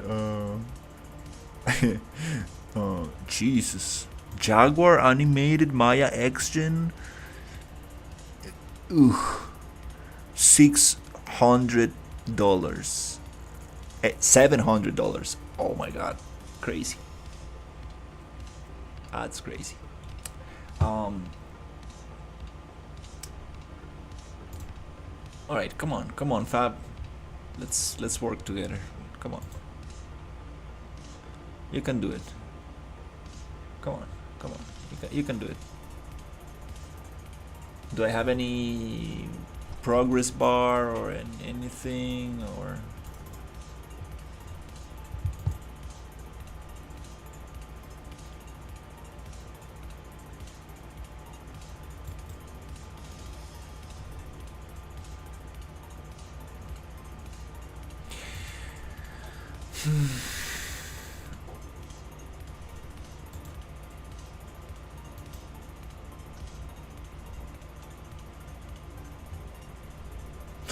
Let's just go to files.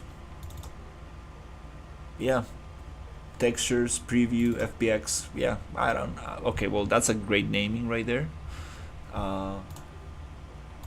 Preview, images, textures. Oh, look at this. Very little textures. Okay, so this is all we got. Is this super high resolution? Properties. Details, 4K textures.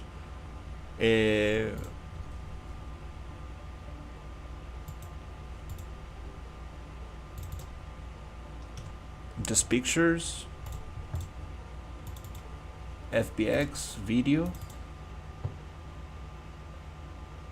Wow, this looks so nice. Oof. It looks very good. Anyways, I think we might need to build this. Let's give it one last try. Something went wrong. Whatever. So go to file. Yep. Let's make a new folder. Or actually, let's just get that folder. And I love these pictures.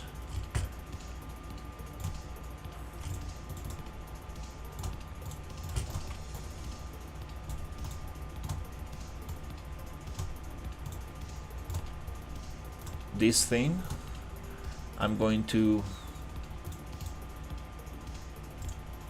just gonna cut and send directly to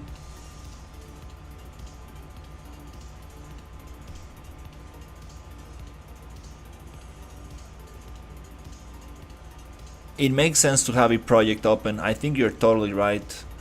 But it says to close Unreal. That's kind of strange. I think you need to have a project open to be like Quixel. Yeah, I think it makes sense. I think I'm just too tired. I need to go to bed.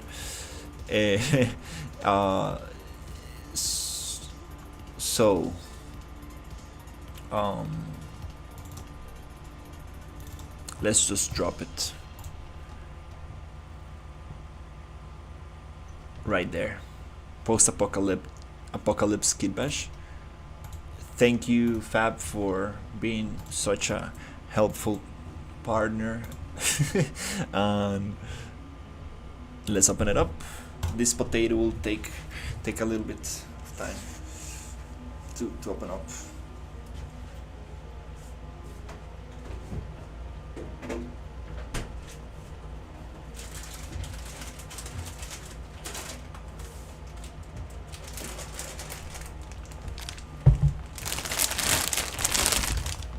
This bag of chips is more expensive than that asset pack. Can you believe it? Like this bag of chips right here. This bag of chips. That's kind of crazy.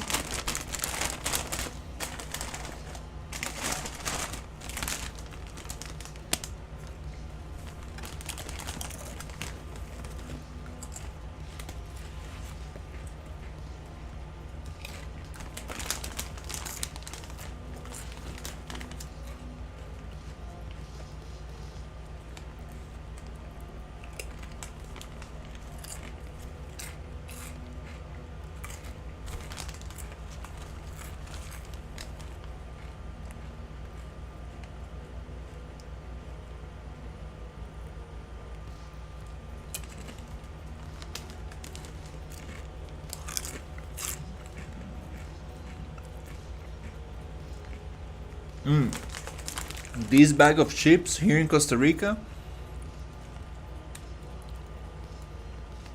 I think it was almost $7. 6.5 minimum, something like that. Pretty expensive chips here in Costa Rica.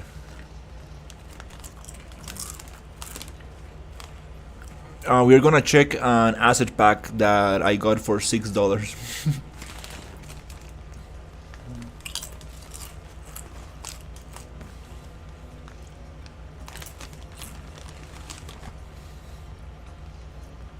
Yeah, these are very expensive because they come from the States, so it's all about the shipping cost and stuff.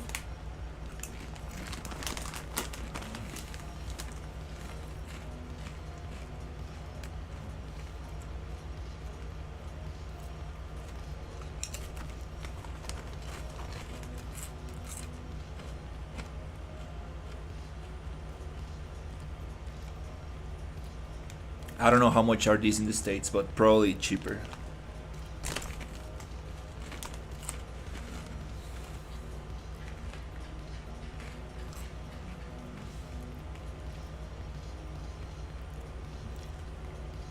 Like this size? Impossible. $1?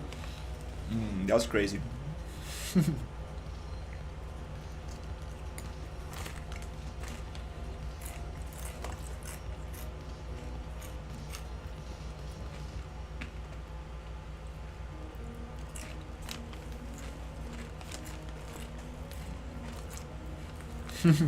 Wow.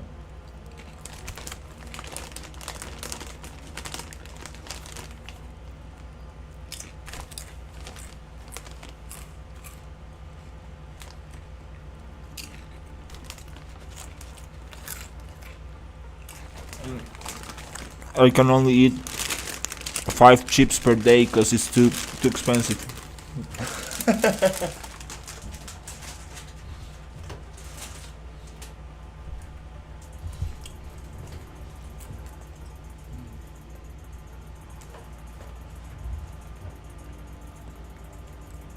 There you go.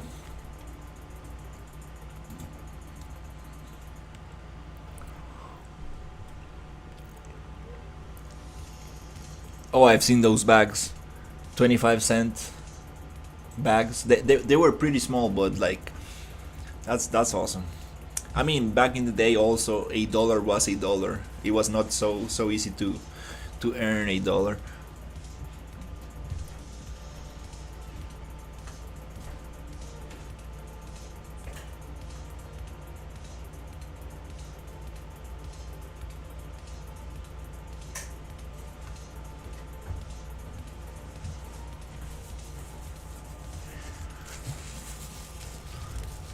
Processing, source file changes, importing.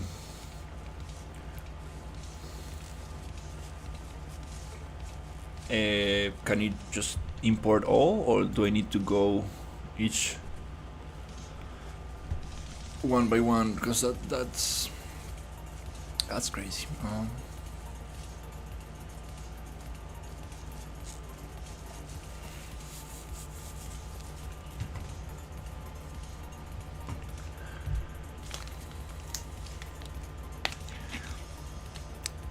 Hey, Complex.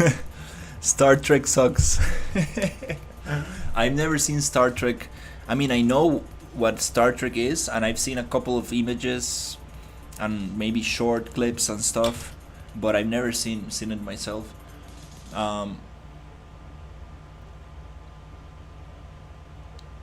I think, yeah, maybe when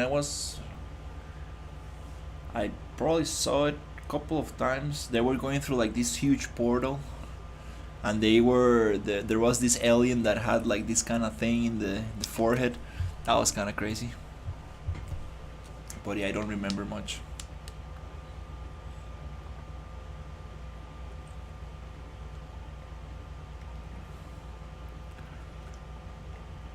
I like this other futuristic Simpson, like the Simpsons, but like futuristic. Uh, I'm not sure how to pronounce it in English, but Futurama. Such a cool series.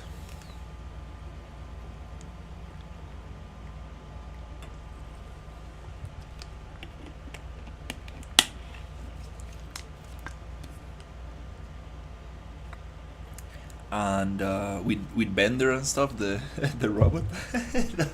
That was cool. Mm.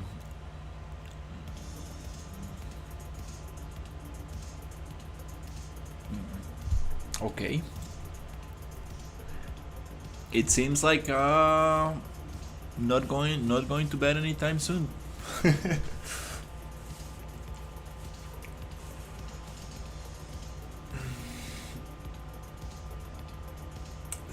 Star Trek Cyborgs. What a good one. I'm totally lost. Star Star Trek Cyborgs. Oh, that looks kind of cool. Hey, I think I kind of wait. This image comes to. That looks cool. Isn't this the X-Men professor?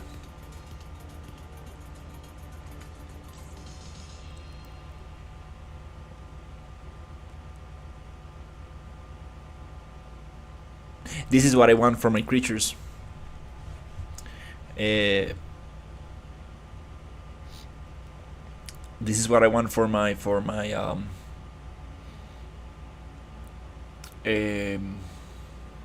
mhm, for my um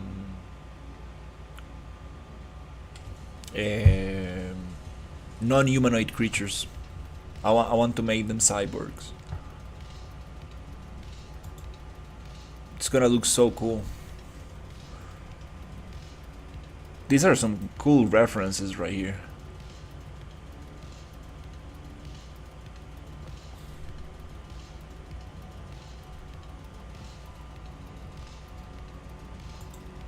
That one looks kind of funky. Oh, I see what's going on here.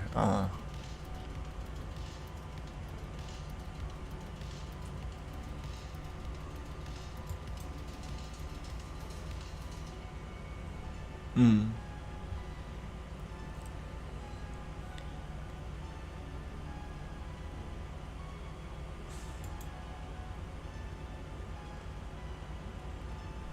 That's cool.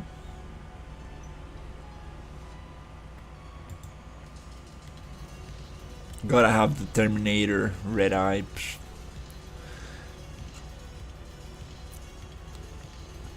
Oh, nice. They had trading cards. That's cool.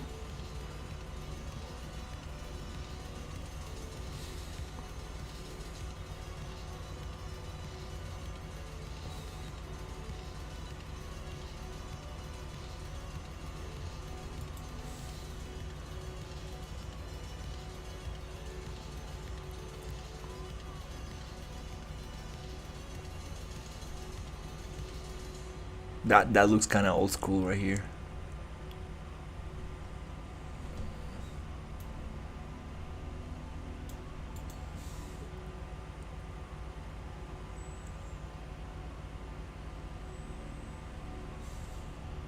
Some 3D stuff.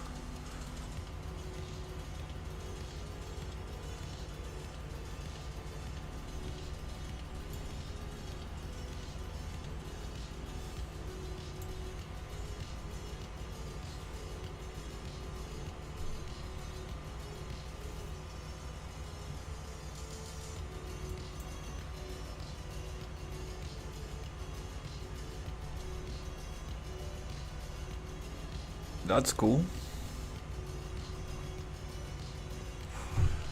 Okay, so what's going on here? Oh, okay.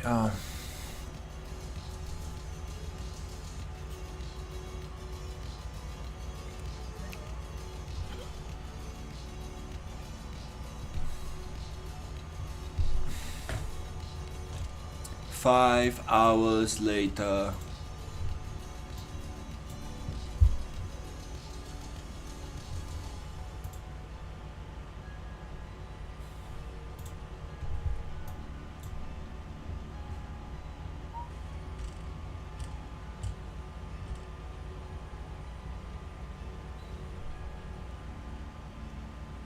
Is this Elon Musk? What the hell? Oh my god, dude. Uh, some AI, very funky stuff.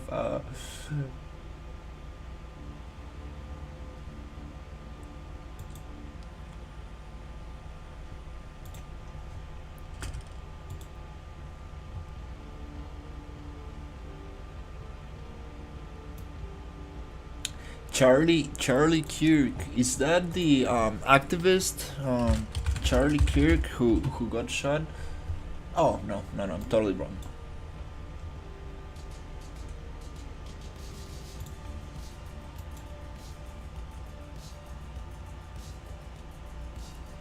Are you serious?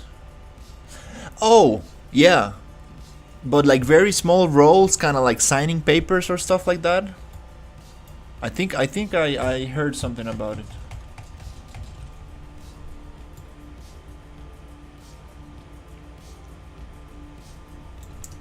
Let's look that up. Trump. Uh, uh, how do you write this in English? Trump movie roles.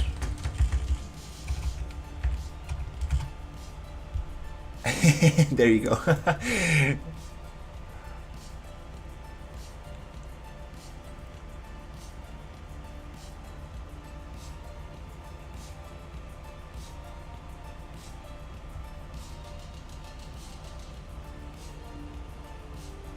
You know what's crazy about Trump? He has his own Bible, and not his own Bible, but he sells a Bible with his name on it, which is that's kind of crazy. And I don't know what else he sells, but I think I haven't. I don't know any other president who has done that. That's kind of kind of crazy. Let's look it up. Trump Bible. Oh yeah, right there. That, oh, it's called the Trump Bible. Like what the hell? It is a book or is it a actual Bible? Like, what is this? Holy. Oh, it is. Is it like a holy Bible?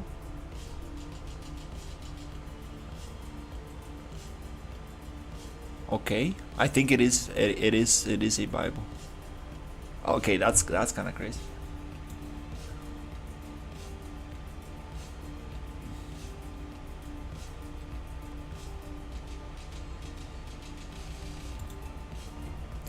that's a crazy picture right there. Uh,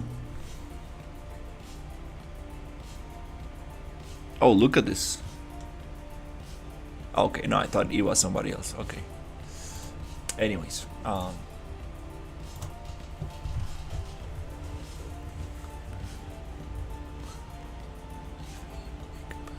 are you serious? He was like a leader and he was a hologram in a mech battle movie.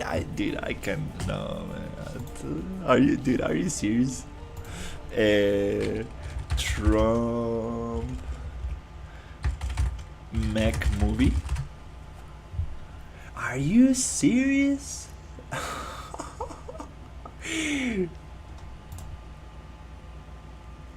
But is this? No, no, this is parody, right? No, no, no. This is. I mean, I think I've seen this one, Robot Trump.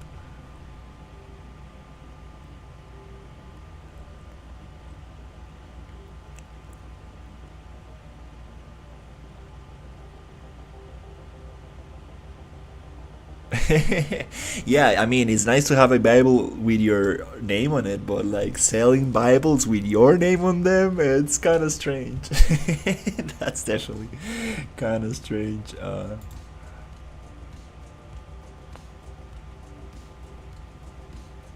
No, this is some kind of parody. I don't know.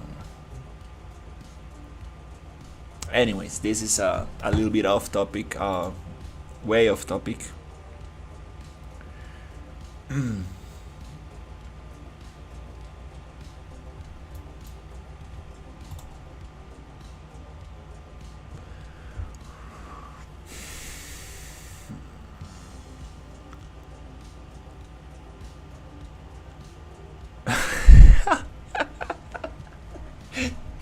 That's funny. Imagine a hologram of Trump. You are fired. Oh, that's funny. Why do I have 55 emails? That's not that's not normal.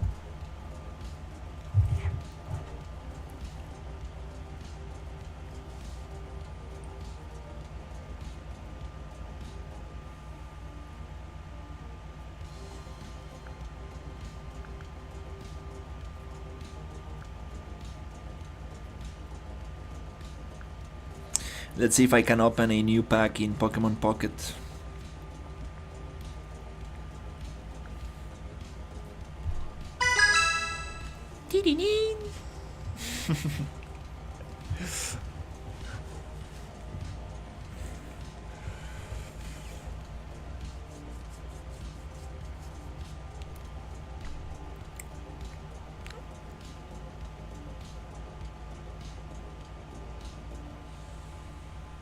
You are on 18 movies, or what do you mean?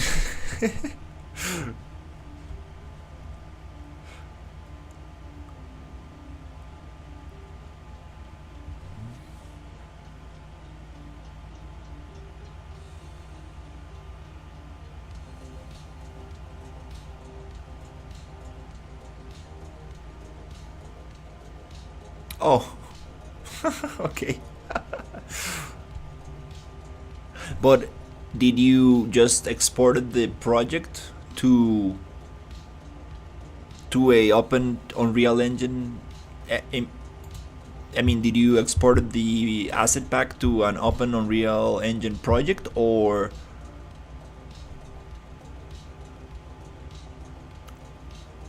you're doing the same thing as me?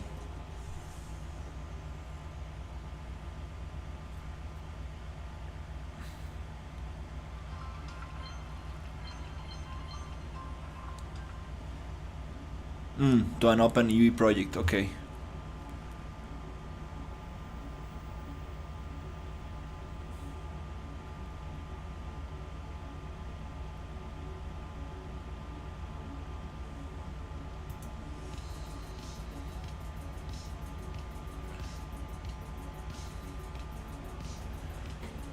Oh.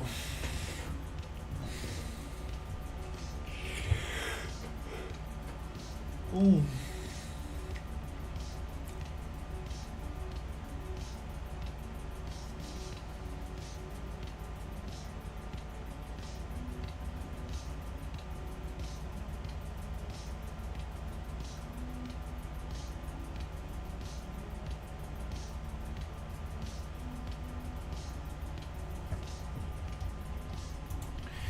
Oh my god, I'm getting so sleepy.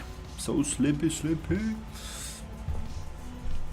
But I think we are almost there. Maybe 1 hour more, and we should be able to get this going.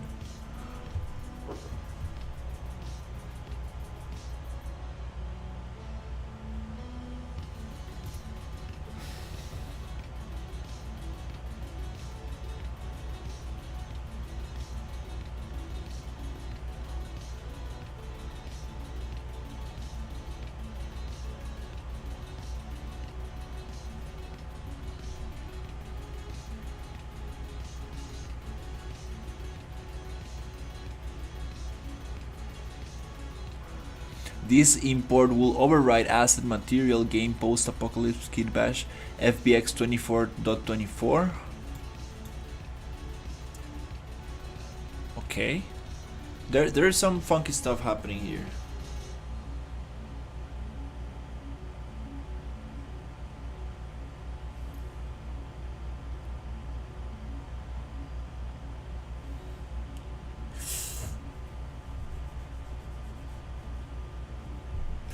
This Pokemon Pocket trading card game is like a casino for kids.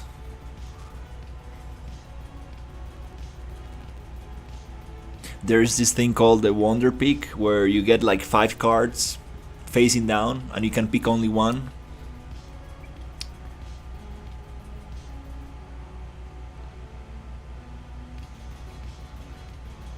So sometimes, like if you're trying to complete the set of cards, you can find them here in the Wonder Pick, but it's so difficult to get the right card.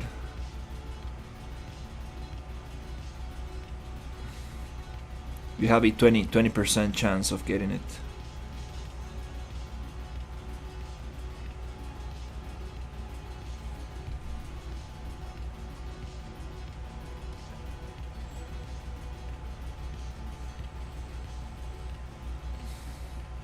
Ah, I missed twice. Okay.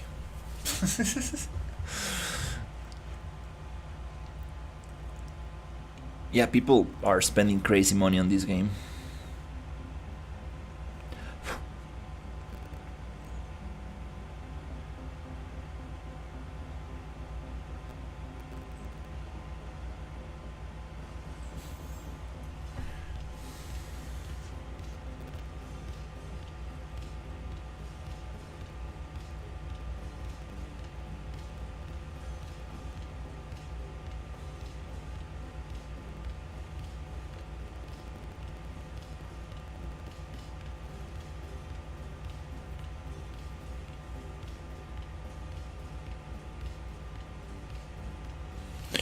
Okay, we are almost there.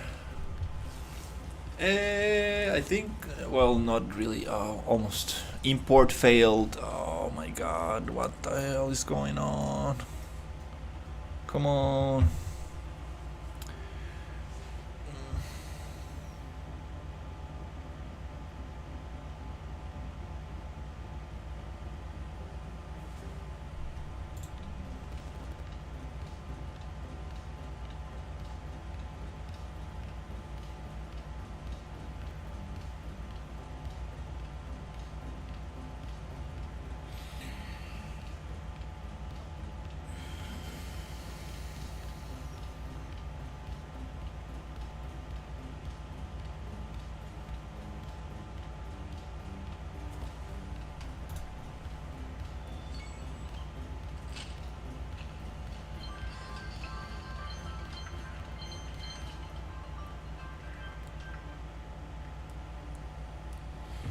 Okay, I think a couple more imports and we should be there.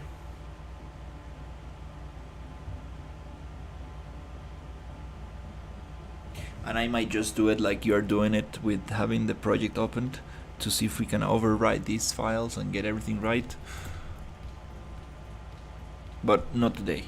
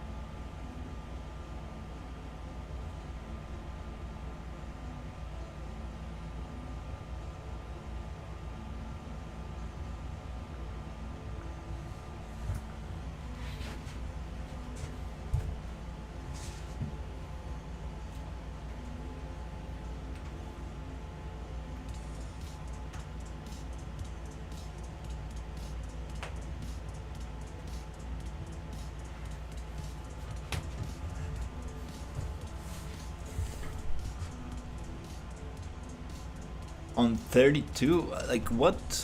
Dude, is this going to start over?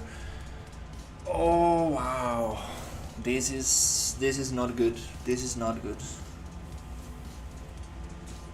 This is taking too much time.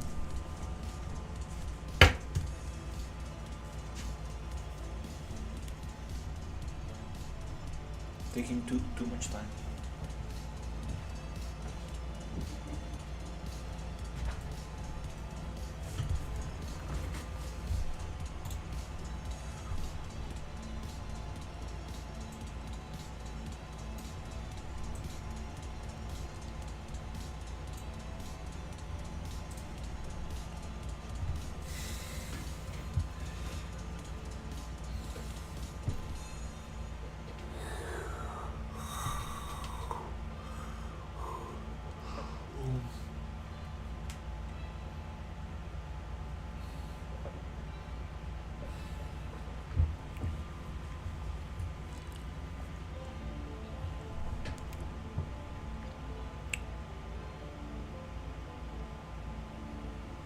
Dude, are you serious? Like, this is.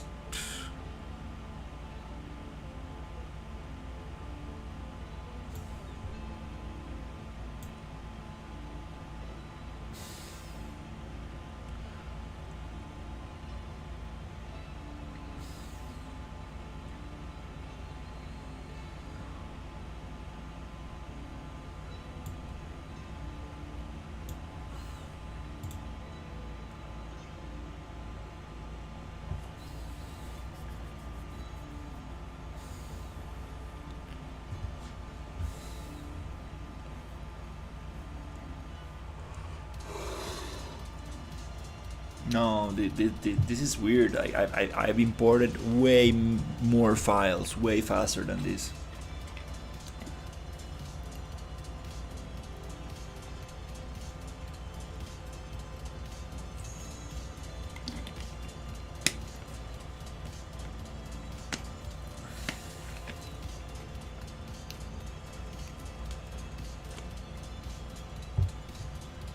Yeah, I'm working on the same game.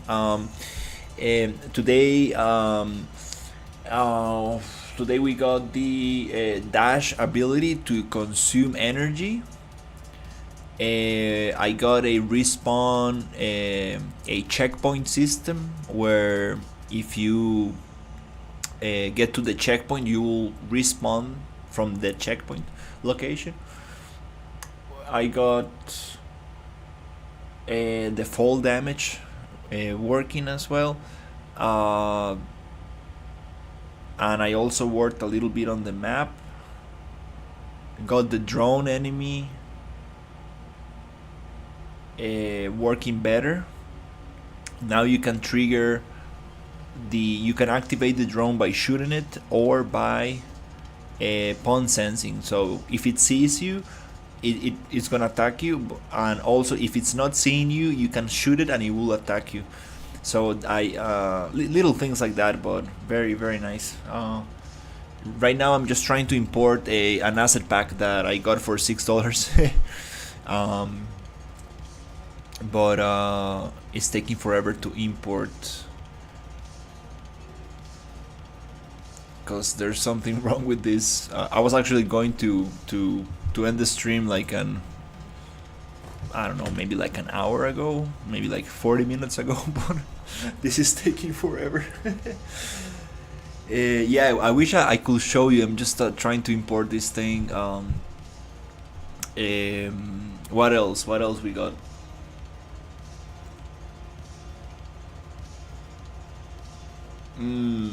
What else we got?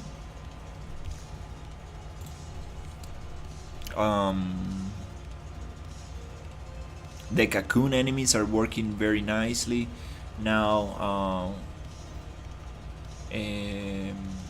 Yeah, there's a lot of stuff coming up. I wish to have.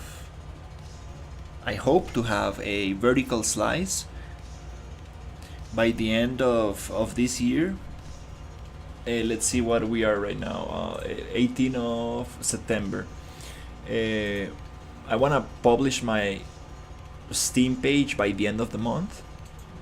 We have October, November. Hopefully by the end of November I should have something playable for private testing. So I'm gonna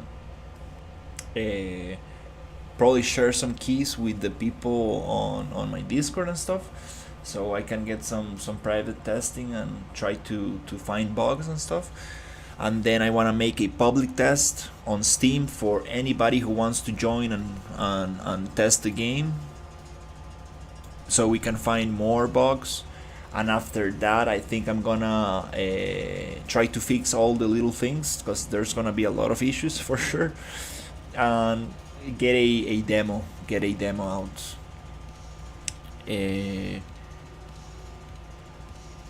So I can start like building wish list and stuff, and then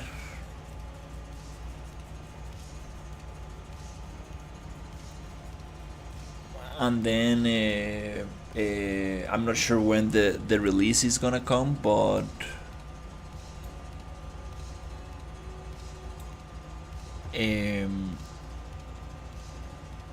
I might release it as a early access, and release chunks of the game little by little. That could be one option.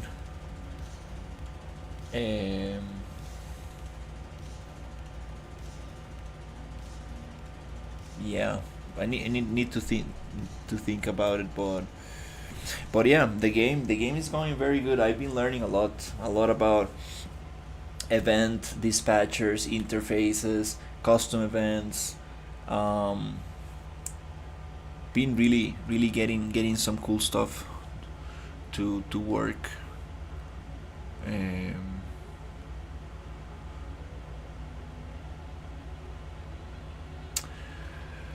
Oh my god, I am so sleepy right now, and this is not going anywhere. this this acid pack.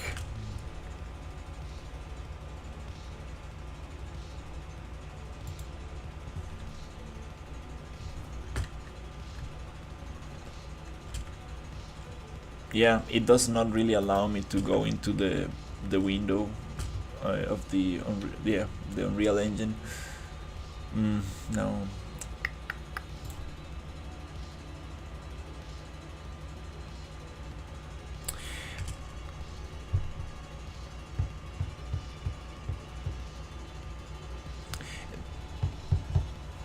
This is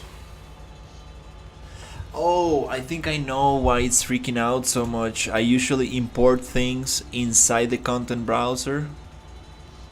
This time I imported it directly to the content folder inside the project, and now Unreal is trying to process that, so I messed up, yeah. I probably messed up. That's why it's taking way longer to actually figure out what's happening here.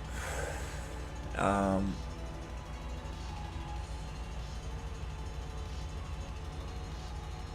mhm.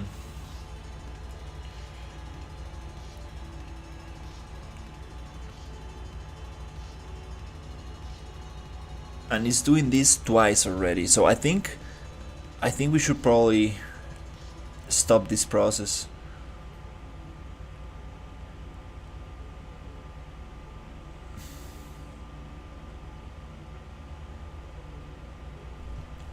Let's cancel this stuff.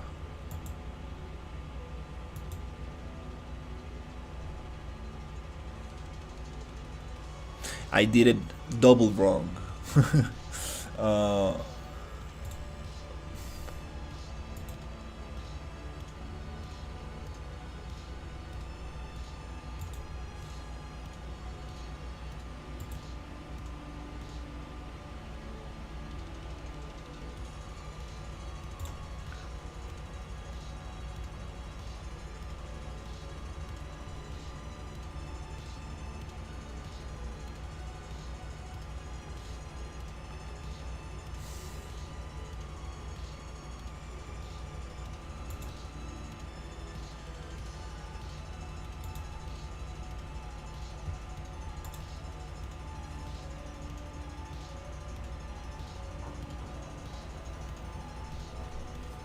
Now it's just saving. That's strange.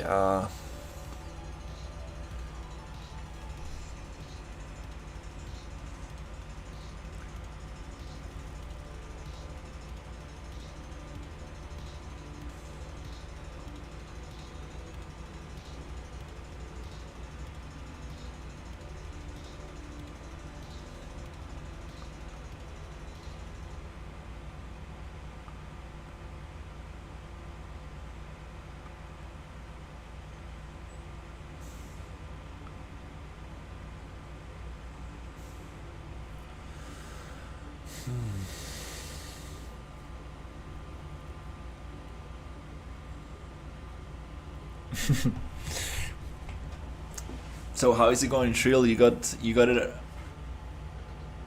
uploaded now?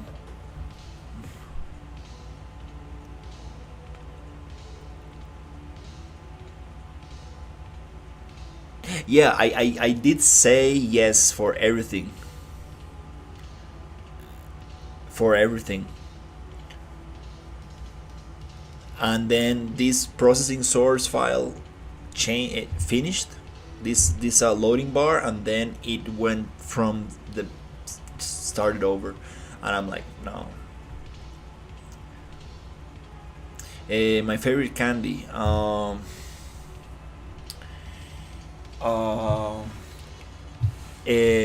Skittle gummies, probably.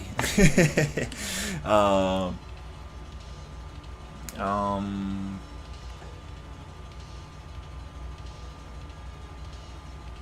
there is this mango kind of thing, this mango lollipop with kind of like salt inside. That one is nice. There's also some Mexican candies I like a lot.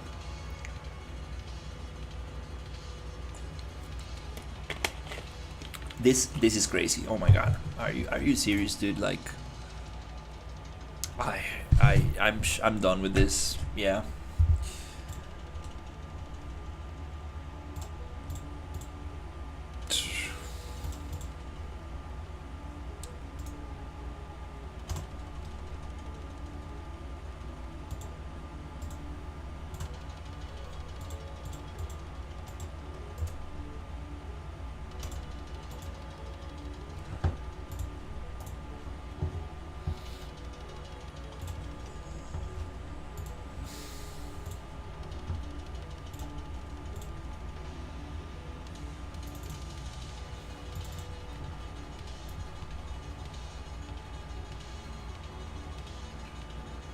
Uh, how post-apocalyptic Kid Bash?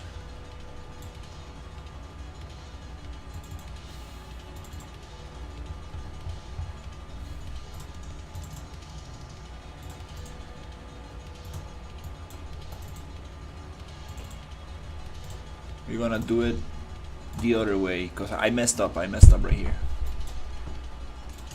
This is not how I usually import things. I usually just open the project first, then drop the files. Oh my god. Time to sleep. Oh, the potato, the potato, the potato. Okay. Skip restore. Where's it?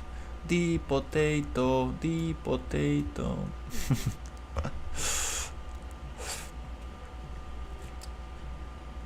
Okay.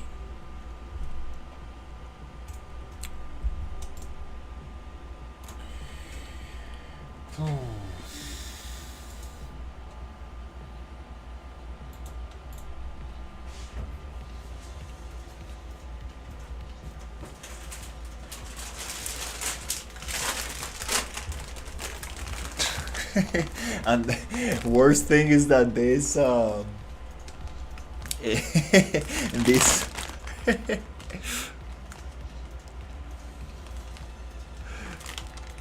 what? Dude, this asset pack is cursed. I'm afraid my computer is gonna blow up right now.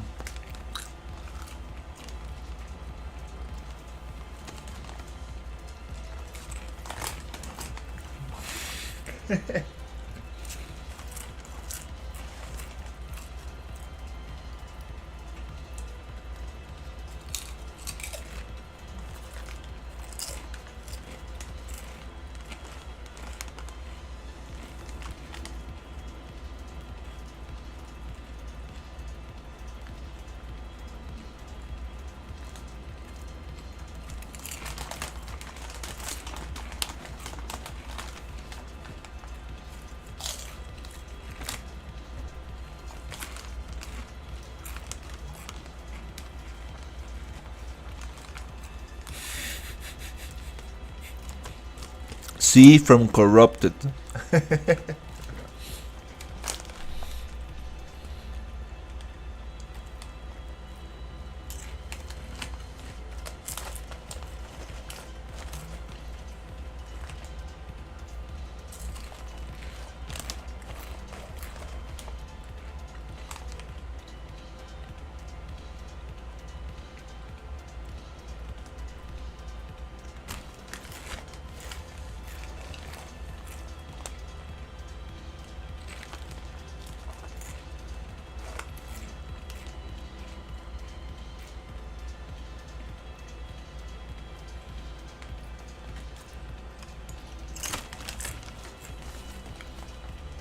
Wow, this project takes forever to open.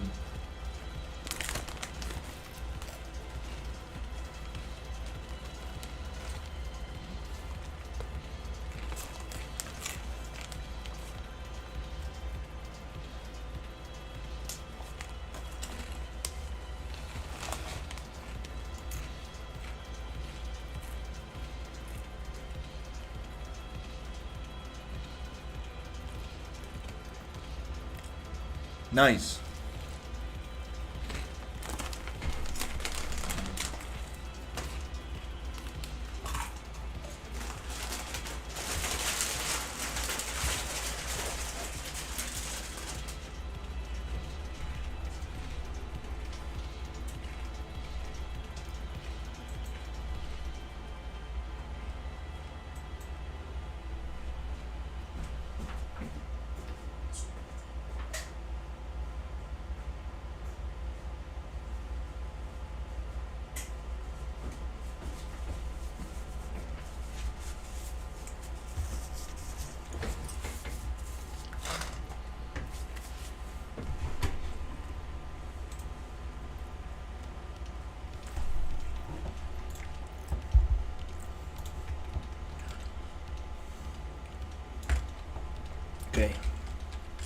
Come on. Come on, it cannot be that hard.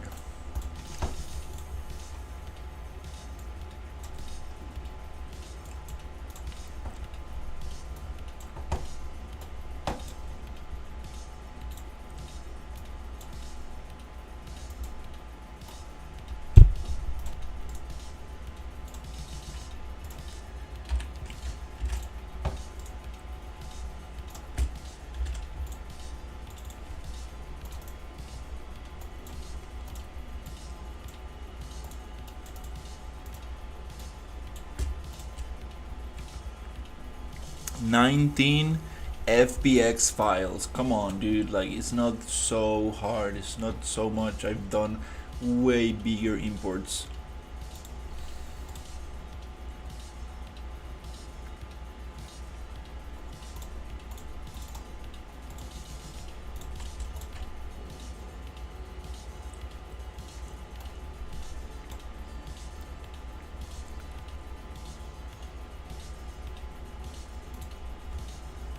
There you go. It's bulk importing now.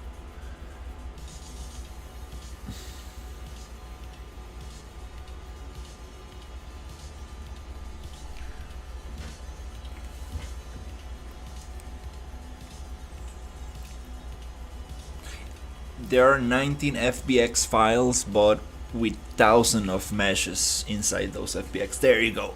There you go. Get it, get it, get it, get it, get it. That's how I usually do it.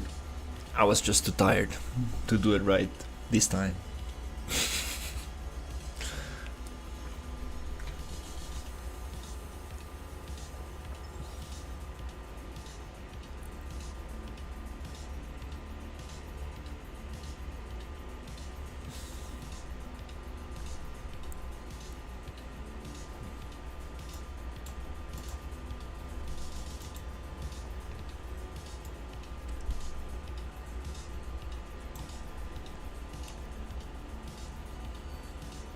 Yeah, the only problem is that I need to set up the textures, which can take way longer depending on a couple of things.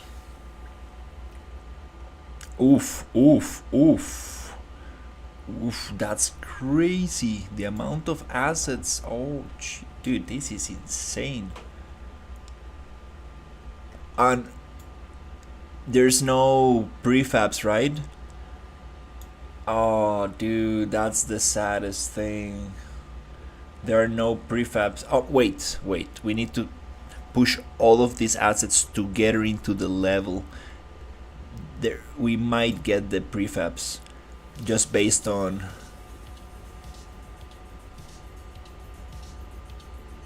We might get the prefabs based on pivot point. Because if we don't get the prefabs, I'll be very sad. The whole magic of this are the prefabs. Building that from scratch, kit bashing this from scratch is just, it's gonna be madness. So yeah, without the prefabs, this is not really gonna be so nice. Mm-hmm.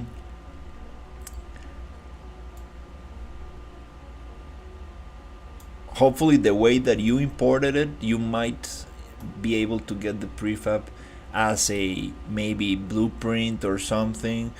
But another way I've seen people do it with Kitbash 3D assets, usually you just drop the whole thing on the scene and it's already placed in there. Then you need to kind of like group it and organize it. But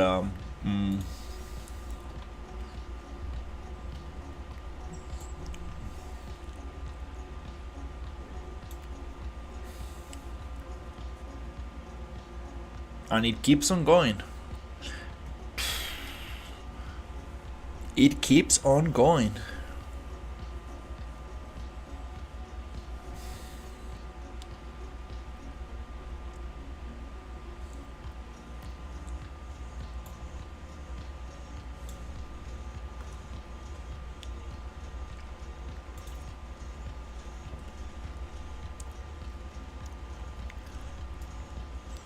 quick math. Oof, I'm terrible at math.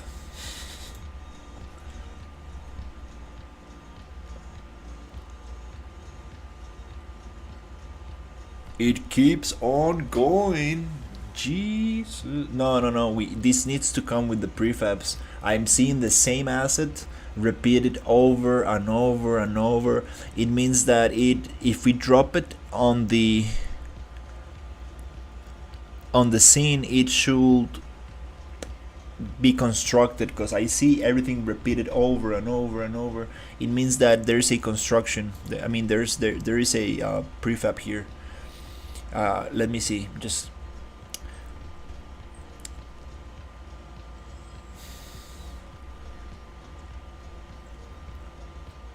also, I want to check something. The texture, the material. Please, please, constant. Does it come with a name?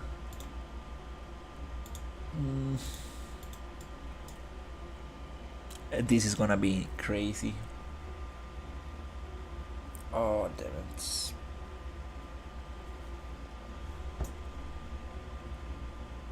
Don't tell me that we have.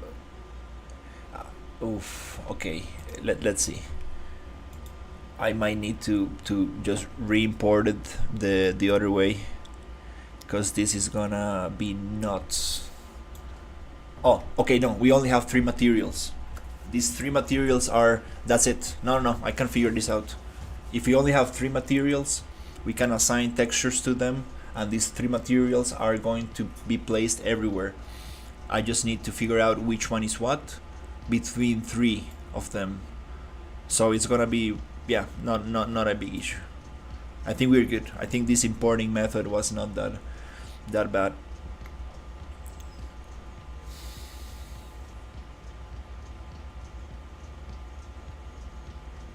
Wow, and it keeps importing.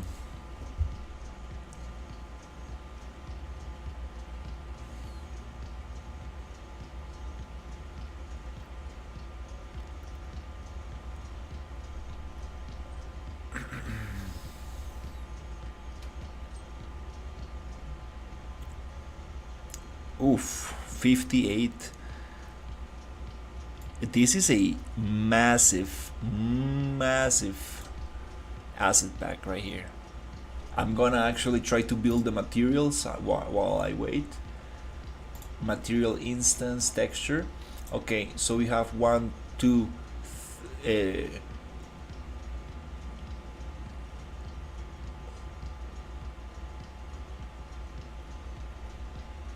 so 2 color textures, and the rest is the same.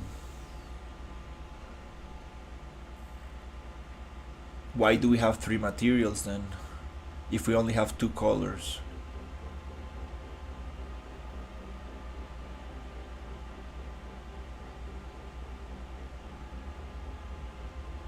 That's strange.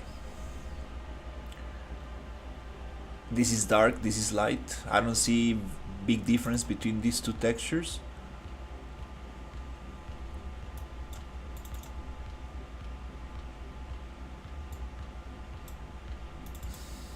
Light, dark, light, dark. There's a little bit of a difference.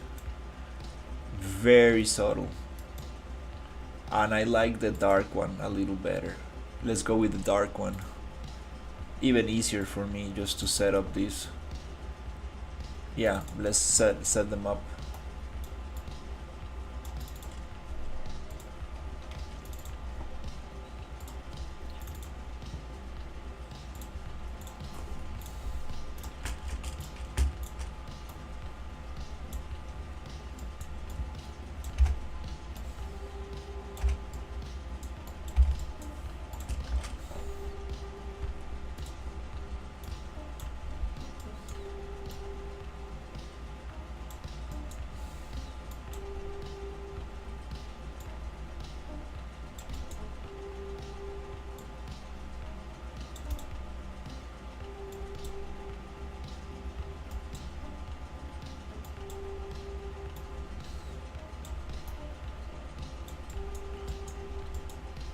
Base color.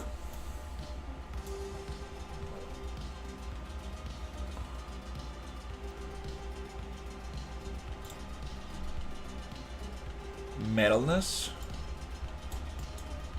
Normal. Opacity. Should we go alpha to opacity? Opacity masked. RGBA to opacity mask. No, alpha to opacity mask.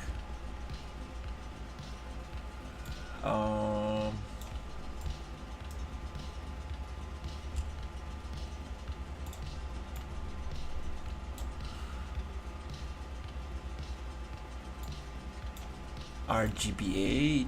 I forgot how to. This one was set up. Oh, I see the opacity.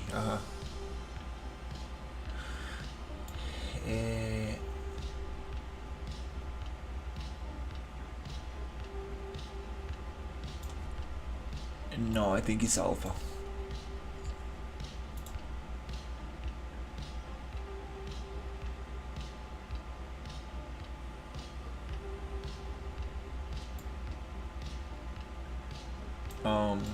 Okay, this is roughness.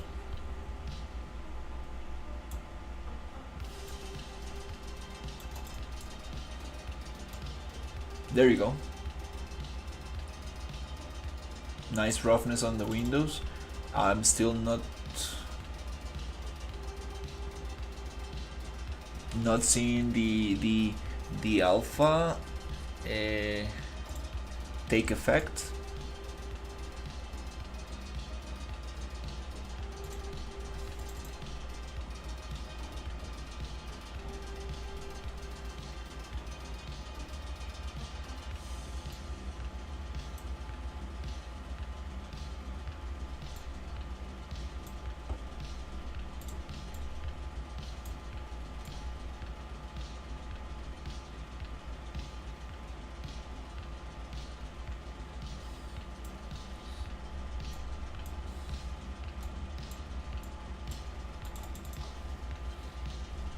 That's one.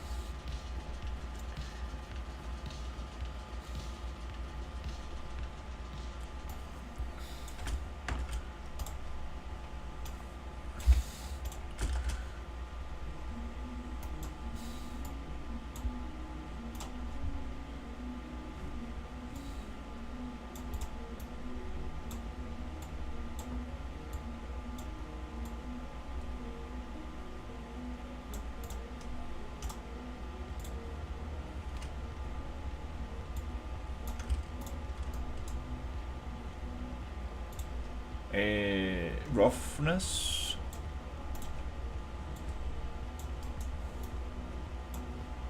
Okay.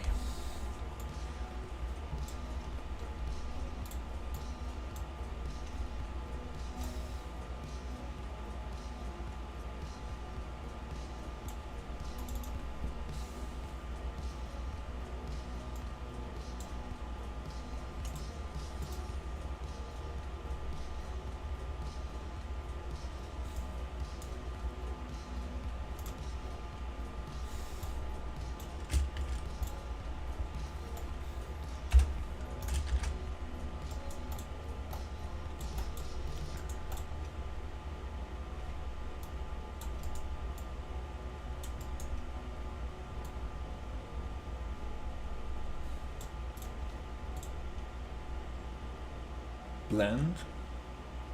Masked. Air roughness. Okay, cool. Let's check this out.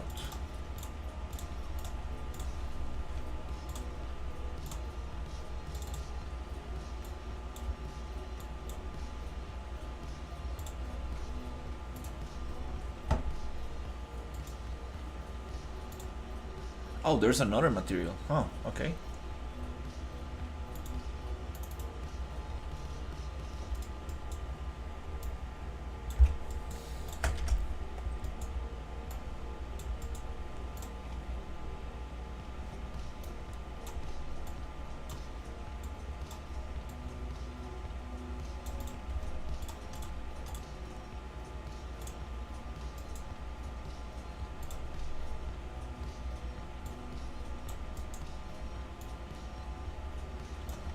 Okay.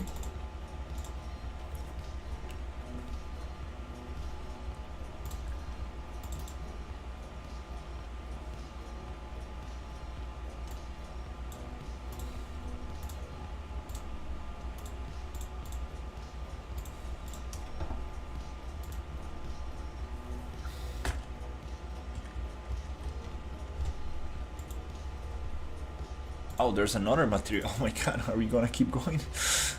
Oh shit.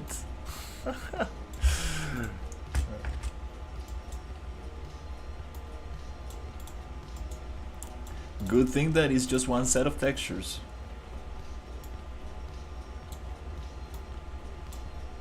There's light and dark, but we can figure that out, no problem.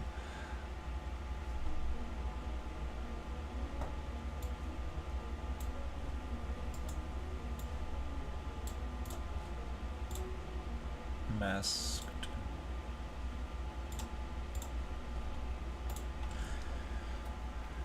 Eh, it is crazy the amount of stuff. Hey, now it has textures. Beautiful.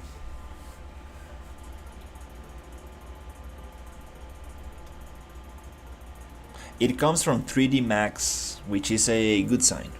A good sign. It seems like this artist knows what he's doing.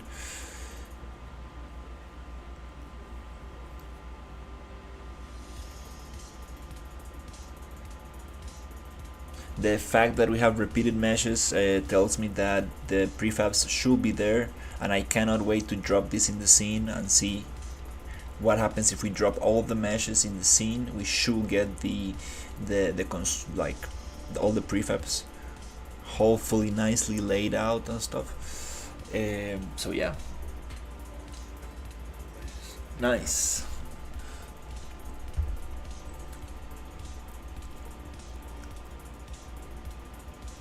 Another thing, are these actually nanite or not? Let's check. Nanite, yes there are, perfect. Already made nanite. I think it's part of the importing options now. Metalness.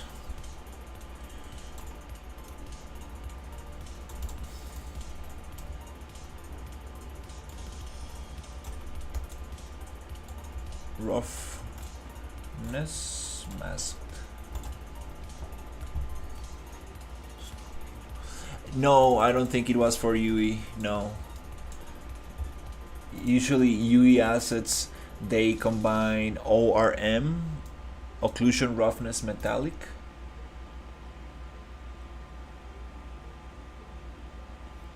into one, and this seems that it doesn't have a ambient occlusion map that might be already baked into the base color. Maybe. That's crazy. Oh Jesus. I'm still trying to import 47 more, which I don't know what that means. It could be thousands more.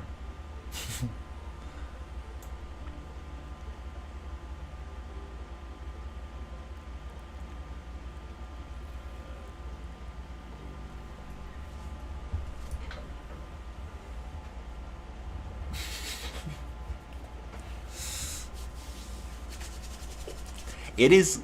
Oof, I got scared. That was a gecko. Very fat gecko running around.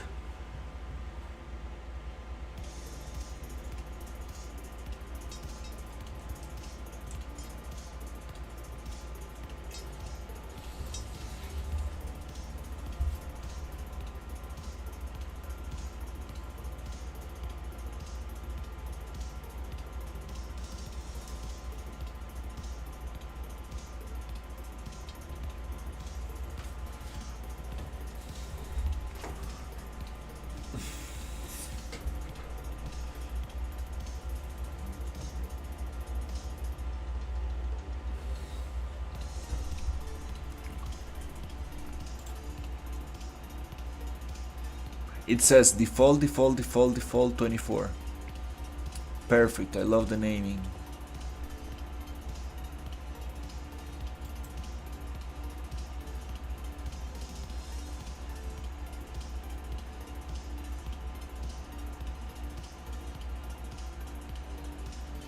Oh, there you go. Building 1, building 2, building 3, building 6. I think we're gonna get the prefabs. I'm almost 100% sure.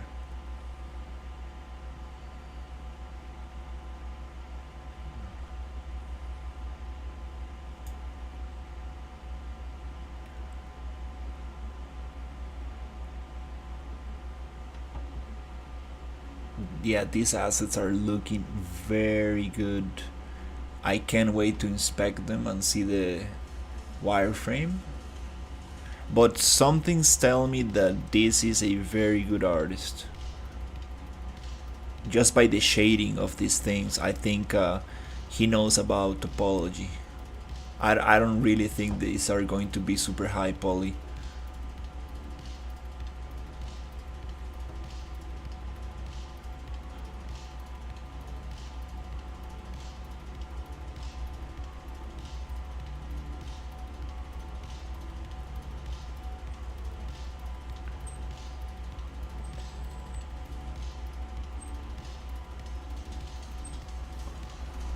But this is crazy. um, how long is this taking?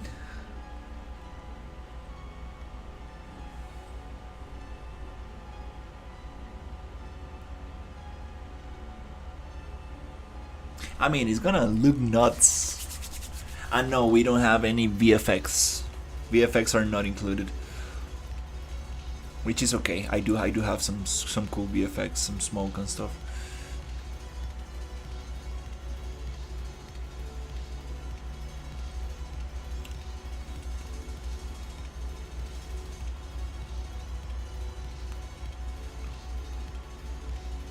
$10,000 plus assets, which are just repeated. A lot of them are repeated, but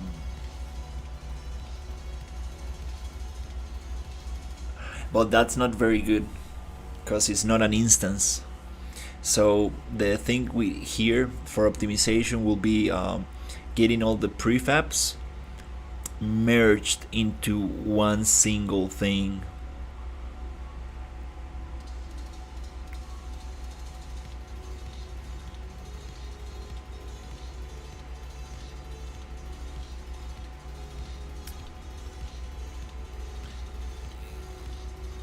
Modifying each prefab to your liking. Maybe, for example, I'm going to take the plants away. Probably not gonna use the plants as they come there. So modify the prefabs and merge them into a single mesh.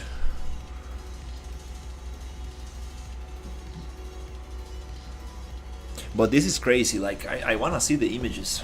I wanna start thinking how I'm going to use this set.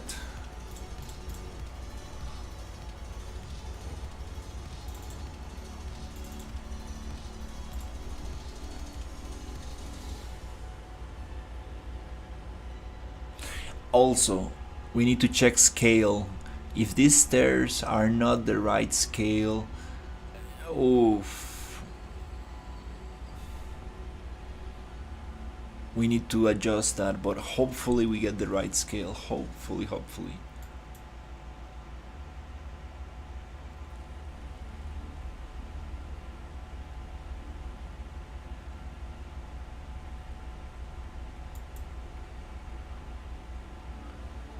No, but this is like super dope. Crazy cool asset pack. Crazy good stuff.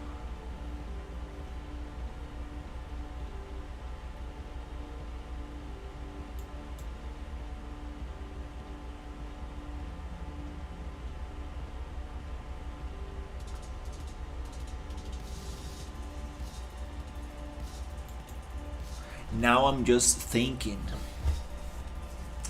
Now I'm just thinking, how will I fit this? Because this is like post-apocalyptic Earth.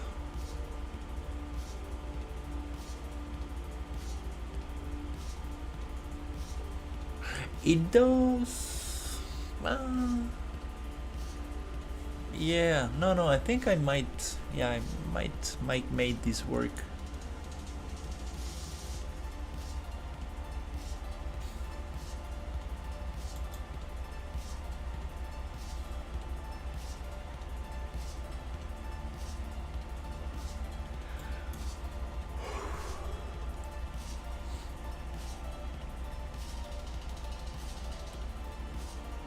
No, but wow.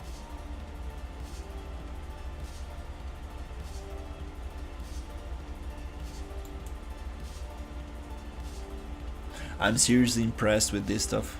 I think it crashed on the save because I did not have enough space. Oh fuck. Oh no. Oh my god.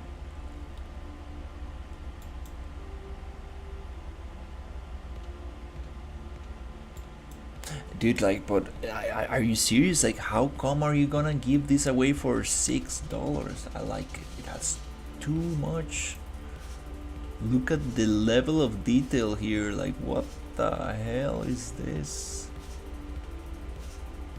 Yeah, this guy went nuts with this stuff.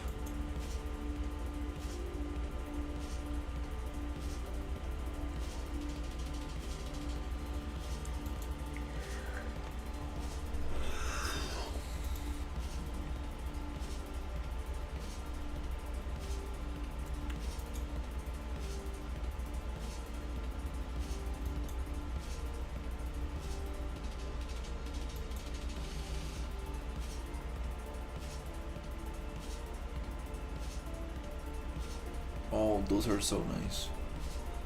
And the texture work is also very nice. Very, very nice. Very custom texture work.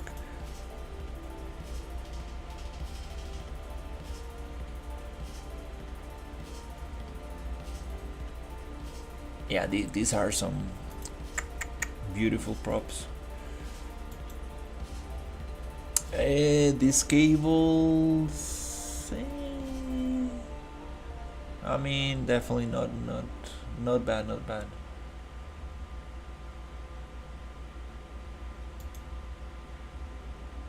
No, no, it's fine, it's fine.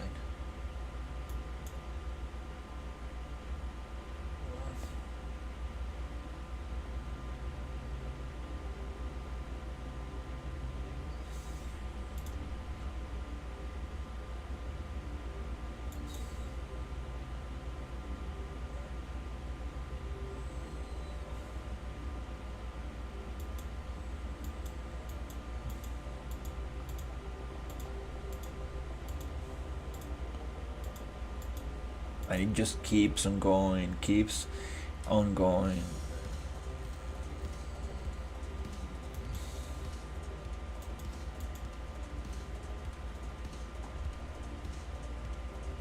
It is like a cell phone tower, some kind of like 5G tower inside of a house, on top of a house, kind of thing.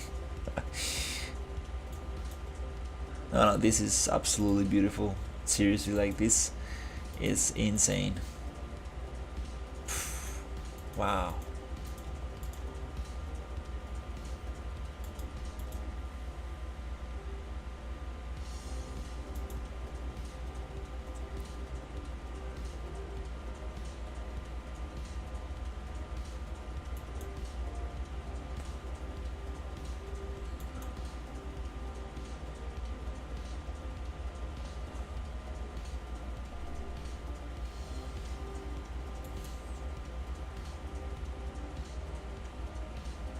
Yeah, the plants are not bad at all. Like, now that I look at them closely, they look pretty nice. The green is too saturated, it's way too vibrant. But that's not a big problem, we can modify that. So now we're gonna make a sci-fi horror. Hey, how's it going, Sonic? Now we're gonna make a exploration sci-fi horror farming game. No, I'm joking, but wow, this is some super awesome stuff. Um, oh, I love those for the walls and stuff. Oh, this is some cool stuff. Oh my god. I'm so ready to go to bed. I'm so tired.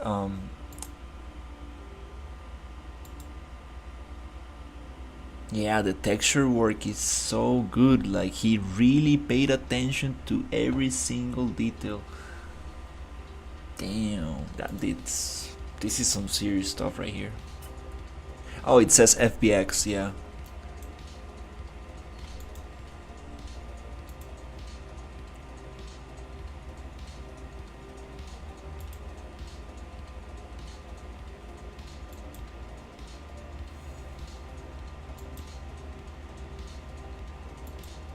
No, I appreciated Shrill for letting me know about this asset pack because I remember seeing this and it was way more expensive.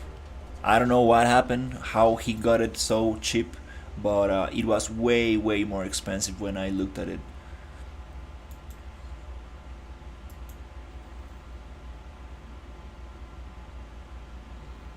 He even added some movement to the chains and stuff. That's awesome.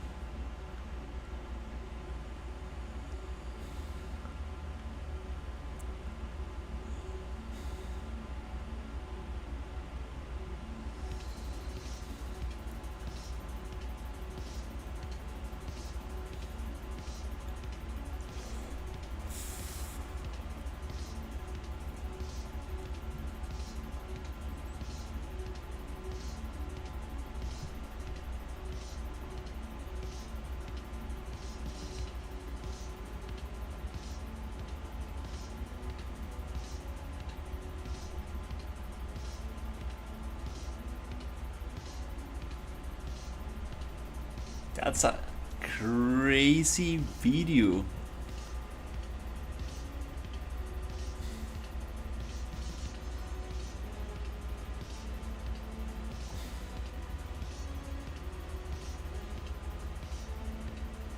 The teddy bears. That's crazy.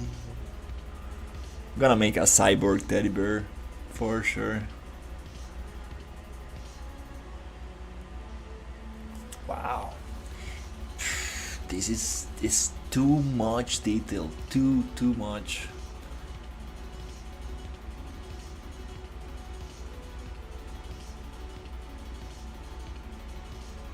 Perfect.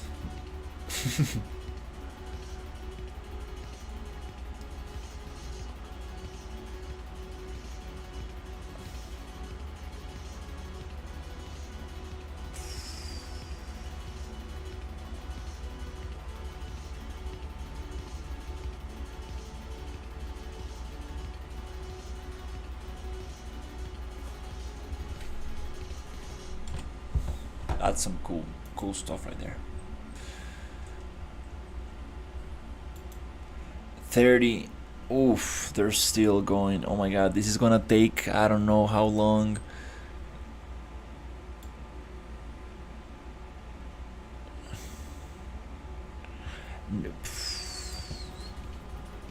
Wow.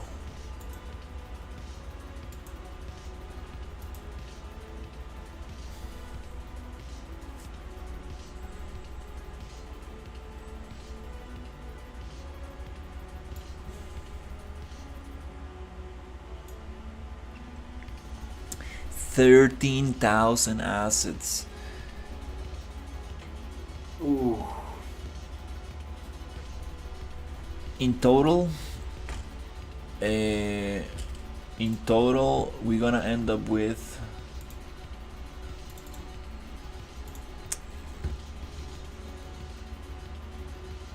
building 45 buildings.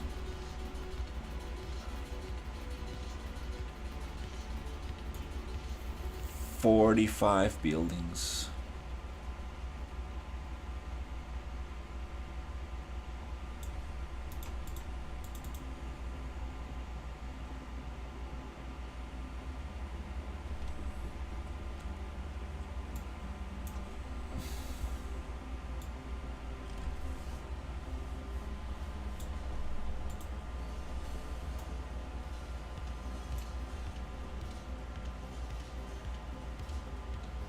All right. Yeah, this guy went nuts, absolutely nuts with this pack. This is too crazy.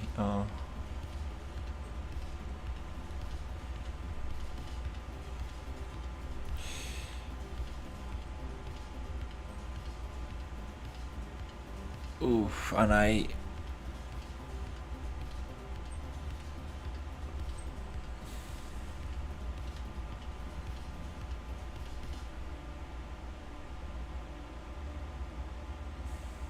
It's going faster now. That's good. It's going a little bit faster.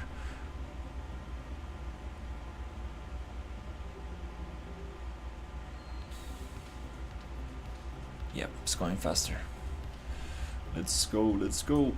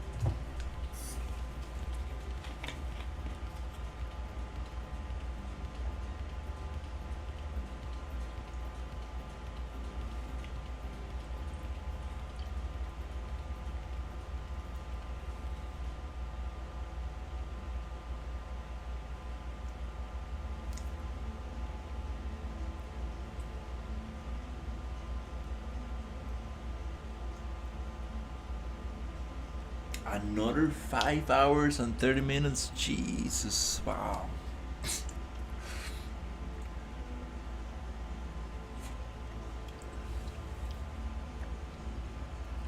Yeah, today was a crazy day.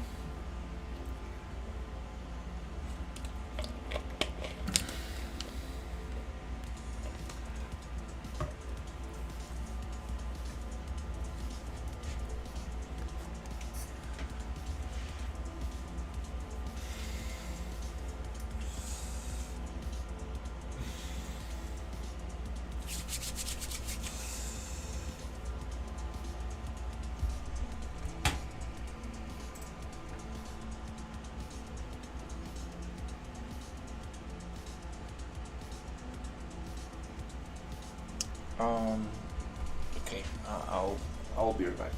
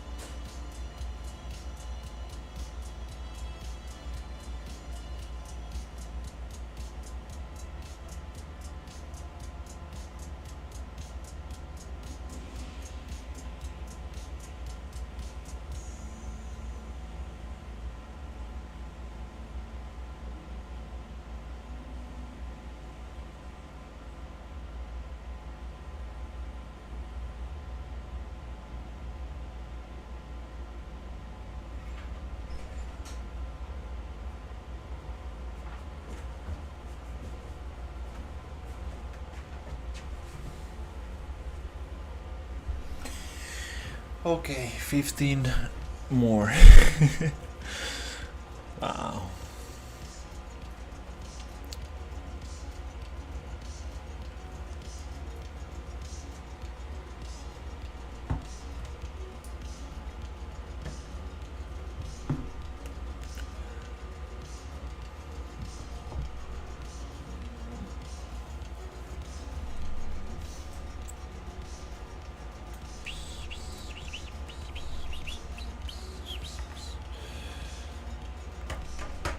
I know Unreal starts with the heaviest and goes to the lightest. So these ones should be faster. There you go.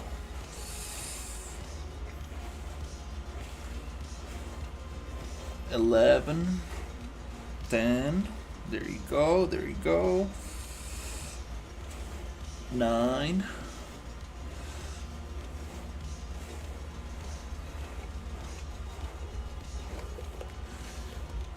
$8.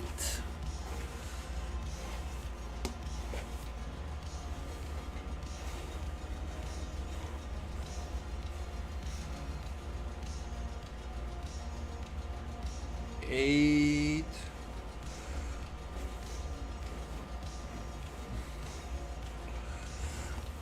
$7. $6. Yeah, this was probably, yeah. It should have been way faster, but I messed up a little bit. The first time I imported. So 4.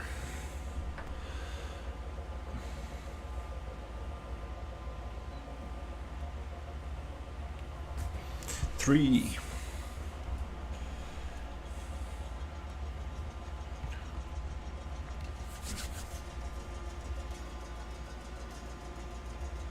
Two.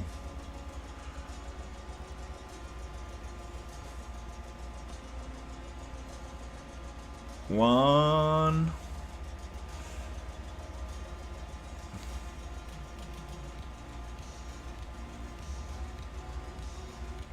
Come on, come on.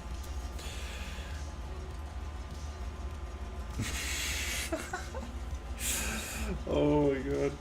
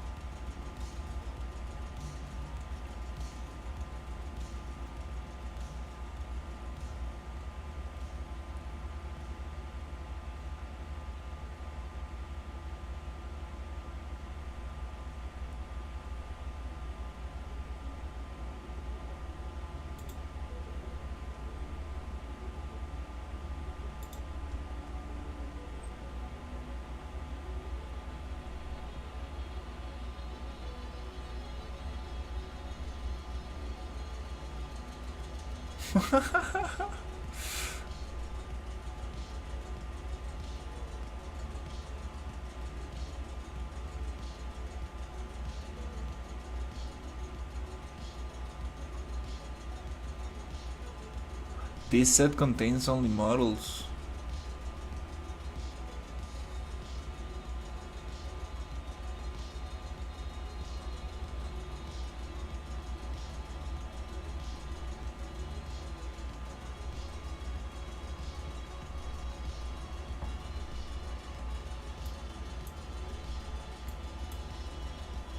Come on, don't get stuck in one. Oh my god, come on. Oh my god. Uh, just, I just one left. Oh, I need to go to bed now. Oh my god. Please, Unreal, you can do it. You can do it.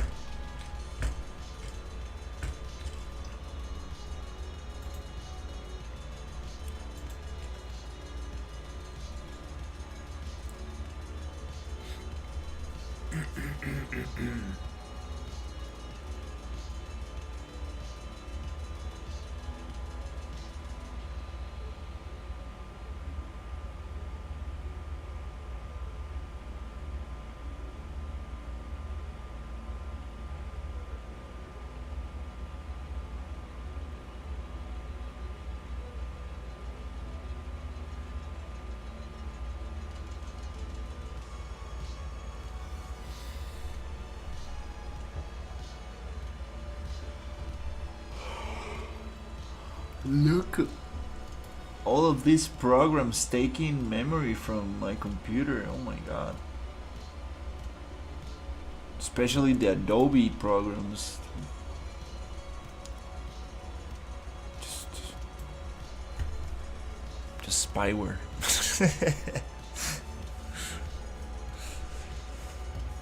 Oh my god. Oh.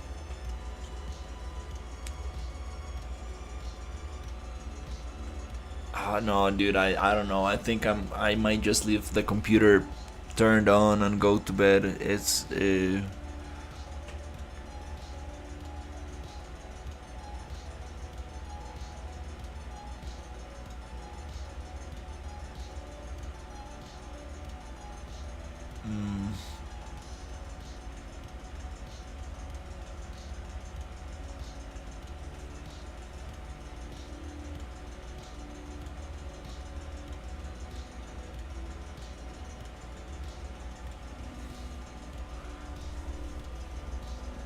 it's taking a little bit too long.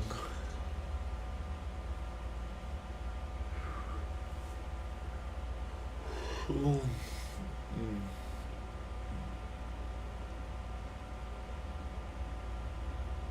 What time is it? Oof, it's 2 a.m. already. Oh my god, 2 hours I think or more. Just trying to import this thing. Yeah. No, I think I'm gonna call it right now.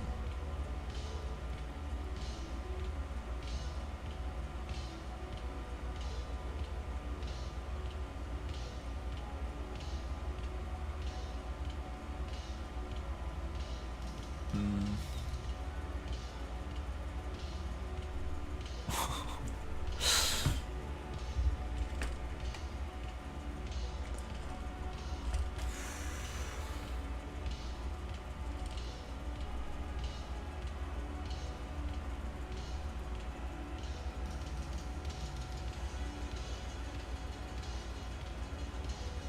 Awesome. Even going through the actual recommended method, it took forever for you as well. It's just, I think it's a massive, massive, massive asset pack. But yeah, I think I'm going to bed and I'm just gonna leave my computer turned on because I mean I who knows how long this is going to take.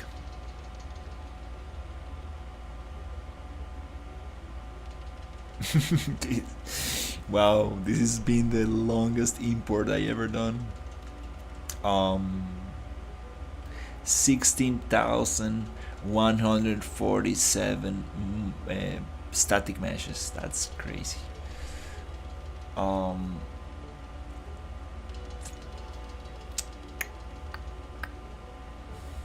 yeah. So yeah, I appreciate you sending me this link, and hopefully tomorrow we will see how this looks. I I'm going to take it easy, go to bed, and see if we can continue tomorrow. Oh, mm.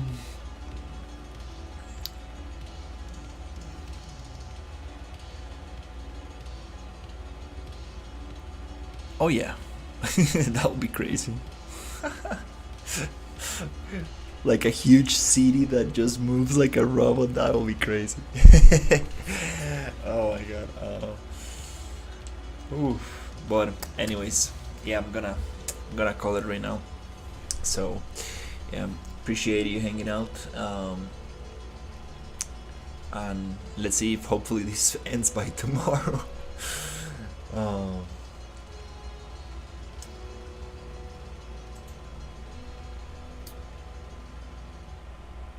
yeah. Who knows how long it's gonna take. But anyways, thank you so much for watching, and I will see you in the next one. Good night. Take care, everybody.